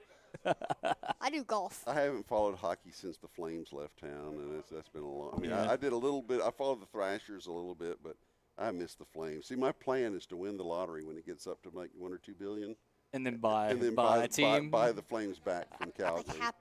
I'm like Happy Gilmore, because I'm being serious. Because somehow I found out when we went to like Top Golf that I had I was like pretty good at hitting, and I'm like Happy Gilmore. He went from hockey to golf. Well, I'm going from go-kart to golf. There you go. There you go. That's your retirement plan. Yeah. Anyways, it looks like Will Rigdon's down there with Eugene Penenko, and we're done. We're done now. Talking about hockey. Sorry. Yeah, y'all can go back north of the border with that. Hey now, don't you know? I am down here with our race winner, Eugene Penenko. Eugene, man, you had some tough luck during that pre-final race. You got a little contact, put you back, managed to get up to P6 at the end of the pre-final. And, man, you made up those last 6 spots during that final race, and you made it look good. Take us through that. Yeah, it was very good race, and I enjoyed it a lot. Pre-final, yes, I had a little incident. It happens. This is racing, but the main never give up and keep pushing. It was luck for me because I gained like 2 positions only on first lap, and then 1 position on second, and then I make 2 overtakes during like 3 laps. I took P1, and then I just managed my pace, save tires, and control the guys behind. Well, for my spot, I saw that purple suit up front most of the race, man. Congratulations on the race win today. And real quick, I want to get a word with Banu real quick. Banu, you would get the podium when I'm not up in the booth getting to be excited and call that race. Man, I've been rooting for you all season. Congratulations on getting P2 today, man. Just take us through a little bit of that final race. Let's go through your head. I started second, and I didn't have the air pressures right, so I lost a couple of positions in the front in the first couple of laps. Then I tried to make them back, and I lost time to Eugene. I mean, if I had it right, I would have been with Eugene. It would be good. So do you think you got the setup now? Are we going to see some more of this later this season? We're a bit off on the setup with the gearing, so that's why it was tough to get back to Eugene. But thanks to Wellington, WRS kart for working on the kart, and engine is fast, so we were going to work on it for the next race. Well, congratulations on P2 today, man. I know you're going to celebrate later today. We'll see you up on the podium. All right, we'll send it back up to you, Bill and Steve. So, quick question. Plus Lincoln. With Banu. Banu, do you have like a theme song or anything? You know? He's walking away. Hey, Banu. Hey, what's your theme song? Theme song? I don't have any. Banu Yedla. Bum, ba-dum, bum, bum, bum. Thank you, Banu. Looks like we're getting the Kid Kart Comer division ready. I think we've already got the kids up here. Oh, let me ask you this, Lincoln, while you're here. Banu mentioned having the air pressure wrong. What do you feel in your cart whenever the pressures aren't right? What is it? How do you tell? So whenever the pressure is too low, it's either going to be too grippy because, like in dirt, you know, if you have those low air pressures, they're going to be biting.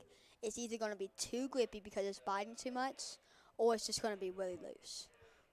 And if you have too high of an air pressure, you're going to be bouncing. Like, coming around the turns, it's just going to be like, blah, blah, blah, blah, blah, blah. So. Which makes me think of another question to ask you. I know it's way early to ask this, but what have you considered as far as educational pursuits? Do you see yourself as an engineer? Something related to your driving? Does that mesh? Do you have time? Think you'll have time for something like that? Or where are your interests, they say, outside of, say, karting, as far as what academics you'd like to pursue? Really, I don't know. I'm trying to get, you know, some other people's perspective, like Carson Craig. He's a big inspiration for me. Trying to get what college he went to, and you know, just getting some ideas. But really, being an engineer could be one thing, like engineering, you know, like carts or an engine, like, you know, kind of like designing my own thing like that. That could be a career, but really, I don't know.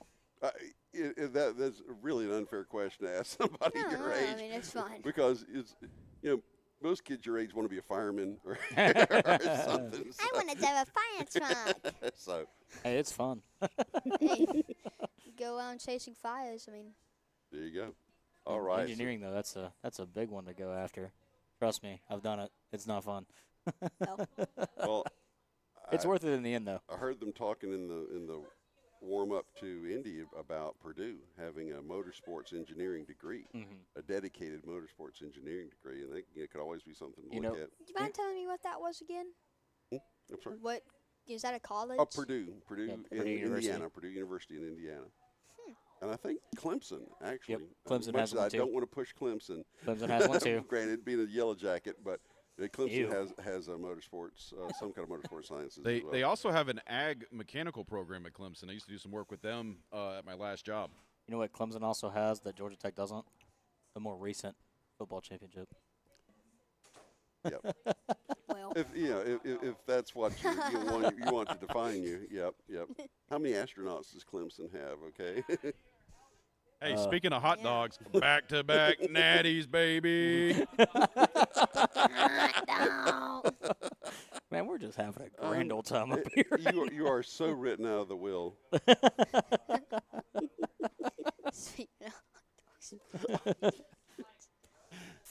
Man, speaking of hot dogs and football and whatnot, I'm very excited. I don't know about you guys. Probably more Lincoln for NCAA to come out. I'm so excited about that. Do what? Yeah, you have no clue. We'll probably. Oh, there we go. Yeah, go Dogs. You don't want the talent storming off the set there, Mr. Executive Producer. See, I'm not even a fan of any of those teams. I just remember the last NCAA game that came out had Paul Johnson, Yellow Jackets running that wing T option. That was what, 2014? I think so, yeah, and that was cheating. Those were fun times, but we have the kid karts, the Comers, kid kart Comers coming up. And we're already 5 laps into this race. So, with apologies to Arlo Stower's parents and grandparents out there. Hey, this is going to be a big comeback for Arlo. Yes. Arlo, if I'm not mistaken, he broke or fractured his arm like I think he did. a month and a half, 2 months ago, and he's coming. Go ahead. Oh, go ahead. No, go ahead. Oh, I've already lost it. Oh, okay. Well, his big brother actually broke both Stowers. Mhm. He actually broke his arm about a year ago. So. Yeah, Arlo's kind of a staple out here as he crosses the start-finish line there. That would be hard to do with a hurt arm as much as I don't know. Ricky Bobby did it with a Fig Newton's logo across the windshield. Well, once they get windshields on these, then we'll talk. But yeah. This driver's one hand ain't that hard. And we're gonna get Arlo a Fig Newton's logo and put it across his visor. Man, this logo is sure inconvenient, but man, I do love Fig Newtons. Well, who's going to be Lincoln's sponsor then? We're talking Haagen-Dazs, I think. You okay with Haagen-Dazs? What's that? Oh, the ice no, cream. I guess not. The ice maybe cream, Mayfield or who's a good ice cream brand? Bluebell. Bluebell, that'd be good. Bluebell. Bluebell, yeah. What's the one that makes the nutty bars? I can't think right now. Klondike bars. Klondike. Oh yeah, okay. Probably all of them. Yeah. Just have an ice chest there in the back with all your. Yeah. You with all your win. brands You in win. it. You just start throwing out ice cream. Everybody gets an ice cream. All right, we are down. You heard him. He said everybody gets an ice cream. So I'm gonna walk away now. 2 laps to go. Arlo Stowers in the lead, followed by Alex Schomer. I don't even think Lincoln was alive when that reference came out, when Oprah gave all those cars away. Oh man! Wow. See now you are experiencing what I experience when young people look at me and go, "What?" When I make a cultural reference. Yeah. Oh, you mean like when you were talking about Police Academy earlier today? Oh yeah, it doesn't take much for me anymore. I start. All right, white flag now. White flag. One more to go. Never mind. Arlo's just going to cruise to victory. Finished. Nice. Here's Arlo coming across the line to clinch the checkered flag. What a recovery from earlier in the year. We'll be sure to ask him, how his arm feels. Probably not that good. Or winning makes it feel better, I'd imagine. Yeah. Or you mind less. How about that? I don't feel anything. I'd like to thank Pfizer. Whoa, we can't talk about that on air. Sorry about that. We just got docked from YouTube and Facebook for that one. We're going to have I'm just going to be quiet. Yeah, I hear you got some dirt on Boeing there, Steve. Don't say anything, Will. I don't want to get offed. Oh goodness! I think we have another kid kart final coming up, and it will be the kid kart. Right? We did that. Yeah, the kid kart LO206s coming up. Well, I'm gonna head out. All right. He's like, I'm done. We've chased Lincoln Massey off. So well, there's hot dogs downstairs. Oh, Again, there is hot dogs downstairs. So. All right. Well, thank you for stopping by. Yep. Appreciate your input as always. It's always fun talking to you, Lincoln. Thank you. Good luck to you in the rest of the season. Yep. Thank you. All righty. We are live here at Atlanta Motorsports Park, getting ready for the second kid kart. So another thing that's important in Georgia, just giving you a slight little update. Braves athletics game. Currently, the Oakland Athletics have just obliterated the Braves 8-3, and we're only in the fourth. I didn't want to check that. I've got 6-2 on my. Oh, now it's 8-3. Okay. Yeah, but they can always come back. Thank you, Brent. Who's pitching? Brent's actually my cousin. He plays for Oakland. He just hit a 2-run home run. You can go see him in Vegas in a couple of years. Yeah. I actually wanted to go yesterday to the game to watch. I've never seen him play live. Oh, okay. I've seen him play in college, but I've never seen him play in the majors because he was with the Twins for so long, and they never came to Atlanta.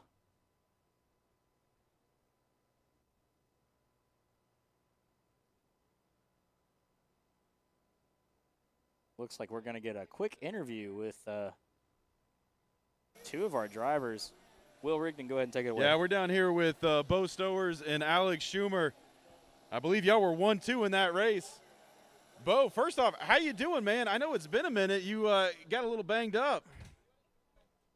Or Arlo, I meant. Sorry, I gotta read my teleprompter. Anyways, Arlo, how you doing, man? I know you were hurt, and how you feeling now? I'm doing fine. It's when I first started coming back. When I came back and I started to get on the track more and more, it got easier and easier every time I started to go on the track. So you excited being back in Victory Lane? Yeah. Now, Alex, real quick, how'd you do out there today? Good. You got anybody you want to thank back home?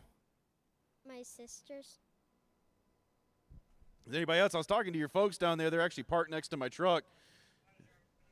Yep. Is there anything you're going to do different coming in here next month?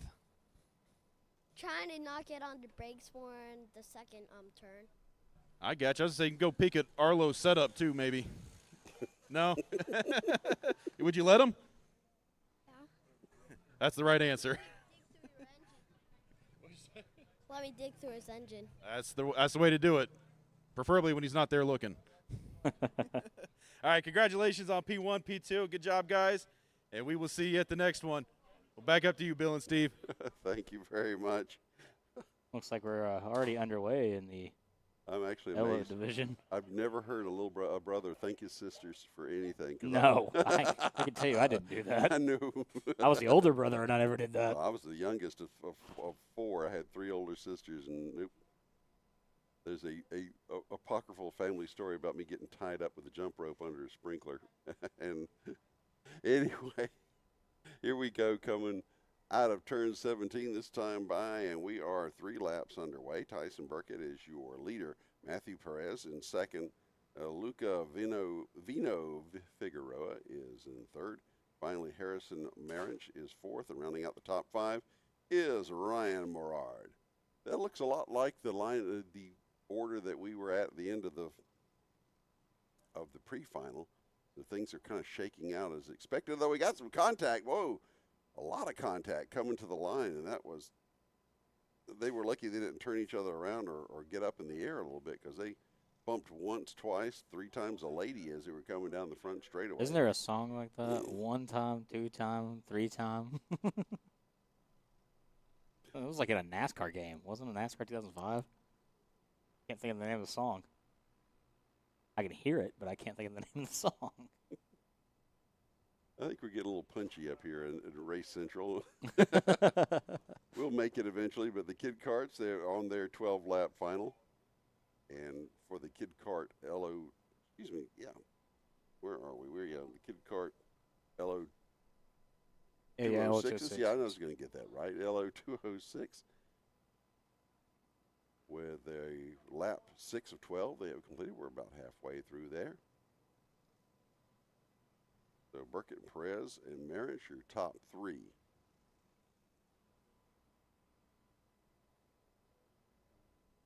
And there's the sky view, the drone view of the Jelly Bean track, as they call it here. You know, I would really like to see like the Legends cars come back here and run on the Jelly Bean. I would love to see that.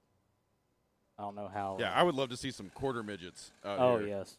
We need to reach out to the North Georgia Quarter Midgets Association and see if they'd be willing to come out here. That'd be a great race. Yeah, give MACMA a call. Yeah. I don't have any contacts there, Will. Not anymore. Well, they're not too happy with me because I'm using their track down at Lanier right now for RC car racing. Yeah, they probably wouldn't answer the phone for you. Maybe I need to do it. Maybe I need to reach out. I got friends everywhere, so we'll find somebody that's got some association with them. Coming down now, working lap number 9 here in the Big Kart LO206 final. Just completed lap 9. That was your leader that just swept by on that start-finish line view.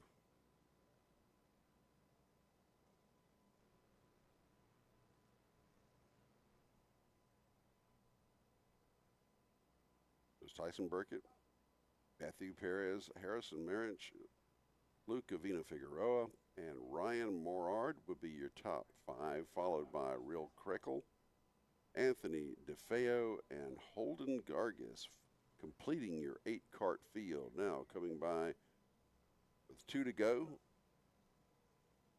Getting the signal for 2 to go are your karters. I'm so tempted to run over here with this mic and just do an MRN style call on the turn. Do it. See, that's what I tried to pitch to you earlier about me going out on the balcony and calling turn 4 that way, but we don't have enough cables up here.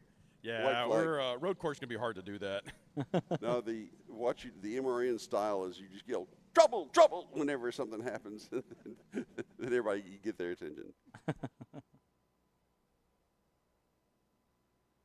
See if Will sprinted all the way to the corner. And here we come down to the checkered flag. Pretty easy victory looks like for Tyson Burkett, followed by Matthew Perez, Harrison Marich, Luca Vino Figueroa, and in 5th, Ryan Morard.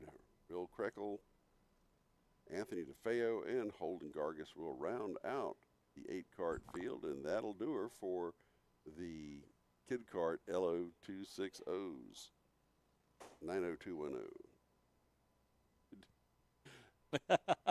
I got it. Did I say that on the air? 90210.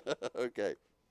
So that'll wrap the Kid Karts up, and we'll be back on the big track now for our next division, which will be the KA100 Juniors. That'll be fun. And that's the VDR Racing KA100 Juniors. Oh, boy. This is about to get entertaining. We've got a true celebrity coming up, a man among men. All right, I noticed the energy was getting low on this broadcast, guys. Let's do this. We're in a little afternoon lull, so I got about 45 minutes while we're doing a shift change here. Let's get it going. K100 Junior. Yeah, we got Mikey Lemon Drop Lane joining us here, and welcome, Mikey. Thank you for coming and rescuing us. Yeah, we Will can't do it all. Kind of ran out of stand-up, so now you're here, so now we got more stand-up. Are we still doing Bills. yes, go Bills, obviously. Although I'm a little pessimistic about this upcoming year. We've given away all of our good receivers. It's not looking good. It's okay. I'm a Patriots fan, and it's been miserable since Brady left. So yeah, you deserve it. You deserve it. Yeah, I know I deserve it. Yeah, you deserve worse. You know what I'm not a fan of? That Houston shirt out there.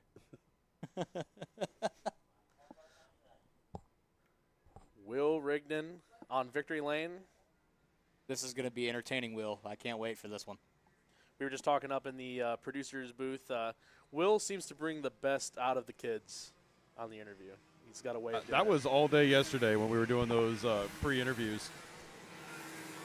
I think the pre-interviews have been a hit. I love them. I like the little driver profiles. I've said we should have done something like that a while ago. We need to do one with all the broadcast people, like individually. Well, we don't want people to turn off the broadcast. Well, I mean, we want to scare people. Yeah, that's after hours. That's when the lights turn on and this place goes dark. I mean, like all the cameramen and like normal people that work here is fine, but once it gets to us, oh yeah, they got to cut the feed. Yeah, we can't put that out. There are normal people.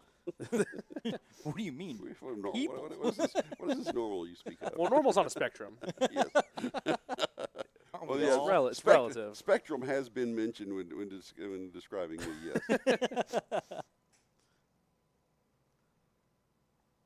You see, got to coordinate the interviews. It's not as easy when you're down there trying to, wrangle all the kids, get all the drivers. Meanwhile, green flag is out on KA100 Junior. The final. Cleanly through turn number 1. And the same can be said for turn number 2, although it's usually Ooh, some chaos. we got a by the little. time- Oh, we got a round spin around right there in turn 2. That was like a 720. I've never seen someone spin that fast. Tony Hawk is on the line. Now, this was the pre-final where Lopez Velarde and Cunningham kind of had that, like, 2-for-1 pass where they push each other to the lead and were able to start on the front row. So we'll see if they can keep that momentum in this final. I'm not exactly sure who the kart was spinning in turn 2. It's always hard to tell on this first lap because, there's only one scoring loop, so it's always a guessing game. Unless, it's like Alyssa Vasquez in the pink fire suit where it's easy to tell. Or Lincoln Massey with the Max Verstappen. So Cunningham, P1. He is your leader. He's leading that little gaggle of karts at foursome as they head up the hill. I wonder if it was Kyle Masterson. Yep, Kyle Masterson, I believe, was the driver that spun in turn 2. Well, he has not crossed the line yet, so I'm gonna assume it's him. Although I wonder, did he get going or is he done? If he's not there, or it's Meyer Lewis. Oh, Meyer Lewis has already crossed the line. One. Right. Meyer Lewis had a very slow time, so it could be Meyer Lewis.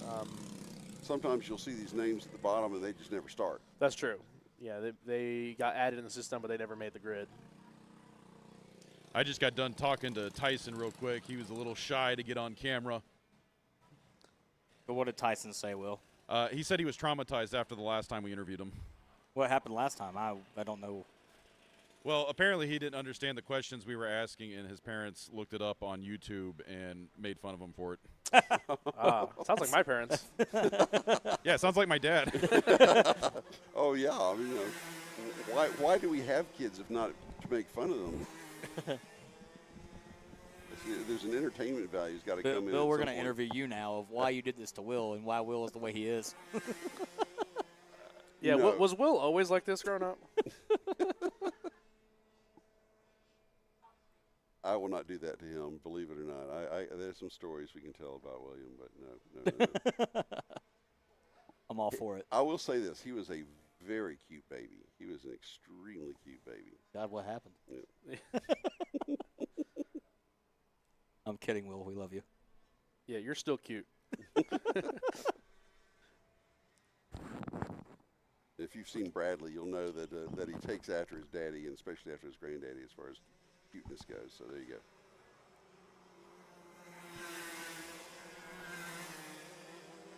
As we are 3 laps in, Harry Cunningham is still your leader in the KA100 Junior class.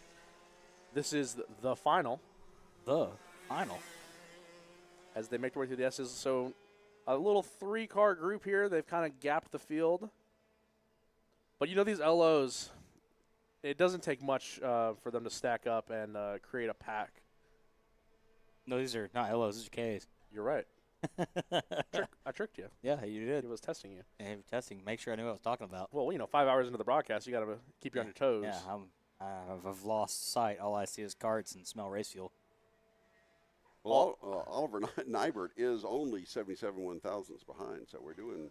Oh. They're staying pretty darn close when they got to the line the last time. So we've got. We've seen this all day long.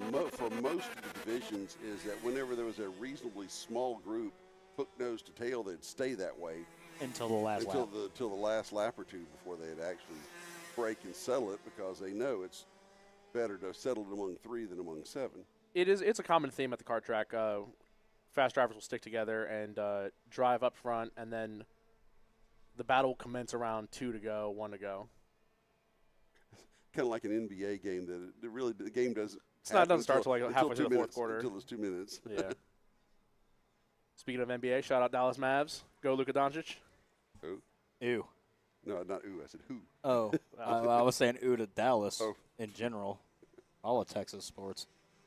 Ew. Gabriel Lopez Velarde in 3rd place set the fastest lap. Now, you also see that, too. When they run in a draft, that 2nd and 3rd place car will usually set a faster lap time, kind of like how they do at, like, Indy or, like, at a restrictor plate race in NASCAR. But I've always wondered, how does that physically happen if you're still in front of the kart that set the fast time, if he's right behind you? Internet. No, it's probably physics. It's magic. Yes, physics. Oh, that's how airplanes work. It's all magic. It's and like- magical air. That's and lift. how bumblebees fly. That's Yes. for sure. Yes. We got a battle for first here. Harry Cunningham. I think his name was too long to fit, so we're just going to call him Harry. And Oliver Nybert.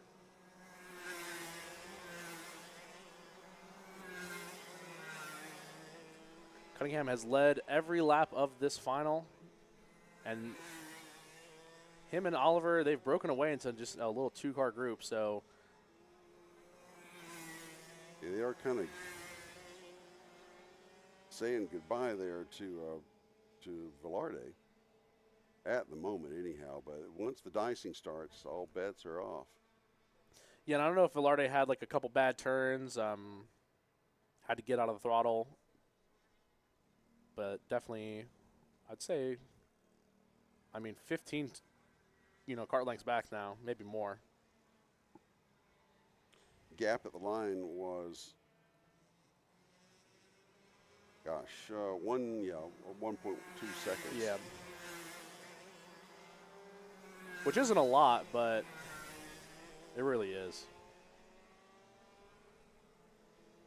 1.2 seconds isn't as bad with half the race to go as it is with 2 laps to go, say. And that is the thing with these finals, the extra 2 laps, you have a little extra time to get back in the picture. So we are 7 laps in, past the halfway point. When we come to the line now, there will be 4 to go. We'll have completed lap number 8. So 4 to go this time by for Harry Cunningham. Driving 2 karts according to our scoring up there. So The number 5 and number really, 7. Really talented, yes. I'm going to chalk that up to a scoring error.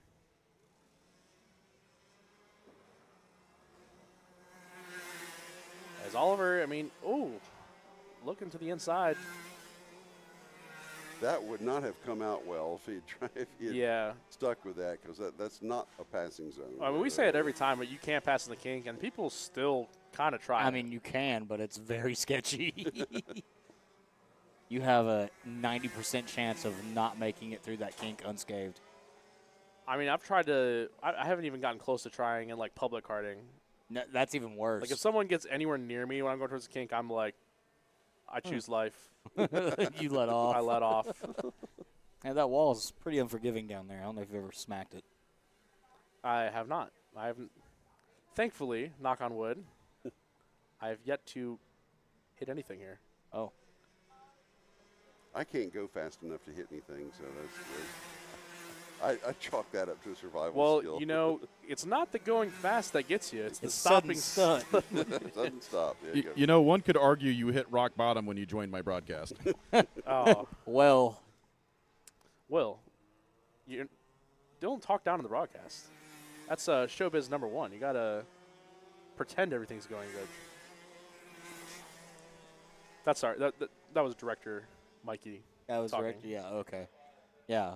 So, for those that don't know, Mikey is usually director, and he's usually talking to us like that through our ears that you guys can't hear. Yes, yeah. And he's usually. I have talked with Will. Like, it would be funny to have a producer mic that I can just just join the broadcast in. Yeah, that'd be kind of cool. I don't know if I need that power. Unregulated. The voice of God. Actually, no. Everything unregulated. Yes. You got to pass for the lead. Pass for the lead. Side by side. Ooh. Jinx, Yomi Coke. A Diet Coke or regular Coke? Diet Coke, obviously. Okay. Nybert able to pull off the pass before he gets into turn number 9. Takes the lead now as we are under 2 laps to go. It'll be white flag this time by. I was going to mention it was time for the action to start happening as we were in that 2 lap to go window. And now as we come out of turn number 17, it'll be up to Harry Cunningham to see if he can retaliate. 1 lap to go now as they pass under the white flag and into turn number 1. Don't look now, but as they were side by side heading to turn 9, it has allowed Gabriel Lopez Velarde to close the gap. We're going to have a 3-way battle here before long as they make their way in front of the building through turn 4.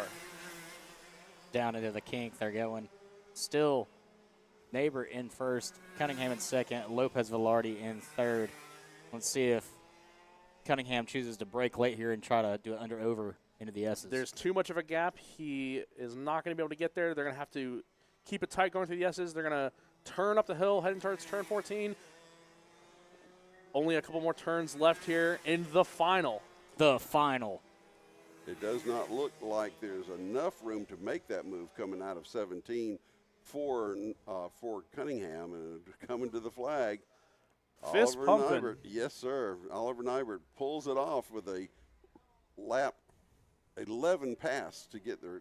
Yes, a lap 11 pass to get past Harry Cunningham. So your winner will be Oliver Nybert in the KA 100 Junior final, followed by Harry Cunningham, Gabriel Lopez Velarde, Talon Laney, and Adam Wine round out your top 5. Great racing there. I mean, they gave us plenty of time just to sit around here and shoot the breeze, and then 2 laps to go, then the action starts happening. That is the perfect race. If you can have action at the start, a little bit of a lull so we can do our podcast, Yes. and then immediately, bring the action back. Good. I'm glad they got the memo. Got the script. That's the headline. They had a script. AMP scripts races. I know it's cliche, but with some of the races we have here, you couldn't write a script. Oh, God, like, no. It's crazy how often it happens where we have a close race or, like, interesting storylines that go into it. Yeah. Oliver Nybert, able to do what Pato Award could not do. Oh, yes. Close. And then the closer came in and finished it. Harry Cunningham not able to pull the Joseph Newgarden. That was a great race. You were there. I Why don't you tell us a little bit about that while we got him out? I mean, I go to Indy every year. Probably one of the best finishes. Man, I feel so bad for Pato. The pop he got when he took the lead, the crowd was so happy for him, and then immediately just – I don't know. I was excited for Stingray Rob, personally. I honestly thought he had a shot. Yeah. That rain delay, you give a lot of people a chance, I think, to have a chance. Looks like Will Riggins down there with our 1-2 finishers. So, Will, why don't you go ahead and take that away? I am down here, Steve. I got second place Harry Cunningham and first place Oliver Nybert down here with me. Let's talk to Harry real quick. Harry, you were in the lead for most of that race. What happened there? 2 laps to go. My speed just wasn't really that good enough as it could be. Like, Oliver was bumping me, like, the whole race. And then on the last 2 laps, I knew he would try and make a move, and I tried to cover it, but he went really early because he had that overspeed, and I wasn't able to cover it in time. Well, do you have anybody? I mean, second place is pretty good finish, especially with the crowd we have out here today. Is anybody you want to thank? I want to thank Eugene Panenko for being my coach and my dad for helping me and supporting me all weekend. Awesome. Well, congratulations on P2. Let's go ahead and get a word with Oliver. Oliver, second P1 today. How about that? It feels really good to win in both classes. I used to win in X30 Junior, but like there's nobody in there, so me and my dad thought it would be a good idea to do the senior, and it turned out really good. Well, hopefully you got some family members here to help you carry all that hardware home. Congratulations on the P1. We'll see you up on the podium later today. You got anybody you want to thank? My dad and BBS Motors.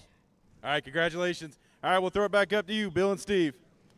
All right, thank you very much for that. And with the LO206 Masters and Seniors coming up, that means there's an appearance here by Al Edwards, the Will Bite Racing sponsor of the LO206 Masters and Legends. And what are we looking for here, Al? Well, we're looking for some really close racing here up front in the Masters. Matt Lasser, you see, is in the third row there. He kind of got the shaft there at the end of the race.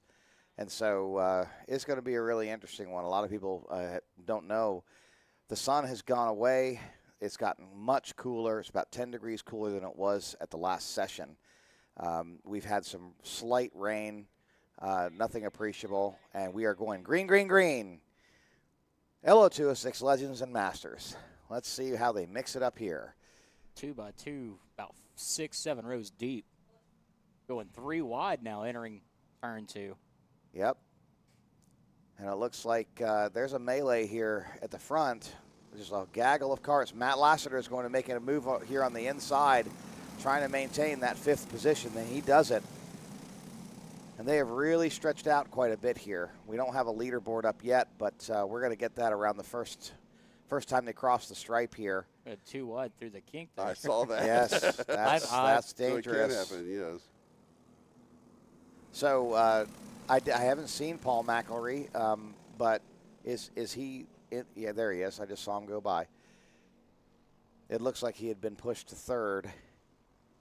Let's see who's in first and second here. They've kind of pulled away. Let's see if these guys, the remainder, can wind the rubber band back up, and that's Ooh, not got a that big easy. incident. Yeah, Turn 16. Yeah, looks like we got a couple carts around turn 16.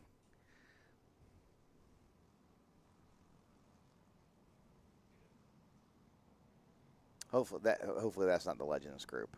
I'm not No, exactly I saw the sure. Legends coming back out of 13 in that shot, so I think they were good. So as we cross the stripe, we've got Tyson Swan in first, Adam Phillips in second. He's running the Atlanta Light Engine Wilbite Racing platform, an iCart. Ian Drennan has come up from 6th place to 3rd place. Wow, his day is improving. Paul McElry in 4th, Grant Lockwood in 5th.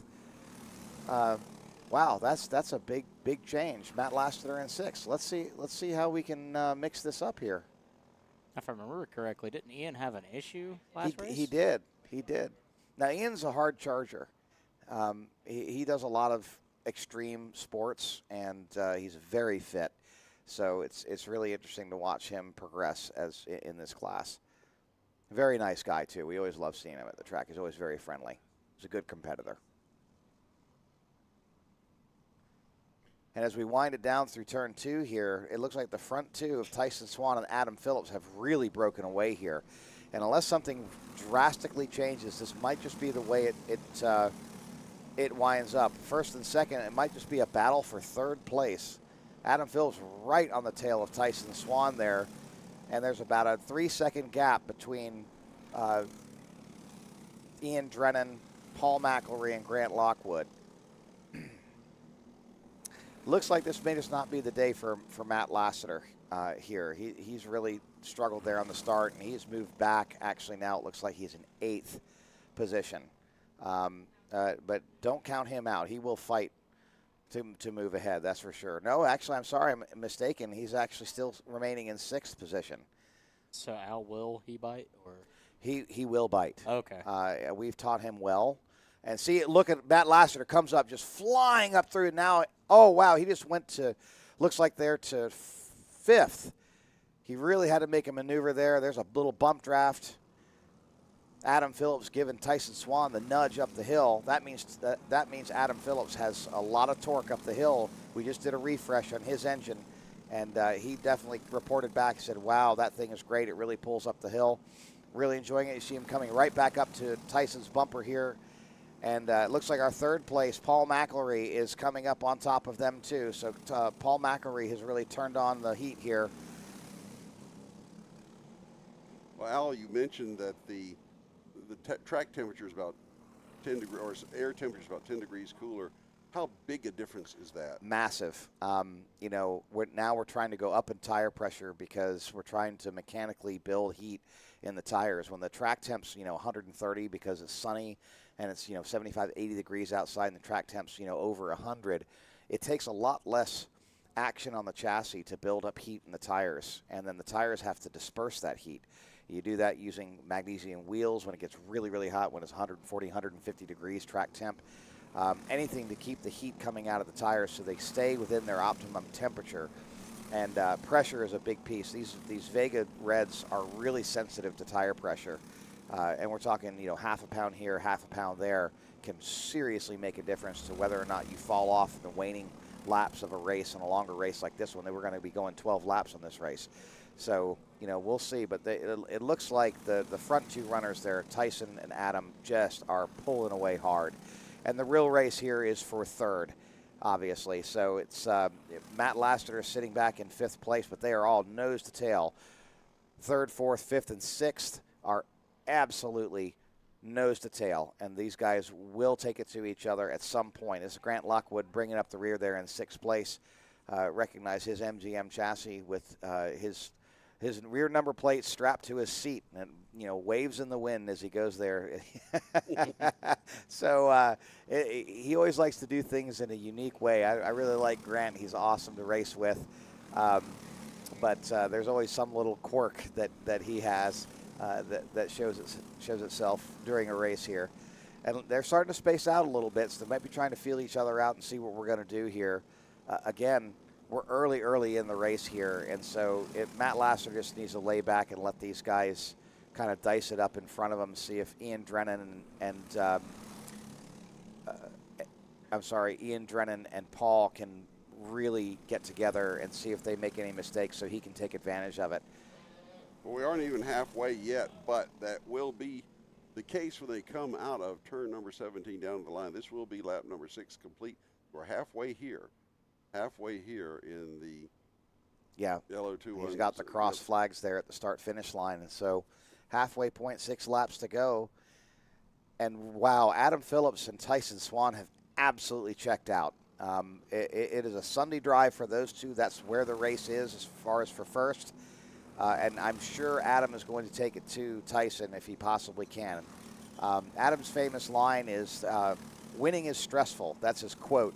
And so it is what it is, but he gets very stressed out when he's going through tech and everything, and people are, saying, oh, you did this or you did that. And that was actually me that did that. It was about 8 years ago. I was like, he did this. And he's like, man, I didn't realize winning was this stressful.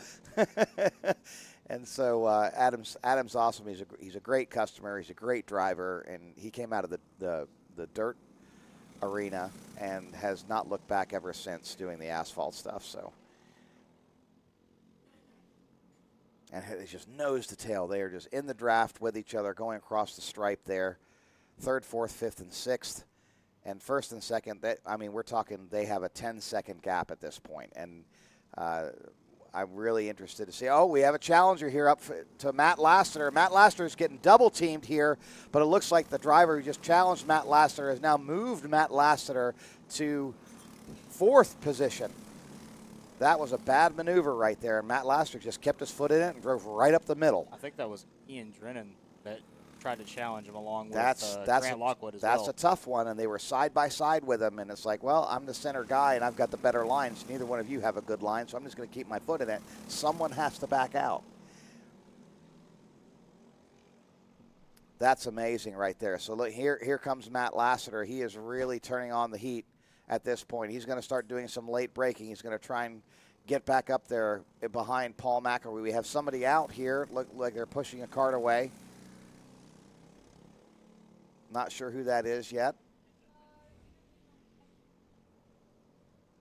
Oh, wow, look at this. And here comes a challenge. It's Adam Phillips looking to the outside there. He's going to try and make a challenge up the hill, but he didn't quite have the momentum and ducked back in. Al, do you think it's too early for a challenge for the lead, or do you think it's just when the time is right? It's when the time is right. They've been looking over their shoulders. They've got such a gap right now, unless they actually just physically run into each other.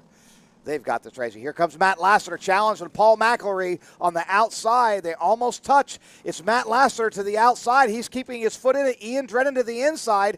Pushes Matt Lassiter off through the stripe there. Had to give it up. But now it's Matt Lassiter way ahead, right back behind Paul McElroy. So really no positions have changed here. Ian Drennan pinched him off just a little bit there and forced him to run through the stripes there. But no position change, so everything should be fine there. Now, if I remember correctly, if you go through the Rainbow Road area, you have to surrender position that you gain, correct? If you gain a position, yes. Okay. And Matt did not gain a position. He was in 4th position when it happened. He was in 4th position now. He's right back on top of Paul McElroy. Let's see if he tries it again. He's leaving a little bit of a gap here between Paul McElroy. Is he going to go to the outside and give him another run for his money? As the draft starts to build and his momentum starts to build, what's going to happen with Matt Lassiter here? He's going to stay behind Paul McElroy. And you got Ian Drennan doing some late braking there to get back on top of Matt Lassiter to see if he can't gain a position. Whew. This is really where the race is. Let's take a look at 1st and 2nd place, but we got Matt Lassiter looking to the outside and looking to the inside, trying to get in Paul McElroy's head here. letting him know that he's there, literally touching him, just touching him the whole time. Well, we're at 2 to go here. This is that 2 to go window sticks are in the air. where the action starts to And we happen. saw a challenge there for, it looks like, 5th place. And so here's Tyson Swan and Adam Phillips. They're going to be coming up on lap traffic. Still Adam Phillips behind Tyson Swan. Is he going to take a run at him at this point?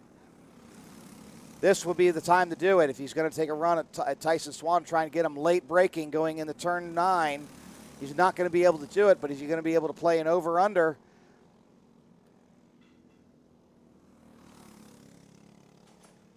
Coming up on lap traffic here. Let's see if this makes a difference in the race here. If they do it right, they're going to be able to get by this.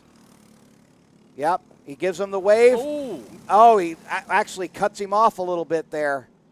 But Adam Phillips remains in 2nd place right behind Tyson Swan. The white flag is out. Now all bets are off at this point. Those two have been racing together for years. Absolutely love the Swans, love Adam Phillips. They love each other, but now your friends have become your enemies. And here comes Adam Phillips for a challenge in this turn 2. Does not make it, decides to think wiser. Is he going to make a challenge here in turn 3 and 4? He's right on top of Tyson Swan. This is where the racing has happened, but we also have another race in the next pack along. Let's see, is there going to be a challenge on the outside inside the draft? And here he comes. Oh, he decides to go on the outside. Is he going to over-under him? Adam Phillips does not have the momentum to over-under him. Now it's time to take a chance on David's Bend. Is he going to take him in David's Bend? Adam Phillips to the outside. He's going to over-under, come up on the inside. He's making a challenge with Tyson. Tyson tries to squeeze him. Here comes Adam Phillips. Adam Phillips now in 1st place with Tyson Swan gapping a little bit, and they're going to do a little bit of a late break. It's going to be a drag race to the finish potentially here, but it looks like Adam Phillips has a momentum. Adam Phillips in his Atlanta Light Engine iCart. Woo! What a win there. And here comes the next gaggle of carts here. Matt Lassiter, I do believe he's still a little behind there. He finished 3rd. Matt Lassiter finishes 3rd. Wow. That was a great, great finish. Let's take a look at the Legends race and see where the Legends folks end up.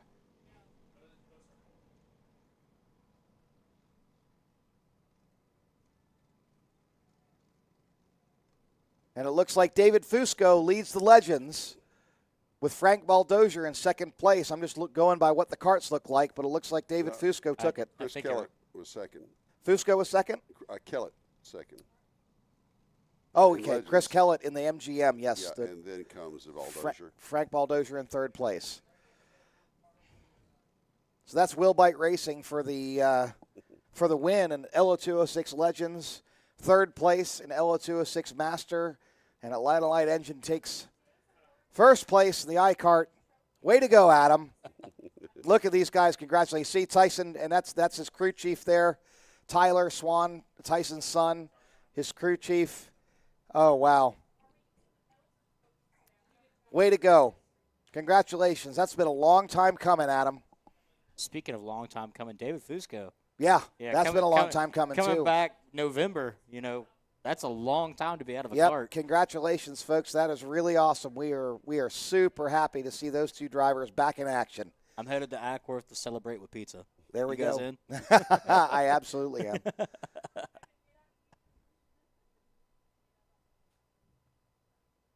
Just remember, winning is stressful. Adam, winning is stressful, isn't it?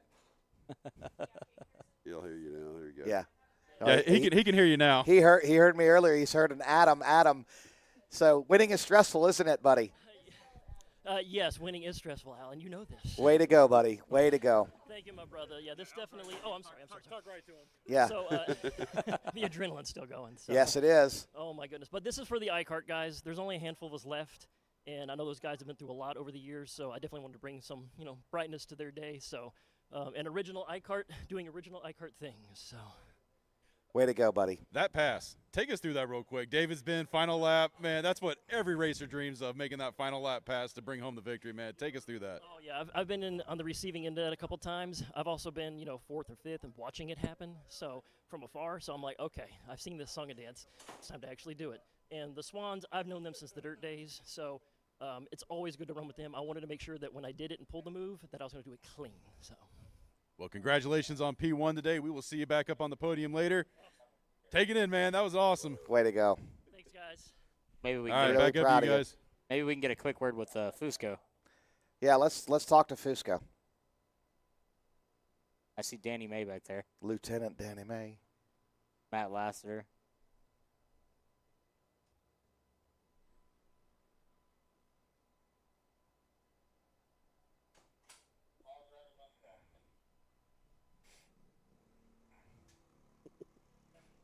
All right, so I'm going to actually head down there, deal with tech, and see if there's any issues, which there shouldn't be because they're running my engine. So, all right, really thank appreciate again, you Alan. guys. Good I'll having bid you you guys here. adieu. Thank you so All much right, for sir. having me up here. All right. Will, Good deal. since you've got a second down there, I'm how's- just waiting for money to fall out of Al's pocket while he's down here with Tech. How's the weather? Looking good right now. Don't put that juju out there. We still clean. Hadn't felt any drops down here. Pollen count might be a little high. Some of this stuff is still covered in yellow, but other than that, yeah, doing pretty good. All right, that's good. So talk about your Dr. Pepper hat, since we're trying to fill a little bit of time here. Well, you know, when I went through the Atlanta race this year, I have to always get a new hat every year, and I saw the line at the Bubba Wallace trailer was the shortest, so I went and got me a Dr. Pepper hat. I wonder why it was the shortest. He's my favorite driver, though. Because he is an awesome driver and doesn't get enough respect. That's true. He does not get enough respect. We love Hey, Bubba Wallace. He competes with anybody on the super speedway. That's true. He does. And Kansas. And rain. Yeah, speaking of Kansas, we had our own 001 finish today, and that was awesome. Yeah, you got I'm that going to right. need that Atlanta graphic. we got to take a still from the shot somehow. Well, it's been fun down here, guys. I've been wearing many hats today, and being trackside reporter has been my favorite hat so far. Well, next up will be the Tag Cadet, the Liquid Molly Tag Cadet final. And, in fact, there they go. Green mean go. Yes, we hear a race director hollering green, green, green. So we figure something must be going on the track. And with that, we have Callan Berghofer, Arthur Nepetian. Yes, thank you. I was going to say it right. It just takes some tries. Keon Ayer and Roland Smith, our field of 4 for this 12-lap final in the Liqua Molly Tag Cadet final. I should have read the banner on the tent over there. There's banners all throughout the track too. Liqua Molly. I should have paid attention. Yeah. Liqua Molly is all throughout the track. It's in turn 16. It's in turn 2. It's in turn 1. It's on the tents. It's everywhere. Start finish line.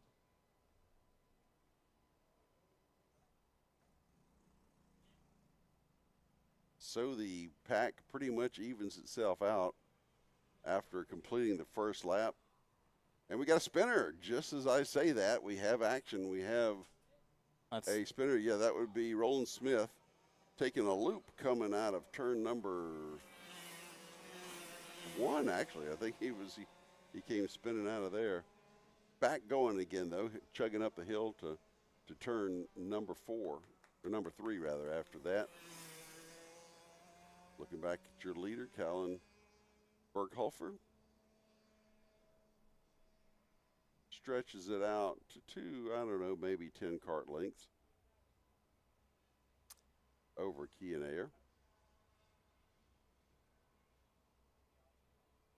Meanwhile, Arthur Nepetian maintains 3rd place, now with a sizable gap between himself and 4th place. We've got a little bit of comfort there.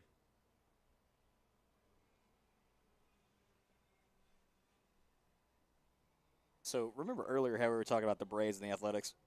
So they're going back and forth right now. It's 10-9 in the 6th. You're not supposed to be nodding your head when the bad guys are winning. I am not a Atlanta fan in any sport except hockey. Oh, well. Oh, maybe the United team too. Yeah, you can have that. I'm waiting for them for the luster to wear off of them to move on to Nashville or someplace. I think Nashville already has a soccer isn't a real sport anyway. So. Oh. It's just a Bunch of guys kicking a ball around. Too much cardio. Exactly. And no commercial break, so I can go to the fridge. Jeez, what's wrong with you? I don't know. Actually, there are more head injuries in soccer than there are in football. Hey, we got another interview down here. Okay, all right. Well, we'll send it down to you, Will. Hey, we're down here Wow. in the tech area with David Fusco, who's just come back. I mean, he's been gone for a long time. He's just come back, and he's won. He really struggled the last time he was out, and he had to take some time off for business. So, Fusco, tell us about that race and how that worked out for you. Well, had to really be careful because we closed up on the Masters group in front of us, and I had Frank and somebody else behind me. So I had to kind of pick my moves gingerly because I knew if I made a mistake, Frank was going to get by on one side. But Al got me a new chassis, and it suits me. It suits me. I'm comfortable. I got nothing else to say other than I just tried not to make any mistakes. Anybody you want to thank, say hi to? Mom. My mom. Hopefully she wasn't watching. But my mom and all the gang at Glover Park Brewery who rooted me on and helped me get off early last night so I could get here early this morning. But I want to thank him the most. This guy right here. Al Edwards keeps me straight. Thanks, Fusco. Congratulations on the win, brother. I love you, man. Love you too. So, Fusco, if you could still hear us up here in Hang the on, booth. we got a question. So, pizza's on you, right? We're coming to Ackworth tonight? Yeah, no, you're going to have to come to the brewery. Okay, that's fine. That's even better. Glover Park Brewery in Marietta Square. All right, so a big shout out to those guys. Yep. I'll try to come down there. All right, man. So that's Will Bite Racing. Outstanding job, my friend. All right, well, we're getting back to the racing here. It looks like Berghofer and Ayer, I believe, or actually, no, that's Ayer and Nepedian are battling it out in turn 17. Coming to the start-finish line here. Let's see who gets there first.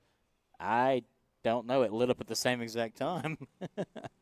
Well, they listed him first, so I guess Berghofer still maintained the lead. This is where the real battle is on the track, is just second and third.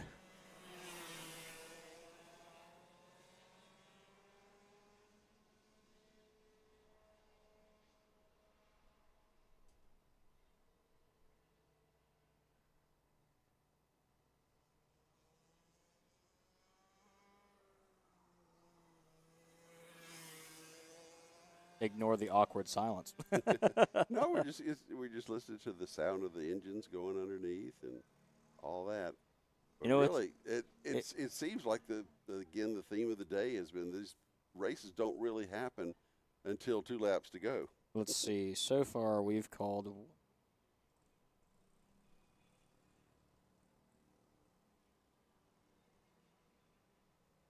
So technically, we've called 16 plus races already. According to my call sheet, by the end of the day, it'll be 28 races, 14 pre-finals and 14 finals. That's pretty good, though. I mean, and 28 races is hard to call. It'll keep your voice limber. Yeah, I can already feel mine going in and out. We haven't even got to the. I'm just happy y'all are up in the booth doing it, because last time I tried doing this after a 7-hour stream, doing the podium ceremony I was cracking like a teenage boy up there. It was bad trying to. So I've been able to. I've been saving my voice. There's a few people I'm going to go a little hard on today on the podium. Had a bit of a challenge there from Ayer, not quite able to pull it off as he goes through turn number 14, I believe it was. Almost got sideways, managed to save it, but as we come down to the line, there would be 5 to go. 5 to go now, but Kean Ayer was already trying to make the move. So, of course, I say nothing happens till 2 laps to go, and then something happens. Yeah, this one's been kind of a slower race than I guess past couple ones have been. We've only got 4 competitors, so when they start spacing out, it kind of gets kind of difficult. The strategy is more opportunistic than to wait for a set time to make and your move. If there's you see the opening, gap you take it. between Berghofer and second. That's a sizable gap. Yep.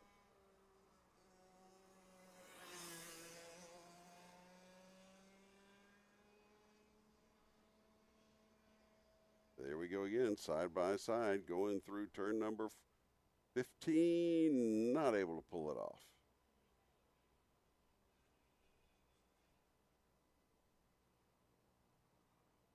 So that's the battle for second between Kean Ayer and Arthur Nedapedian. And Nedapedian doing his best, pulling alongside but not able to pull it off. You know, as the waning moments of the tag cadet final. I'm the pretty Liqui-Moly tag cadet. Yes, I'm pretty sure the hot dogs are gone, but I kind of wanted to have a Dawsonville dog. I don't know what that consists of. Go down and William will make one up for you. How about that? I'm a little scared. I don't know. It consists of 100% beef, a little char, and a whole lot of dog. Does it also include radioactive water, or no? No, that's if you get a lemon water on the side. Oh, okay. Coming by, we got 2 to go. As we complete lap number 9 we completed, so it's 3 to go. Yeah, don't ask us about the water, and we won't tell you. But not the wonderful water here at Atlanta Sports Petty Park. looking out on the outside again of Kean Ayer, not able quite to pull it off again. So how many times can Arthur Nedapedian go to the well? Well, he's drilling, and they're hooked. He backed off, fortunately, or they were both going to go for a ride they didn't want to go on as they go into turn number 9. Managed to survive that, but Ayer ends up with more of a lead, pulling maybe 3 or 4 kart lengths now. Being that Nedapedian's been able to push or to put, we'd assume that he'll be able to close it back in. It looks like he is. As we come down to the line, now it's 2 to go. Yes, 2 to go Berghofer's this time by now. Berghofer, yes, way gone. Has said goodbye. He's probably entering the kink about right now. I was a little off now. They're just entering turn 3, and he's already entirely through the kink. So he should be entering the S's when they enter the kink here. That's Ayer and Nepedian. With 2 to go or less than 2 to go now, it's time is of the essence now for Arthur Nedapedian if he wants to pull that second place finish out of the fire here. Waiting to see what the next move will be. He's been pretty much trying it at every turn, and there's another one, or at least a glance inside going into 16 and coming out of 17. Can he make something work, say, going into 1, going into 2? White we'll find flag is out. And they've Final all out. got the white flag. Let's take a look at the gap there at the line. Yeah, they're 10 seconds back of your leader. Callan's just turning. So this is the race on the track at the moment. As we're in the last lap going through the kink, Arthur Nedapedian, Kean Ayer looking over the shoulder, and there he is again on the inside, not able to pull it off, had to back off. Man, it looked like he had great position, but he wasn't willing to risk locking them both up and spinning it out. So it's going to end up being somewhere on the backside there that's 14, 15, 16, something like that. And Callan Berghofer fakes the win. And Nedapedian not able to get position, and it looks like it's going to end up being, it'll be Kean Ayer taking second position in this tag cadet final. Wow. Liqui-Moly got their money's worth out of that one. That was a hammer and tongue kind of battle going on there for second place. Well, the next race we have on grid should be Shifter, I believe. I'm looking at my sheet correctly. Yeah, it should be Shifter.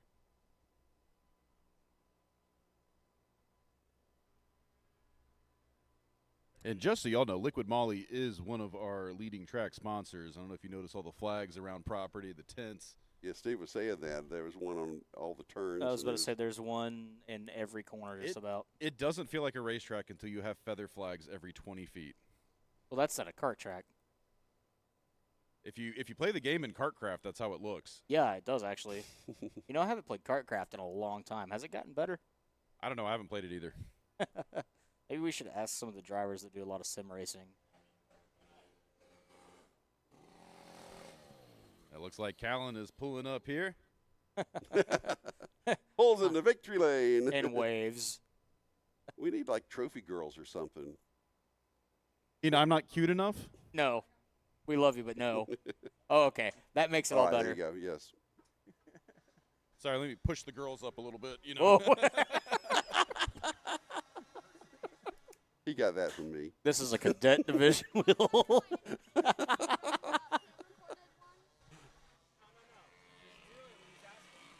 Yeah, this one's live. Yeah, we actually did a recorded interview with Callan yesterday. He's asking if this is another one of those. There you go. Hey, man, congratulations on that P1, Callan. Take us through that. I mean, you pretty much went off, on a Sunday drive. What'd you do? How'd you do it? You found the beans somewhere. I got an amazing start. I warmed up my tires to perfection, so like midway through the race, the tires were nice, and so I got some good lap times in, and I started at the end locking up a little, so. Well, do you have anybody you want to thank out here today?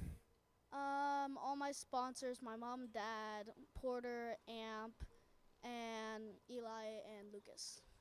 Well, congratulations on the win today. We will see you up on the podium later, and we'll see you at the next one. Congratulations again on first place. All right, back up to you, Bill and Steve. All righty. Next up will be the Tag Rookies, sponsored by Autolube.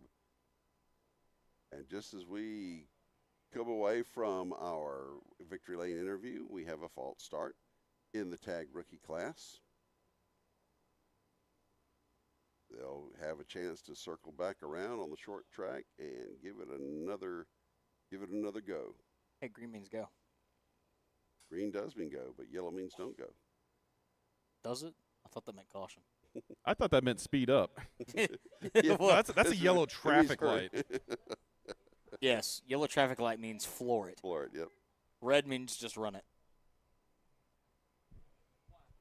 Yep. Yeah, and then flashing blues mean you're about to get an award. That's why you just drive faster and they're further behind you. No, we do not condone that here at Atlanta Sports Park. Yeah, but do you really know the story about Highway 9? Yeah, we know the story about Highway 9. Do we need to tell it again? We tell it just about every broadcast.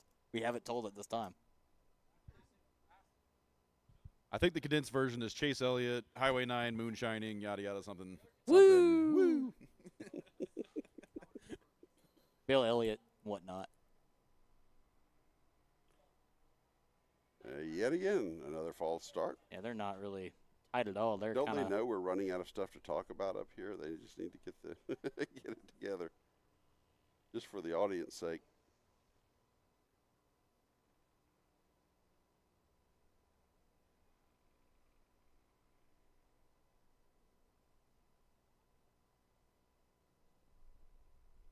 Hey, Bill, I'm down here with Arthur's dad. He wants to tell you how to pronounce his son's last name. Not again. It's I will Nahapedian. Nahapedian. I think I've been getting Not close to that. Nahapten. It's Nahapedian. I think I said that wasn't me. That was Steve that was saying it that way. Yeah, Nahapedian. I'm gonna have to just write that down on my forearm or something. Actually, before I started really announcing a lot, I wrote down that name like 15 times. I'm like, I'm going to butcher this the first 2 or 3 times, and I did. And we got that corrected. Speaking of getting that corrected, it looks like they figured out the start, and we got a green, and we're already into the backstretch on the first Steve lap. at work. All right.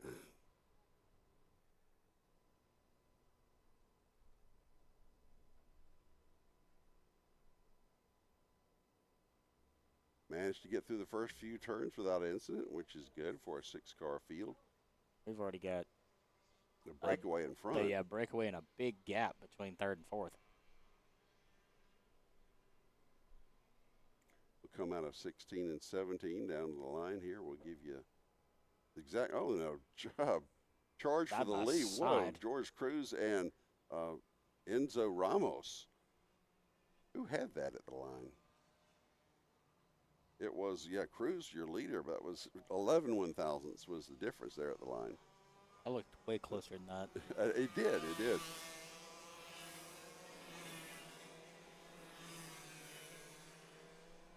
So Cruz is currently cruising in first place.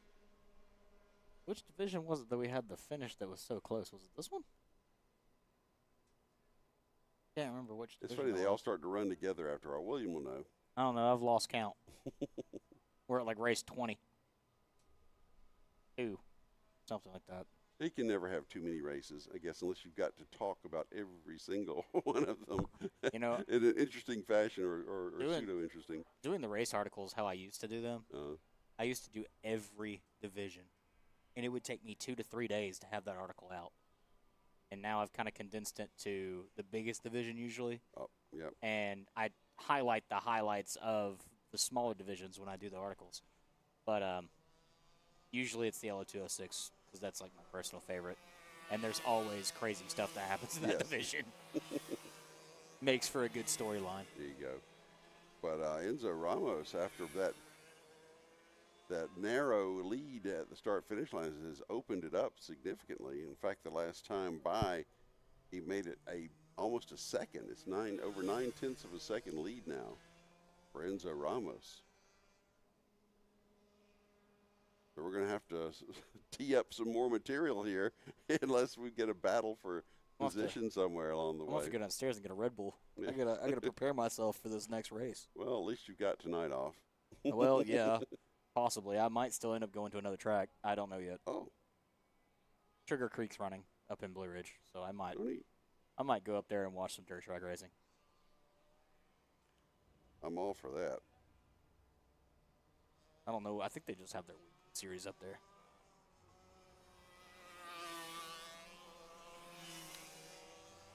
Anyways, I will be right back. So I'm going to hand the broadcast off to you for a minute. All righty then. So we're looking at the Auto Lube Tag Rookie Final here at round 2 of the Georgia Karting Championship Series here at Atlanta Motorsports Park. Alongside Steve Newbold, I'm Bill Rigdon, bringing you all the action and excitement of kart racing here in the hills of North Georgia, Dawsonville, Georgia.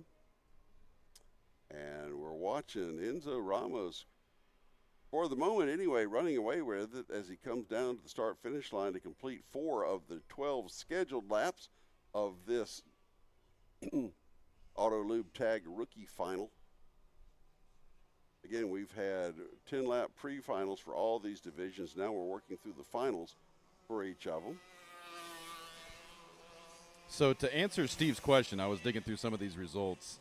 The 001 was from LO206 Senior. LO206 Senior. All right, I'll tell him when he gets back. But if you are a big racing fan, we had 3 of our pre-final races had finishing gaps of less than .0 something between first and second place. So if you like close finishes, this is definitely the place you want to be to watch racing. And we've seen a few of those. Maybe not as close as 1/1000th, but it's been pretty close.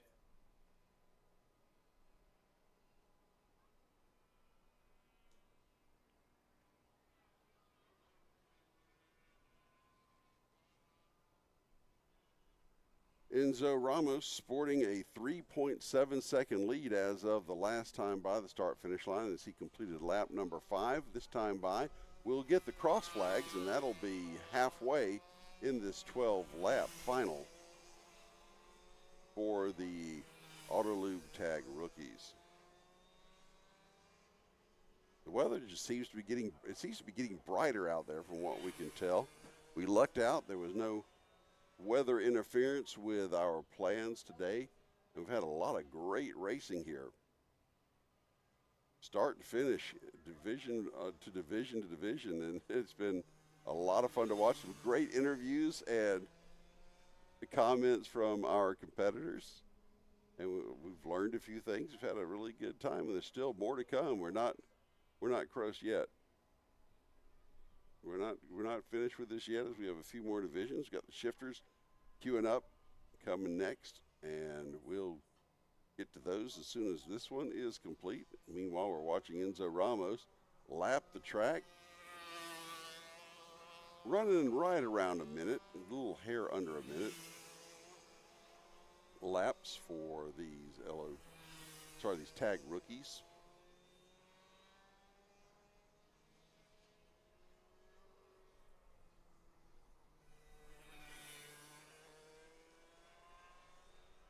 That's the view there coming out of the S's and going into turn number 13. Then you catch 14, and then 15 is that long bender. 16 and 17 combined to be the last 2 turns on the track, completing the lap coming down. This will be the finish of lap number 7. 5 to go now for Enzo Ramos. He's gotten a substantial lead. Let's get that as he comes to the line. George Cruz in second place. As he hits the line, he will be down about 5.4 seconds to leader Enzo Ramos. And the beat goes on now for Ramos as he sports a substantial lead here in his final.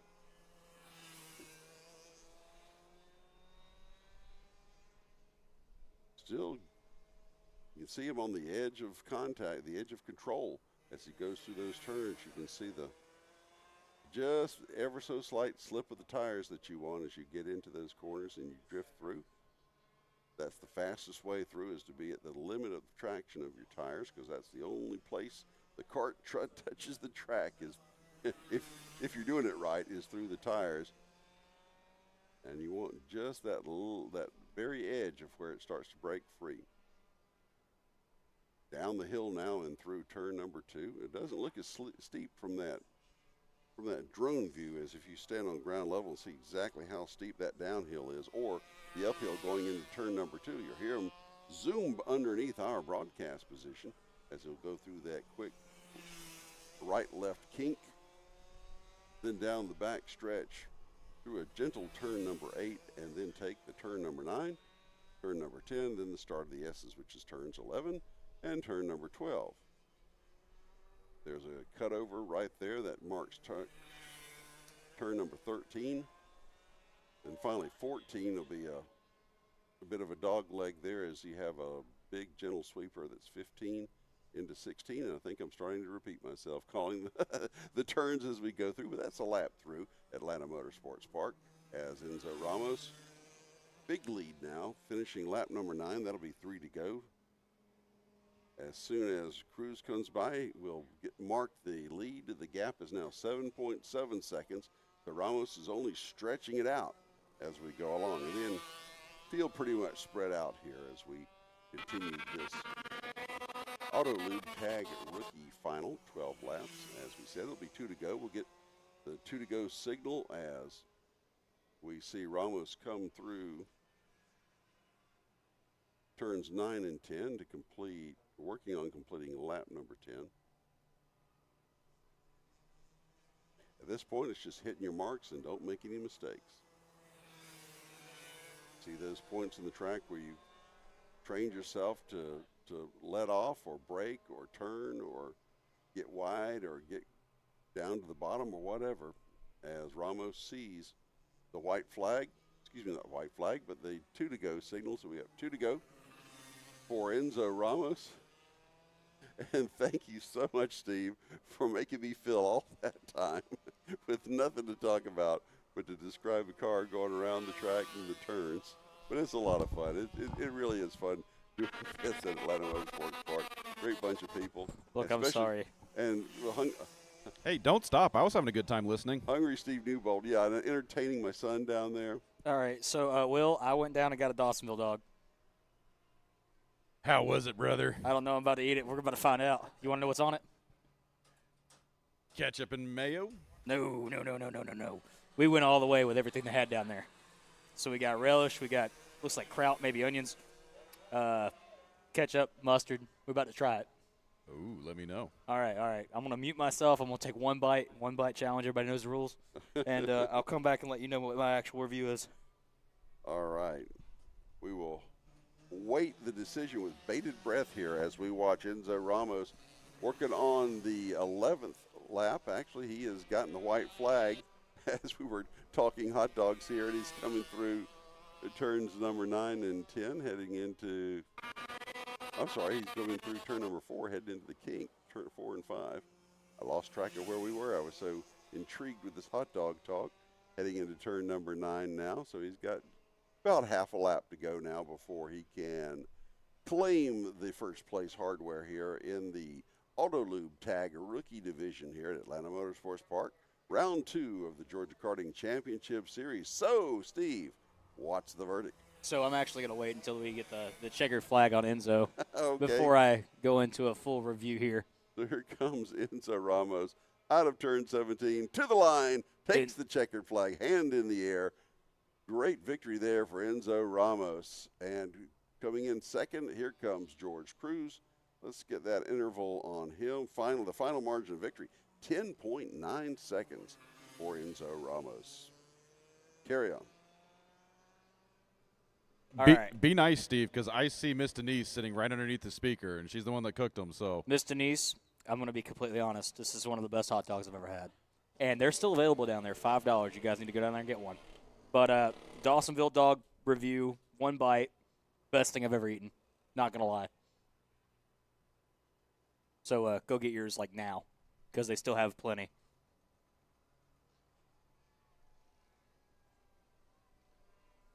That completes our Yelp review of the Dawsonville dog and the tag rookie, the Auto Lube Tag rookie class. Next up, as advertised, will be the shifters. Shifter class comes up. That's the Oztech shifters. So that means we'll see plenty of Oz in there.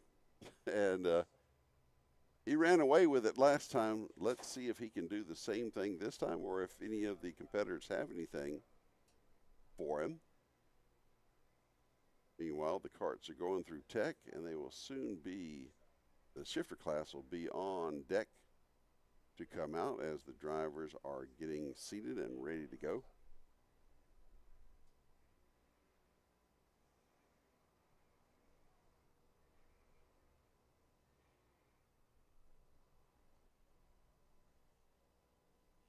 Getting better and better out there. I can actually see distinct clouds out in the sky. No blue yet, but it doesn't look like it's one big cloud cover out there anymore. So the closer we get to sunset, the nicer it's getting. It's 6:24 local time here. And this is the longest I've spent talking about this. So this is good. We had a lot of cars, record kart count, as we said earlier, and some great races. I mean, having lots of kart is nothing if you don't have great racing, and we've had both. And that's really been a boon to this series. And we're really enthusiastic about it and looking forward to the next round coming up in August here. So I don't know about you, but I'm up here pre-gaming for the next race. I've got an energy drink, and I just had a hot dog. So I'm going to be absolutely wired to call this LO206 Senior and this finish race. I've got Enzo down here in Victory Lane. Do we want to come to a interview real quick? Yeah, why not? Here we go. Take it away. I was talking to your dad, Enzo. It's your first time in Victory Lane. You got the pre-final. How nervous were you coming into this last race? I wasn't nervous at all. I had a bad start, but I already knew I could pass him because I passed the number 10 in the pre-final. So I already knew I could pass him again. Well, how does it feel right now getting your first victory here at Atlanta Motorsports Park? This is your first victory, period, in kart racing, right? How does it feel? It feels good. I'm very happy of my mechanics. Do you know how you guys are going to celebrate later today? Maybe by having a yes day? Oh, a yes day. What's that? Do you get to eat as much ice cream as you want? No, it's like the parents have to say yes to everything except things that depend on the future. Ah, well, I like the sound of that. I might ask for a yes day myself. But, hey, congratulations on the win. We're going to see you up on the podium later today, and good job, man. That was an awesome race.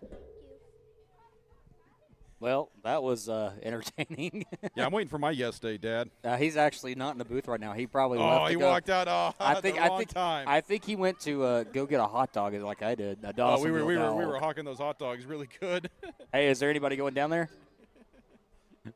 Well, as we were talking about hot dogs, we got a green flag on the shifter division, and I believe that was Oz Cheek that took first position, and he's just kind of moving and getting it already. He's already got a sizable. Well, not really a sizable now. He got caught up to entering turn 3 and turn 4. the field is way closer this go around than they were last race. I don't know if there was a tire pressure change or gear change between those divisions. I believe that's Oz Cheek out in front. I'm not sure who the other kart is behind him. I can't really see. We don't have anything up on the timing and scoring loop yet. That's the worst part about the first lap. We don't really know where anybody is until they cross that start-finish line. As there was an under-over for a pass for the lead, that was Oz Cheek that actually took the lead away from Aaron Cox. Joe Foster's in third. Sean Haynes is in fourth. Last race, Oz Cheek just kind of blew away with it, didn't he, Bill? Yes, he did. He took the money and ran, but it was already his, so that worked out well. Hey, there's nothing wrong with that. No, not at all. I'm trying to prepare myself for this these next two races because the next two races are some of our biggest divisions and some of the closest finishes we've had all day. Oh, yep. I can't wait.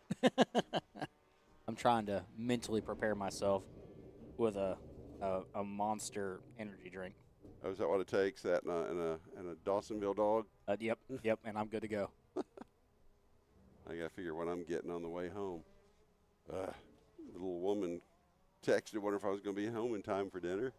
That's a big fat no. We have a huge kart count and some great racing here. No way I'm going to miss any of this stuff. This is, again, has not failed to deliver. So speaking of that, if you don't want to go home, you could actually live here.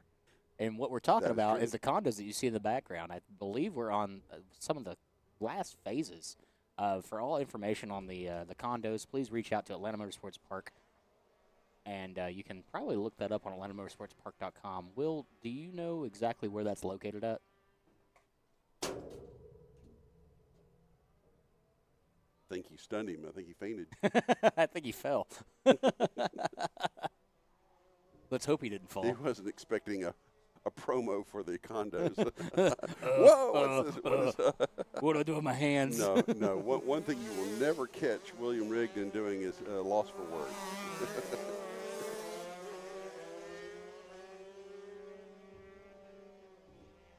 He's probably got another Dawsonville dog in his mouth or something. He went fully loaded on that. So that had sriracha, kraut, onions, I think, maybe onions, ketchup, relish, mustard, and it was golden. Well, Oz Cheek enjoying was 3 seconds or 2.8 seconds the last time by. Now that has grown to 4.3 seconds. Gap back to Aaron Cox. So Oz Cheek picking up where he left off in the pre-final and trying to turn it into a lapper here in the Oztech shifter class.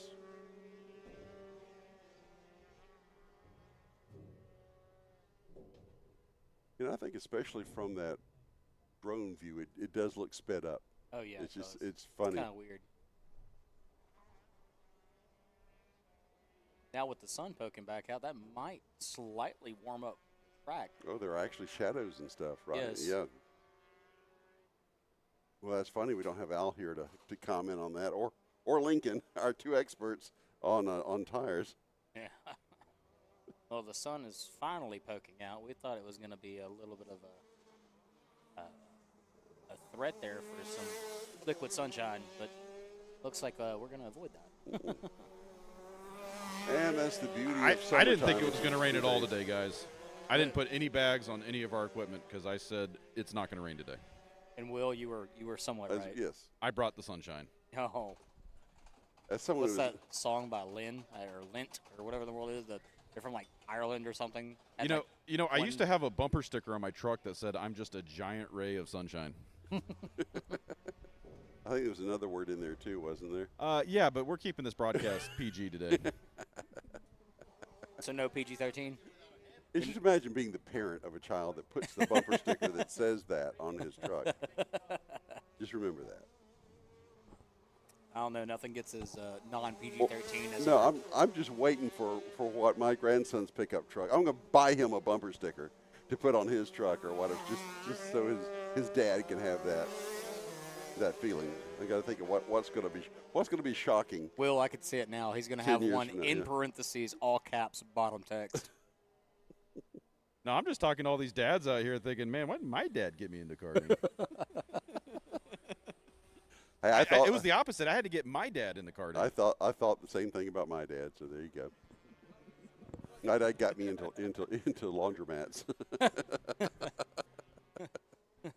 The cycle ends with me. Literally. You know that viral TikTok of, the how you spell chauffeur thing? Yeah, that's all I feel about Dad. But that's another story.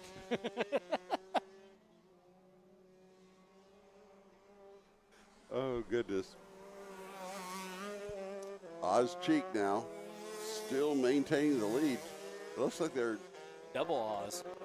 Oh, okay. I was wondering. It looks like there were two best times. Were they identical? But, yep, the scoring has thrown up a 577 there for Oz as well. Up to an 8.2 second lead. Honestly, there could be two Oz's out there. We just not know it. But well, as fast as he's going, he might be. It might be an optical illusion, or there's like 4 or 5 Oz's, if I remember correctly. That's true. There could be as many as 4, I think, out there. Yeah, at least that they get mentioned. That is indeed true.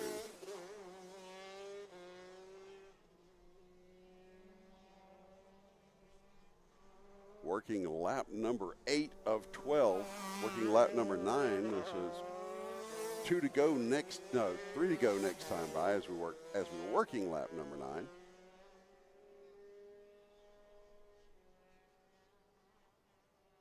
Following Oz Cheek as he goes through the back portion of the course and comes out of 17 to in fact finish that aforementioned lap number 9. 3 to go now. Update for those of you who are wondering how far ahead he is. He is up 11 seconds, so that lead is growing substantially every lap. He's turning 49.3 or thereabouts. He's sub 50 laps. And picking it up on the competition in the differential every time by that start-finish line. And you can see him taking that from inside to outside. He's using every bit of that asphalt that he can as he takes the 2 to go signal coming by. 2 more laps to go, and Oz Cheek can put this one in the trophy case.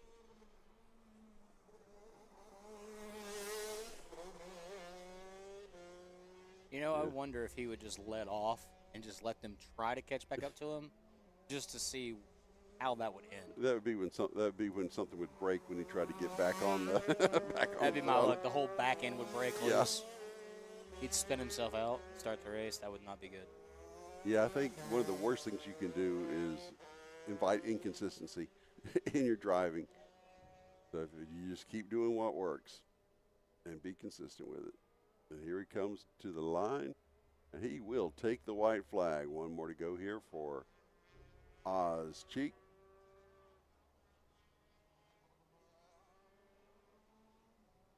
We'll get one more, or maybe another differential. There we go. Aaron Cox comes by, so that's 13.8 seconds. That's about half a lap. Yep. Guys. Close no, a little under half a lap. Well, a third of a lap, but, who's counting? I can't math. I can math, I just don't arithmetic. The quantum physics of No, the derivative of just naming Newton's 3 laws is about the extent of all the physics I have left, and even I can't do those in order. And there you go. There's your winner, Oz Cheek. We'll wait for Aaron Cox to come by one more time and get the final margin of victory here as he hits the line, 15.5 seconds. So an impressive run out there for Oz Cheek. as he sweeps both the pre-final and the final here in the shifter, the Oztech shifter class.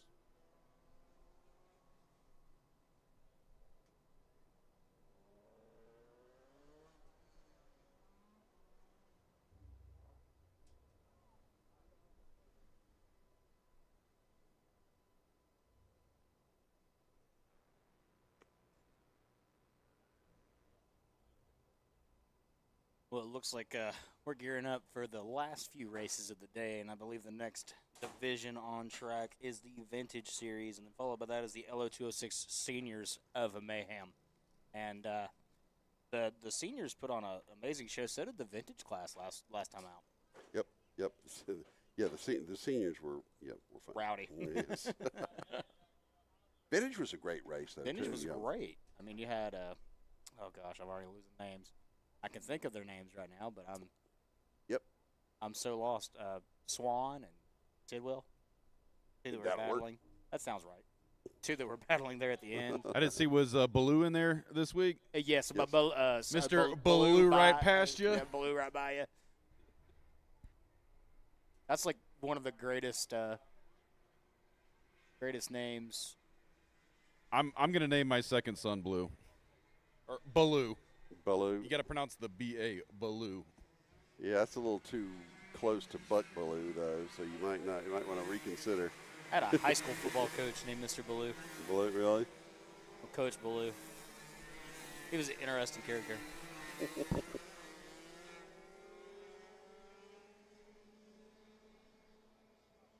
See what the seniors have to offer.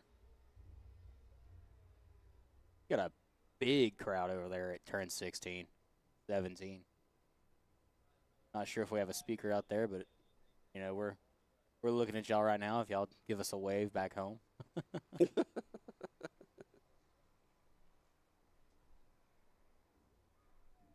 Let's get these vintage carts underway, and then we can. This one's KA100. Oh, I thought vintage was next. Nope, KA100. Just what I knew. And then vintage. Oh, yeah. We got two more after this. Yep. Oh, I was looking at the LO206 for some reason. Okay. Here we go. KA.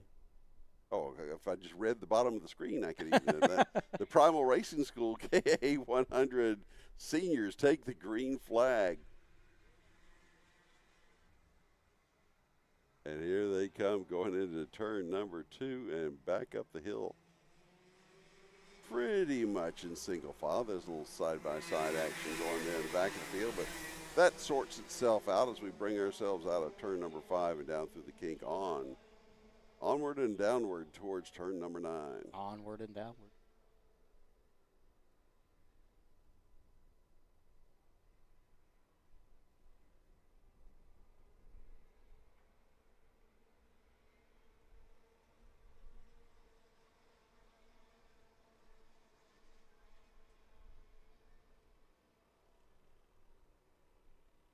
As we watch them, we got a bit of an incident coming out of 17, though. We have 3 carts involved coming out of turn number 17. They're all gunged up in the corner there, but Spencer Mask comes down to the line. He's going to be your leader with Evan Strauser and Mason Groves, but let's see what happened with that. Looks like they're still sorting out that incident down there in 17 on the front stretch, and it looks like all carts have started to continue. Maybe pulling off one cart now, but they are waving yellow at turn 16. Well, through all that, Spencer Mass has taken a pretty good lead as they head into 13 now and come down the back straightaway. Hit 14 and 15. And let's see what that advantages at the stripe over Evan Strauser. Already 2.3 seconds.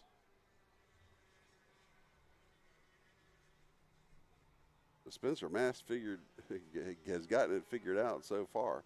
And the full course is back to green, so that local yellow has been dropped. Let's see who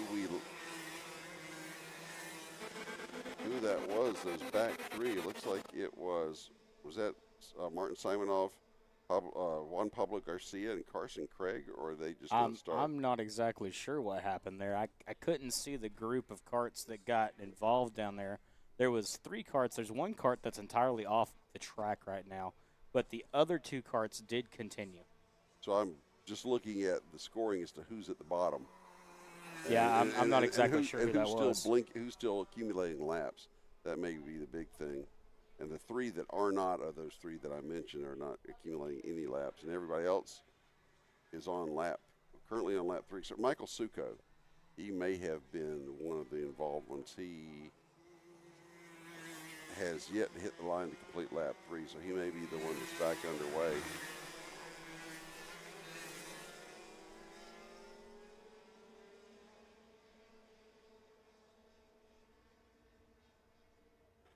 Anyhow, Spencer Mast is enjoying a 3.1 second lead now over Evan Strasser as we work lap number 4 of 12 for the Primal Racing School KA 100 Senior Division here in the second round of the Georgia Karting Championship Series here at Atlanta Motorsports Park. And yes, there are shadows on the track. I know why I'm thinking that there's actually sun out there. We had such a gray day. I mean, gray / kind of pleasant, but now there's actually some sunshine out there, and that is good to see. But it poses a challenge for track setup as we got some passing going on and the further back in the pack.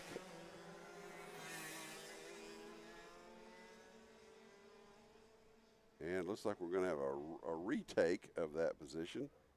And he drags someone else along with him. Let's see who that is coming out of the S's, if we can make out a number, or at least kind of see where we are positionally. Is that 2nd through 5th that we're looking at there?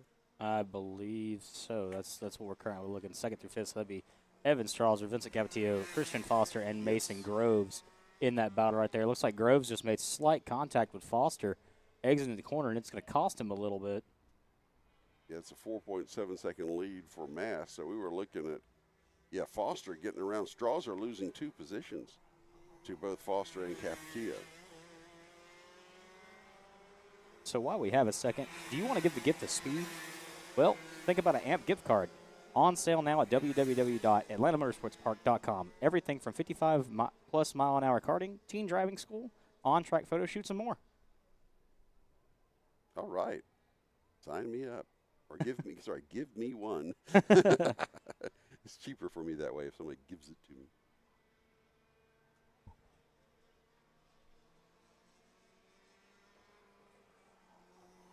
Continuing on here as we are approaching the halfway point, and we just did, in fact, Spencer Mast taking the cross flags for the halfway point of this 12-lap KA 100 Senior Final, brought to you by Primal Racing School. That's a fun experience if you've not done that. I've only been in the Radical car one time, and it was an experience. I'm kind of a bigger guy, so getting in that car was a little tight. I discovered that was the SR1, so race drivers are little guys. The successful ones generally Ty Majeski are small guys. Prime example. I didn't realize how small Ty Majeski was until I met him in person. He's like 5 foot flat and maybe 130 pounds. So it makes you wonder how people know. The big guys that I know of are all NASCAR drivers. Guys like Buddy Baker, like Michael Waltrip. No, I'm talking about big guys. Oh, tall? Buddy Baker was like 6'5". Well, Michael Waltrip Carson Hocevar is another big, tall guy. How they squeeze in there. He's like 6'6". And Waltrip was the one who advocated for the roof hatch to get out. Because when you're that big and the car's on fire, you want out, and those windows are not that big anymore. Oh, no. They've shrunk. Yep. So it's not a big man sport necessarily. Fortunately, at least the cars are weighed with the driver rather than having more size being a disadvantage because the car itself is weighed. So there's that. But one of the bigger drivers that I've seen in more recent years is Bubba Pollard. Mm-hmm. He's not really that big. He's probably a little bit smaller than me, but compared to everybody else, he's large. Jimmy Spencer was a girthy guy. Tiny Lund, if you want to go way back, he was big, hence the name. Mm-hmm.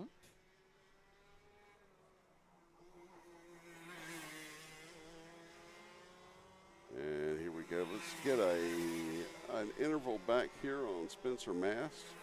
Currently 3.9 seconds gap over Christian Foster. He's got probably about half a backstretch with these guys. Yeah, I would say about half a backstretch. But Vincent Capetillo not able to do anything with Foster yet. And Evan Strauzer's even lost another position back to Mason Groves. He's back down to 5th now. He was 2nd, but he was overtaken a few laps ago and not able to do much with it since then.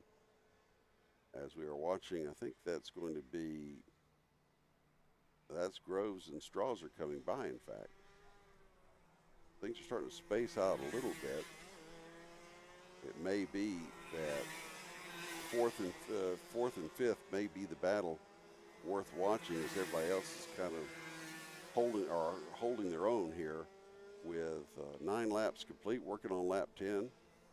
So Spencer Mast will see the 2 to go signal next time out of turn number 17, and we'll be close to the completion of this Primal Racing School KA100 Senior Final. You know what I'd like to do? You know, they do this in IndyCar and sometimes Formula One, but have a heart monitor strapped to to one of the drivers just to see how calm and cool under pressure that these guys are. You know, average heart rate's about 65 to 85 under normal conditions.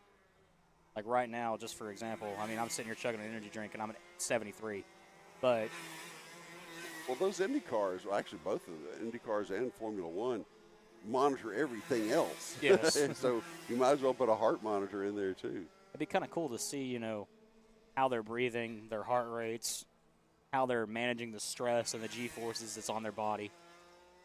That's something that we could probably look into at some point in time. It'd be kind of cool to get a graphic up for that.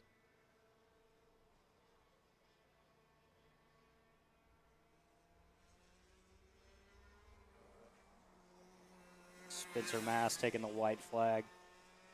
Got a sizable gap there on Christian Foster and Vincent Capetillo. See if Capetillo has anything for Foster coming through too. They're a little too far spaced out right there, so I don't believe Capetillo is going to have anything for him. Yeah, I'm thinking that Strauzer and Groves may be about the only battle that could possibly get settled out or changed.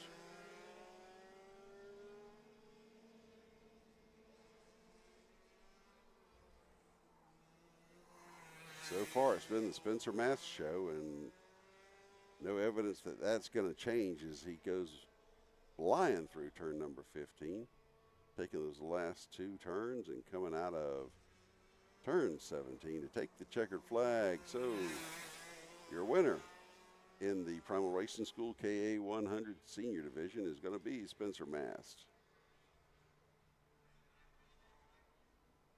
And his final margin of victory is about, he eased off a little bit. He was only 3 seconds, 3.1 seconds up over Christian Foster. Yep. I guess no sense pressing your luck. Now can we see the vintage carts? Yeah, I think now is the time for vintage carts. All right, excellent. So let's see what the Swans can do and what Tidwell can do. See if they can battle each other out. See if we can see a Baloo Bayou victory today, like last time these guys were out here. The final last time the vintage guys were out here was so close. Yep. I mean, I was in victory lane for those races, and it was a very entertaining race throughout the entire race. But looks like we're getting an interview set up down here with our race winner. All right. Once that's done, we'll go down to Wilbur with our race winner. Just call him Wilbur? That goes way back. Call him Wilbur. That's a great name. Actually, his football coach, his first football coach, called him Wilma. Wilma? That was our favorite. All right, Mikey, you heard that. We're going to call him Wilma for the rest of his life.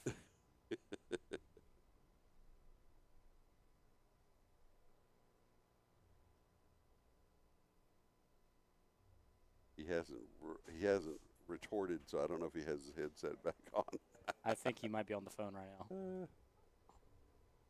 Hopefully it's not with somebody telling us that we need to be off air for some of our jokes.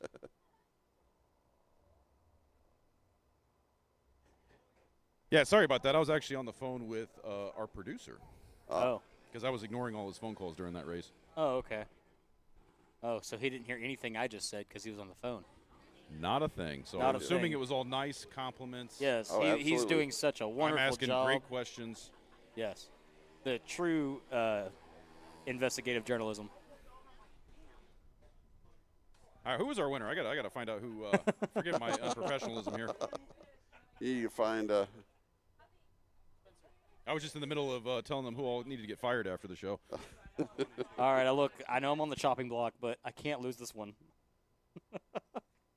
You get a pink slip in. You get a pink slip in. So I'm being laid off.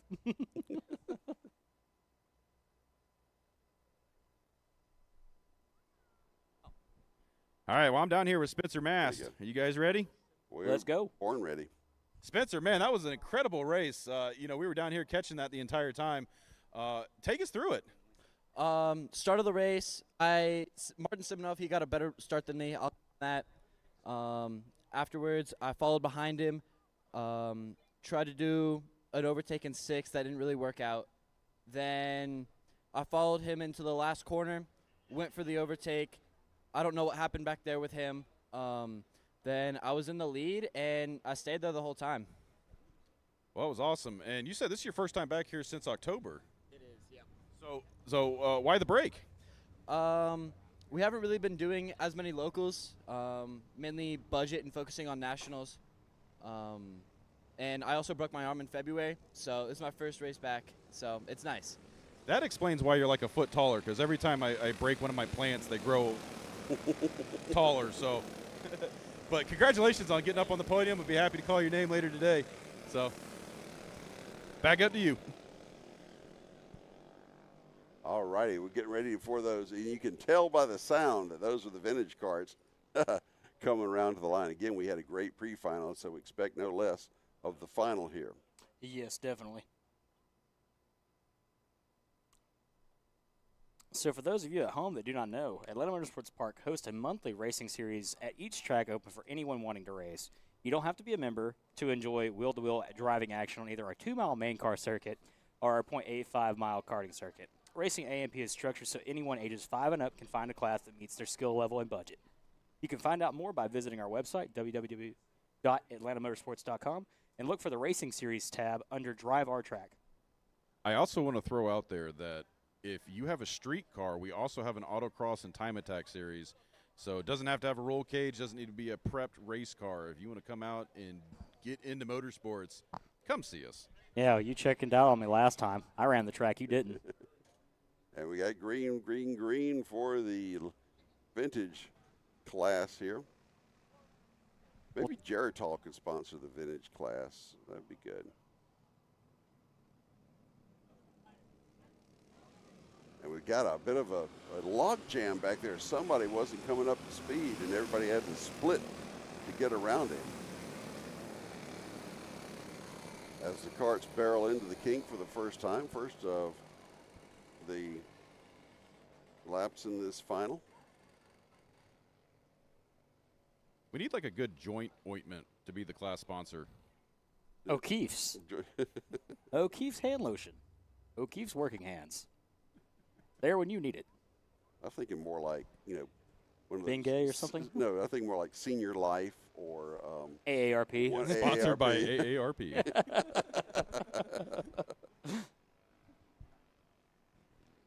Oh, we have a side-by-side race to the line here for the finish of lap 2. Who got that one? Good question. Let's see. And we always enjoy getting these vintage carts out here. These guys primarily run down there at Barnesville. That's Billy Johnson was the leader on that lap by 27 1/1000ths of a second over Philip Tidwell. Tyson Swan is your third-place runner. Tyler Swan following behind, and then Patrick Ingwe in 5th place. Now, if I remember correctly, these are the guys from Swan Mechanical, and they are actually a sponsor out here. Yeah, they race both here and down at Barnesville. I see their vehicles every day when I leave work. So it's kind of cool seeing some people that you don't necessarily know, but know. You know they're a track sponsor, and you're like, oh, I know those guys.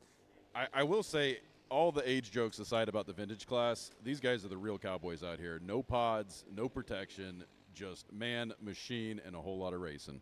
Yeah, that's all that matters. You know what? I think I figured out the vintage sponsor. We need to go with the vintage champions. You know, champion spark plugs. Okay. I was thinking Rusties. Rusties. Good job. Good job. We just got a cease and desist. We just got a cease and desist from Disney. Well, there goes the broadcast. We just got canned, guys. Billy Johnson Jr. still up front. Tyson Swan in second. Tyler Swan in third. Philip Tidwell in fourth. Thomas Neese in fifth. Patrick Ingwe in sixth. Flip Davis in seventh. That's an awesome name. Ken Balubaya in eighth. Todd Breedlove in ninth. And Matthew Sapp in 10th. After 2 laps. I think Flip would be a good name for an acrobat. Yeah. I don't know about a race car driver. Race car driver, I'm not so. Yeah, maybe not. I mean, unless you're doing like stunts. Yeah, if you're a stunt driver. Maybe one of those BMX guys. That Oh do yeah, the back like flips. rallycross. Yeah, that's something we really need out here. Some rallycross racing. We almost had it with that April Fool's post I did a couple years ago. Oh yeah, I remember that. That or the UFOs on track, the zip lines. Yeah, that was the Area 41 raid beams were pretty good yeah, too. those were great. That was forever. Man, that seems like that was just yesterday, but that was like 4 years ago. We actually had the whole city going this year with our Dawsonville City Circuit. Yeah, I shared that as much as possible on all socials that I have. I thought we were going to meme that into existence. I mean, we still could. I'm pretty sure we could talk to the city council. We can get that approved. Yes, City of Dawsonville, if you were listening, we want to race in your streets. Yes. The real Monaco of Georgia. Yeah, we call it the Georgia Monaco. Our vintage sites like the Dawsonville pool room and the courthouse that's old and Dairy Queen where we can go and talk. 1, 2, 3. Tight between Johnson, Swan, and Swan. Sounds like a law firm as they come into turn number 2. If you or a loved one has been injured due to the negligence of others.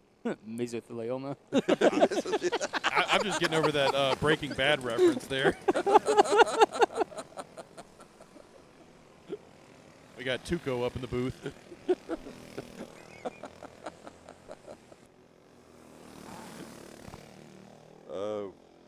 Towards the end of the day, the broadcast just starts breaking down, and it just becomes a meme cast. Hopefully everybody out in the balcony and everywhere is having fun with us. As much fun as we are calling these races.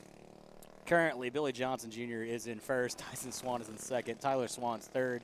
Philip Tidwell in fourth. And round up your top 5 is Thomas Neese as we enter the last couple corners on lap 4, starting lap 5. Halfway to go. So do the vintage cars, they just don't want to risk putting that much mileage on them? That's why they cut 2 laps off of their pre-final and their final? Hey, man, it's a classic.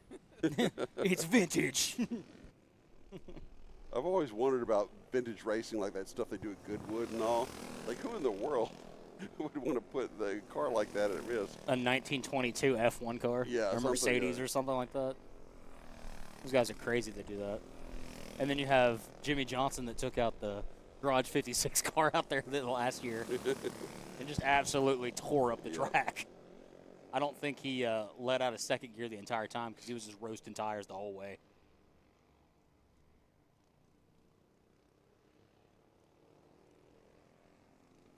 Choo choo. We got a train going through the last couple corners here at Atlanta Motorsports Park. Again, Billy Johnson Jr. is going to lead them to the line, followed by Tyson Swan and Tyler Swan. Maybe these guys will get really racy here in a minute.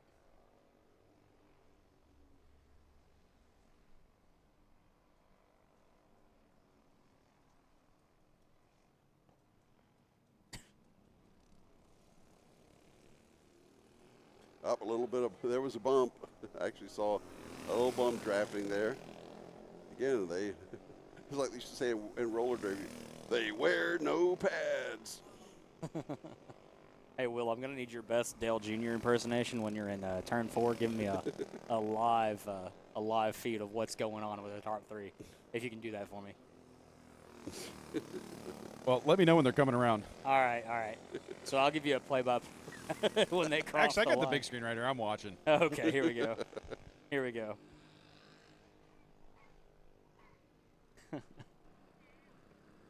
So again, it's just the same 3 running 1, 2, 3. Billy Johnson Jr., Tyson Swan, Tyler Swan. We're coming down to our last couple of laps as they're crossing the start-finish line. That'll be lap 7, so it'll be 2 to go next time by. Maybe. Tyler Swan just ran the fastest lap of the race at a 1:03.569. If they hold the form, this will be when the action starts coming around. Here they come into turn 3, and Will. Johnson, Swan, and Swan come around, crest the hill, down through 4, up over the hill, back down through the kink. That was impressive. But you forgot to mention, the overexcitedness, but that's okay. We'll give you another try.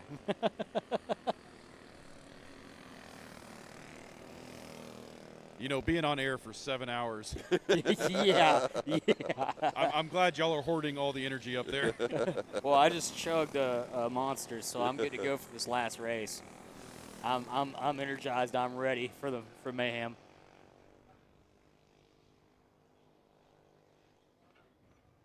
All right. So I've just been told when the white flag flies, I got to let it fly. So let's see what happens. All right, here we go. 2 to go here. So everybody get ready. You got 1 lap until it happens. 1 lap until it happens. Let's build the anticipation. Gosh, I can't talk right now. The anticipation, yes. That's a good word. It was like Billy Johnson Jr. is going to make a slight pull right here. Tyson Swan and Tyler Swan, the Swan duo, making their way. Plotting, scheming, trying to figure out what Billy Johnson's going to do. And the fans are lining the fences, not an empty seat in the house. I'm on the edge of my seat up here. How about you, Will? I don't have a seat. It's gone. Yeah, Morgan Wallen threw it over the balcony. There's another cease and desist letter. Last night, Will let the liquor talk. And the white flag is coming out. Billy Johnson Jr. followed by Tyson Swan and Tyler Swan as they go through turn 1. They're coming into turn 2. Nothing really much has changed, but they're still in a line. It looks like Tyler Swan's sticking it out there just a little bit, trying to figure out what to do as they're coming up turn 2, entering turn 3. And Billy Johnson leads the pack as they crest turn 3, down around in the dip, over here through turn number 4, up, over, down the back hill. This is the longest straightaway on the track. Back up to you. Billy Johnson Jr. into the backstretch through the kink, followed by Tyson Swan and Tyler Swan. Not much has really changed. Oh, and we've got a run. Tyson Swan pushing Tyler Swan, and Tyson Swan have just made a double pass. And under over, let's see if they continue with this momentum. Tyson Swan still in the lead, followed by Tyler Swan and Billy Johnson Jr. As they're coming into the last couple corners, the anticipation is building here between Tyler and Tyson. Let's see who makes the move for the final. Tyson Swan is still holding on to the lead. Tyler Swan is right behind him. Let's see if he tries an under over. He has nothing on him. It looks like Tyson Swan. Oh, hold up. Tyson Swan is going to be your winner. Tyler Swan. He almost had it. He almost had it. He thought about it. Billy Johnson Jr. in third. And we're still waiting for 4th place to cross the line. Well, I think Tyson Swan has Tyler Swan to thank for that one because he pushed him past Billy Johnson Jr. and gave him the clearance to close the door. Billy Johnson Jr. going from the outhouse, the penthouse to the outhouse on that last lap there. What a great run there for these vintage karts. But he's still going to get to hear his name on the podium later today, so 3rd place is, a lot better than 4th. That's true. If you ain't first, you last, or what was it? Something like that. Passing is one thing, leading is another. Oh, I thought we were doing messed up, euphemisms. Well, we're coming into our final race of the day. Blind hog finds an acorn. That's well, that's mine. I always No say that. skin off my nose. Man, this has been a fun race day, but man, I'm glad there's only one more race. My voice is starting to go. So we got 12 more laps of action to go, and it should be a good one. This is the one that had the finish, right? Was this the one that had the very close? Yes. The very close one. Yep. So a lot of expectation for that one coming up. If they don't finish, what, 5 10,000ths apart. If I don't see 6 wide at the finish line, I want Yeah, no part of it. If they happen to finish 6 wide at the line, I don't know how I'm going to call that.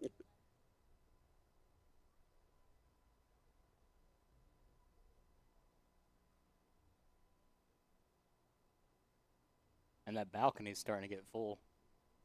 See him in that pan shot right there that we have. Hey, I got a little info down here. Timing and scoring was flip-flopped. It was actually Tyler Swan was your race winner. Oh, okay. Well, it was still a Swan. Congrats. So just like I've been doing all race, he's beating up on his daddy. Just like I've been doing on this broadcast. Yeah. There's so many jokes to be made right there, but I'm just going to be quiet. Oh, the shame. At no point did anybody say Swan dives to the inside, though. I was very disappointed. You know, I thought about that. I was but, embarrassed. You know, I didn't think to do it myself. Speaking of Swan, the LO206 Senior Division is actually sponsored by Swan Mechanical. There you go, Swan Mechanical, bringing the LO206 Seniors. And these guys put on a show last race. So Is that Swan or Son? Swan. That's a typo. That's the proofreader in me. Yep. And this race coming up right now was our closest finish in AMP kart racing history during the pre-finals. So I think we're going to get a repeat. What do you guys think? Oh, yeah, definitely a repeat. We're going to need you to Dead heat. to let us know how turn 3 and turn 4 go, because it looks like we're starting to get gridded up back here in the last couple corners. Looks like they're slowing down nice and slow. Hopefully we can get that rolling. And if they can get them woed down, they will get the green flag. Let's see. Bump, bump, bump. Who is that? Oh, that's announcing and directing. What is this? For the final race? Oh, you figured out how to work the mixer. No, I just physically grabbed another headset. And it looks like we have got a green flag on the field. Let's see what happens in these first couple of corners. Well, they lived through turn number 1. Turn 2. Ooh, little dicey there. 3 wide coming into turn 3. 3 by 3 up the hill. And a gang of carts. Look at that. Hear that noise. They come around turns 3 and 4. Oh, let's see what happens here in the kink. We're going to have a lot of carts side by side. Let's see if anybody chooses to go through the kink sideways. And everybody made it all the way through the kink. Whoa, a slow car in the back there in the kink. Stacking them up. Look at this long line of carts we have here for the final race. I think that was the cart that had the bad line through the kink that, yeah. went side by side. And he paid the price, went all the way to the back. But as it stands now, pretty much the whole field in single file as they head through 13. Man, it's like watching the Daytona 500 at a kart race. It's like playing Snake on an old Nokia phone. I'm just waiting for an apple to pop up on track. I'd say it's like watching LO206 at Atlanta Motorsports Park. Oh, yeah, definitely. So with the completion of lap 1, your leader is Austin Johnson, followed by Noah Rivers, and then Juan Pablo Garcia and Peyton Bridges will be your top 4, followed by Robert Davis. That's 5th, 6th will be Ryan Fiorentino, Justin Sherbert, Carson Craig, Richard Pearson, and 10th will be Robert Gunter. And these drivers were the ones that had the closest finish in Atlanta Motorsports Park kart racing history. And, Steve, when was that? That was today. Oh. We have been breaking history all year long. We've had our second closest finish was 2 months ago. We've broken attendance records 4 times now. Let's go for a 5th. I think it's going to happen. How about we just go for every race for the rest of the season? We just break the records. I'm all for it. We had a lead pack of 3, has now become a lead pack of 5 going into 16. as Johnson Rivers and Juan Pablo Garcia are joined by Peyton Bridges now and Robert Davis. And Robert Davis just ran the fastest lap of this race so far to get up into that lead pack. And now a sixth kart has joined them as well, and that's Ryan Fiorentino. If I believe that's Justin Sherbert closes that gap just a little bit, Carson Craig and Richard Pearson and Alyssa Vasquez, which is a name we haven't really called that much today, if they can just pinch that gap just a little bit more, we're going to have a group of about 12 karts. Ooh, we just had the 521 pull-off track. Lost a wheel. It's actually rolling into the tech shed. Holy moly. Pit side reporting, Will Rigdon. Yeah, it happened right in front of me. Good thing I was here. Yeah, good thing you had a mic on. I was scared. That tire was coming right at me. Jason Stephen, right, 521? Now you know how they felt at the Indy 500 a couple years ago. Yeah, that's why they tether the tires now, I think, to those cars. Yeah, they're safety wired. Well, if a kart wheel comes at you, it's not as big of a deal as a IndyCar wheel. Yeah, that would hurt. Yeah, doing about 240 miles an hour.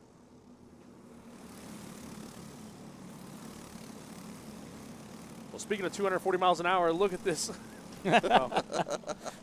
They are cooking down the backstretch. Austin Johnson leads this group. Noah Rivers in second. Juan Pablo Garcia in third. Peyton Bridges brings up fourth. Fifth place is Robert Davis, and sixth, Ryan Fiorentino is that first group. They'll make their way through the S's, past the Cowboy Camp Station, up the hill to David's Bend. Through David's Bend they go. Austin Johnson still leading the pack. Noah Rivers in second. Juan Pablo in third. And it seems to be that's just going to be the running order for the last couple of laps until they decide to make their moves. You see it time and time again. They'll work together. Frenemies. Until the last lap, there are no friends. Only enemies. If you're not first, you're last. Checkers or wreckers. And Austin Johnson crests All the of a hill. sudden, Coming four through wide. Yep. Oh, my goodness. Wow, 4 wide and to clinch that position. Well, once they broke formation, they all went for it, and only 2 of them benefited from that, and that's going to be Johnson and Rivers, who've opened up a gap. Although if they play nicely, it's going to close up very quickly. Yeah, it looks like that's what's going to happen because there's 4 karts versus 2, and the 2 that are up front are not even That's the that old close together. Al Edwards rubber band snapping closed here. Well, 4 wide on a track that is basically just 4 wide is it's a little Insane. sketchy. At least it wasn't 4 wide through the kink. Yeah, that's not possible. That'd Well, be although fun. we have seen 3 wide attempted. I'm not going to say Attempted. Keyword attempt. attempt, yeah. Well, Austin Johnson's going to attempt to take the win here. 5 laps down. Yep, there we go. There's another Got a pass. dive underneath. That was Fiorentino under Davis for the 5th position. That was a very crisp move to get in underneath him. It separated them from the front 4. They're hoping that won't cost them in the long run. But Fiorentino making a nice move there. That's Robert Davis and Fiorentino a little back. And then right behind them is that group of Justin Sherbert, Carson Craig, and Alyssa Vasquez. Looks like we're getting a driver getting past. I believe that's in 6th and 7th position. That would be Ryan Fiorentino and Justin Sherbert, Carson Craig going at it. They're coming down to the line to complete lap number 6. That's halfway already. Wow. This race has flown by because we've been waiting. Well, man, they've been for going the 200 ultimate miles an action. hour. I don't know Yeah, what you're talking really. about. Time flies when you're having fun.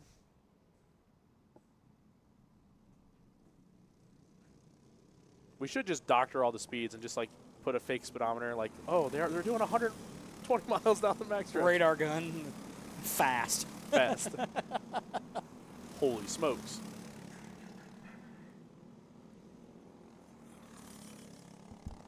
Down into turn 9. That first group is who we're focusing on. Austin Johnson leads this group, leads the entire field.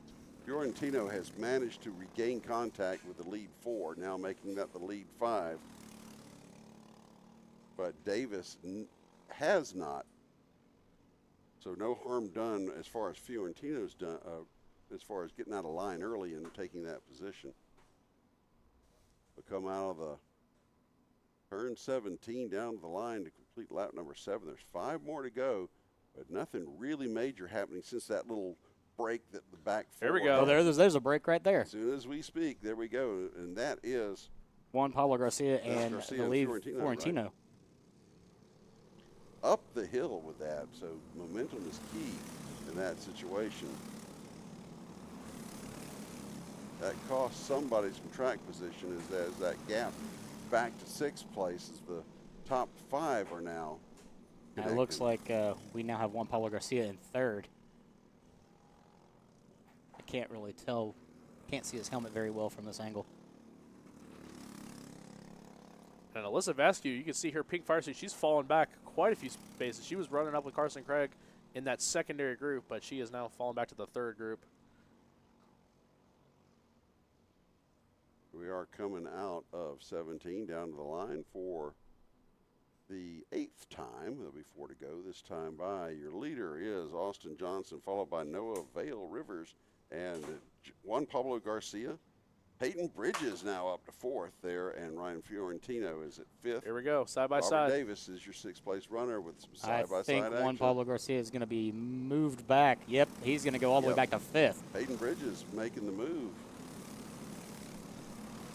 This is where the heat's going to get started. This is where your friend is no longer your friend and everybody's an enemy. I think the time is run out for friendship. You are right, Steve. And we have another kart pulling off track here, the number 111. That's Tommy Burkle.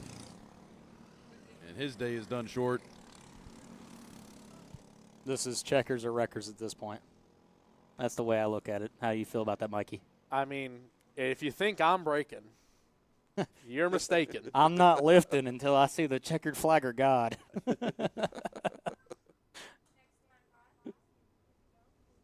All right, we have 3 to go now. 3. Was that dropping parts, breaking hearts? Yep. Hearts are going to get broken today, unfortunately, for one of these drivers. Well, we've already had parts dropped in the tech shed over here. Yeah, the rolling tire and wheel. Seems like this group is closing back up together, and they might work with each other for one more lap, and then it gloves off. Fists are going to be flying. And it looks like we got a Carter getting pushed up turn 2 right now. Well, Rivers is really, really pushing on Austin Johnson. Those were our top 2 finishers before. And we're gonna. I think we're going to get treated to another finish. Yeah, that's what I'm thinking. We're due for a treat here. Another one. This is dessert, boys and girls. Hopefully you've been tuning in. 2 to go this time by as the pack comes towards the line. As their top 5 connected. As Austin Johnson, Noah Rivers separated by 1/10 of a second now. 0.117 in fact as they go into turn number 2. Now as you see them come out, spread one going up the hill. Looked like Fiorentino might have made a mistake there. I don't know if I'd poked out like that. It's going to cost him a little bit of time. And that was the 175 of Robert Davis coming off track. Oh, he was having a good run too. You see Noah Rivers giving Austin Johnson a push down the backstretch. They'll head into turn 9, heavy braking. Nobody popping out of line. They're going to stay content riding single file as they'll make their way through the S's. Coming into turn 14, into 15 is going to be the real moneymaker right here. Let's see if anybody decides to poke it out on the last 2 laps. I don't think this is going to be the lap. Maybe next lap is where we're going to see all the passing. Here they come to the white flag. The pay window is open. Now you've got to show your cards if you've got them. And can anybody challenge Austin Johnson? Obviously, we know the answer to that is yes, someone can, but will they? Little bobble. Have a little pass, but he gets up into the grass almost. But he still maintains 3rd, and that was Fiorentino, right, that made that move? Yeah, Fiorentino, and then Juan Pablo Garcia actually moved up a position. That's created a gap. There is now a big gap. The 2 up front is Austin Johnson and Noah Rivers. Noah Rivers looking at the inside, looking at the outside. Oh, is he going to make this stick? Ooh. He's going to get a run here through the S's, but this has allowed Peyton Bridges and Ryan Fiorentino to close back up. They make the right-hand turn up to turn 14 for the final time today. They are battling, and they're going to try to pinch each other off. We might have a 3-wide battle going into 16. We got a kart in the grass, and he's managed to keep it straight. Let's see what happens. Oh, they're 2 by 2. Down to the line, checkers or wreckers. Your winner today is Austin Johnson. Holds off the field. A defensive masterclass. He'll take the win. Noah Rivers paid the price on that one, went from second all the way back to fifth. What a finish. Hanging on to it. Oh, boy. It wasn't as close, but it was definitely involved more karts coming into that 16 and 17. Oh, man, what a way to wrap it up today, guys. That was also a very large class. That was 34 karts, I believe, to start off the day. 24 of them took laps. So I believe we're about to get a replay of this entire last lap to see everything that went on in that last lap, and we'll recap some of the passing action, everything that happened, because there was a little bit of contact made entering turn 2, but I'm not exactly sure which driver made contact with who. All right, guys, here we go. A little replay here. All right, so again, this is turn 2. This was on the last lap. The driver in fourth, I can't tell who that is based off their helmet, but he did get a little loose. Juan Pablo Garcia gave him a little bit of a love tap, but I believe that's a racing incident there. And they just continued, and our leader went way, way off into Rainbow Road. But he managed to maintain his position. He did maintain his position. And now this is, there we go. So this is way uphill that they're having to transition into, so that might have helped. That camera transition too. Well, now we're going. We're going back again. I believe race control is going over some of the footage here to determine exactly what happened, if there's going to be any penalties issued. I'm not going to make the call on that. That's above my pay grade. I don't think anybody got too high as far as the Rainbow Road goes, and I think nobody suffered from that particular incident, other than maybe needing dry cleaning or something. But other than that, no need for dry cleaning yet. All right. And I've got Austin Johnson down here if we want to go to a quick interview. Yeah, let's do that. Take it away. Austin, you were the winner in the pre-final, our closest margin of victory ever here. You got it again in the final, man. That last lap going 3 wide through David's Bend. Take us through that. Yeah, last lap coming around, turn right before that. I don't know what number it was. But, Noah went to my inside. I knew he was there. In the back right of my peripheral, I see the Tony car, and I was like, I got to make something work here. So, yeah, I just stuck the inside, was able to get a good run out of it, and, got the win. So you feeling good right now? Yeah. Yes, sir. You going to be back next month? Yes, sir. Well, that's awesome. Well, congratulations on the win today. Your final race winner of the day, Austin Johnson, and we're going to send it back up to you guys. Well, me and Mikey are currently up here doing the Macarena. We are because doing it in silence. It is the celebratory Macarena. That is the end of our race day coverage up here in the booth. Man, it's been a day. It's been a lot of fun, though. It has. It was a long day. This is my longest day here, as far as being able to sit here and talk for hours and hours on end. But I've been known to do that from time to time. But it was great working with you guys, and we had some great racing, so we had something to talk about. And when we didn't, we made stuff up as we went along. So we hope everybody out there who's kind enough to tune in to us today, spend your afternoon with us. We appreciate that very much.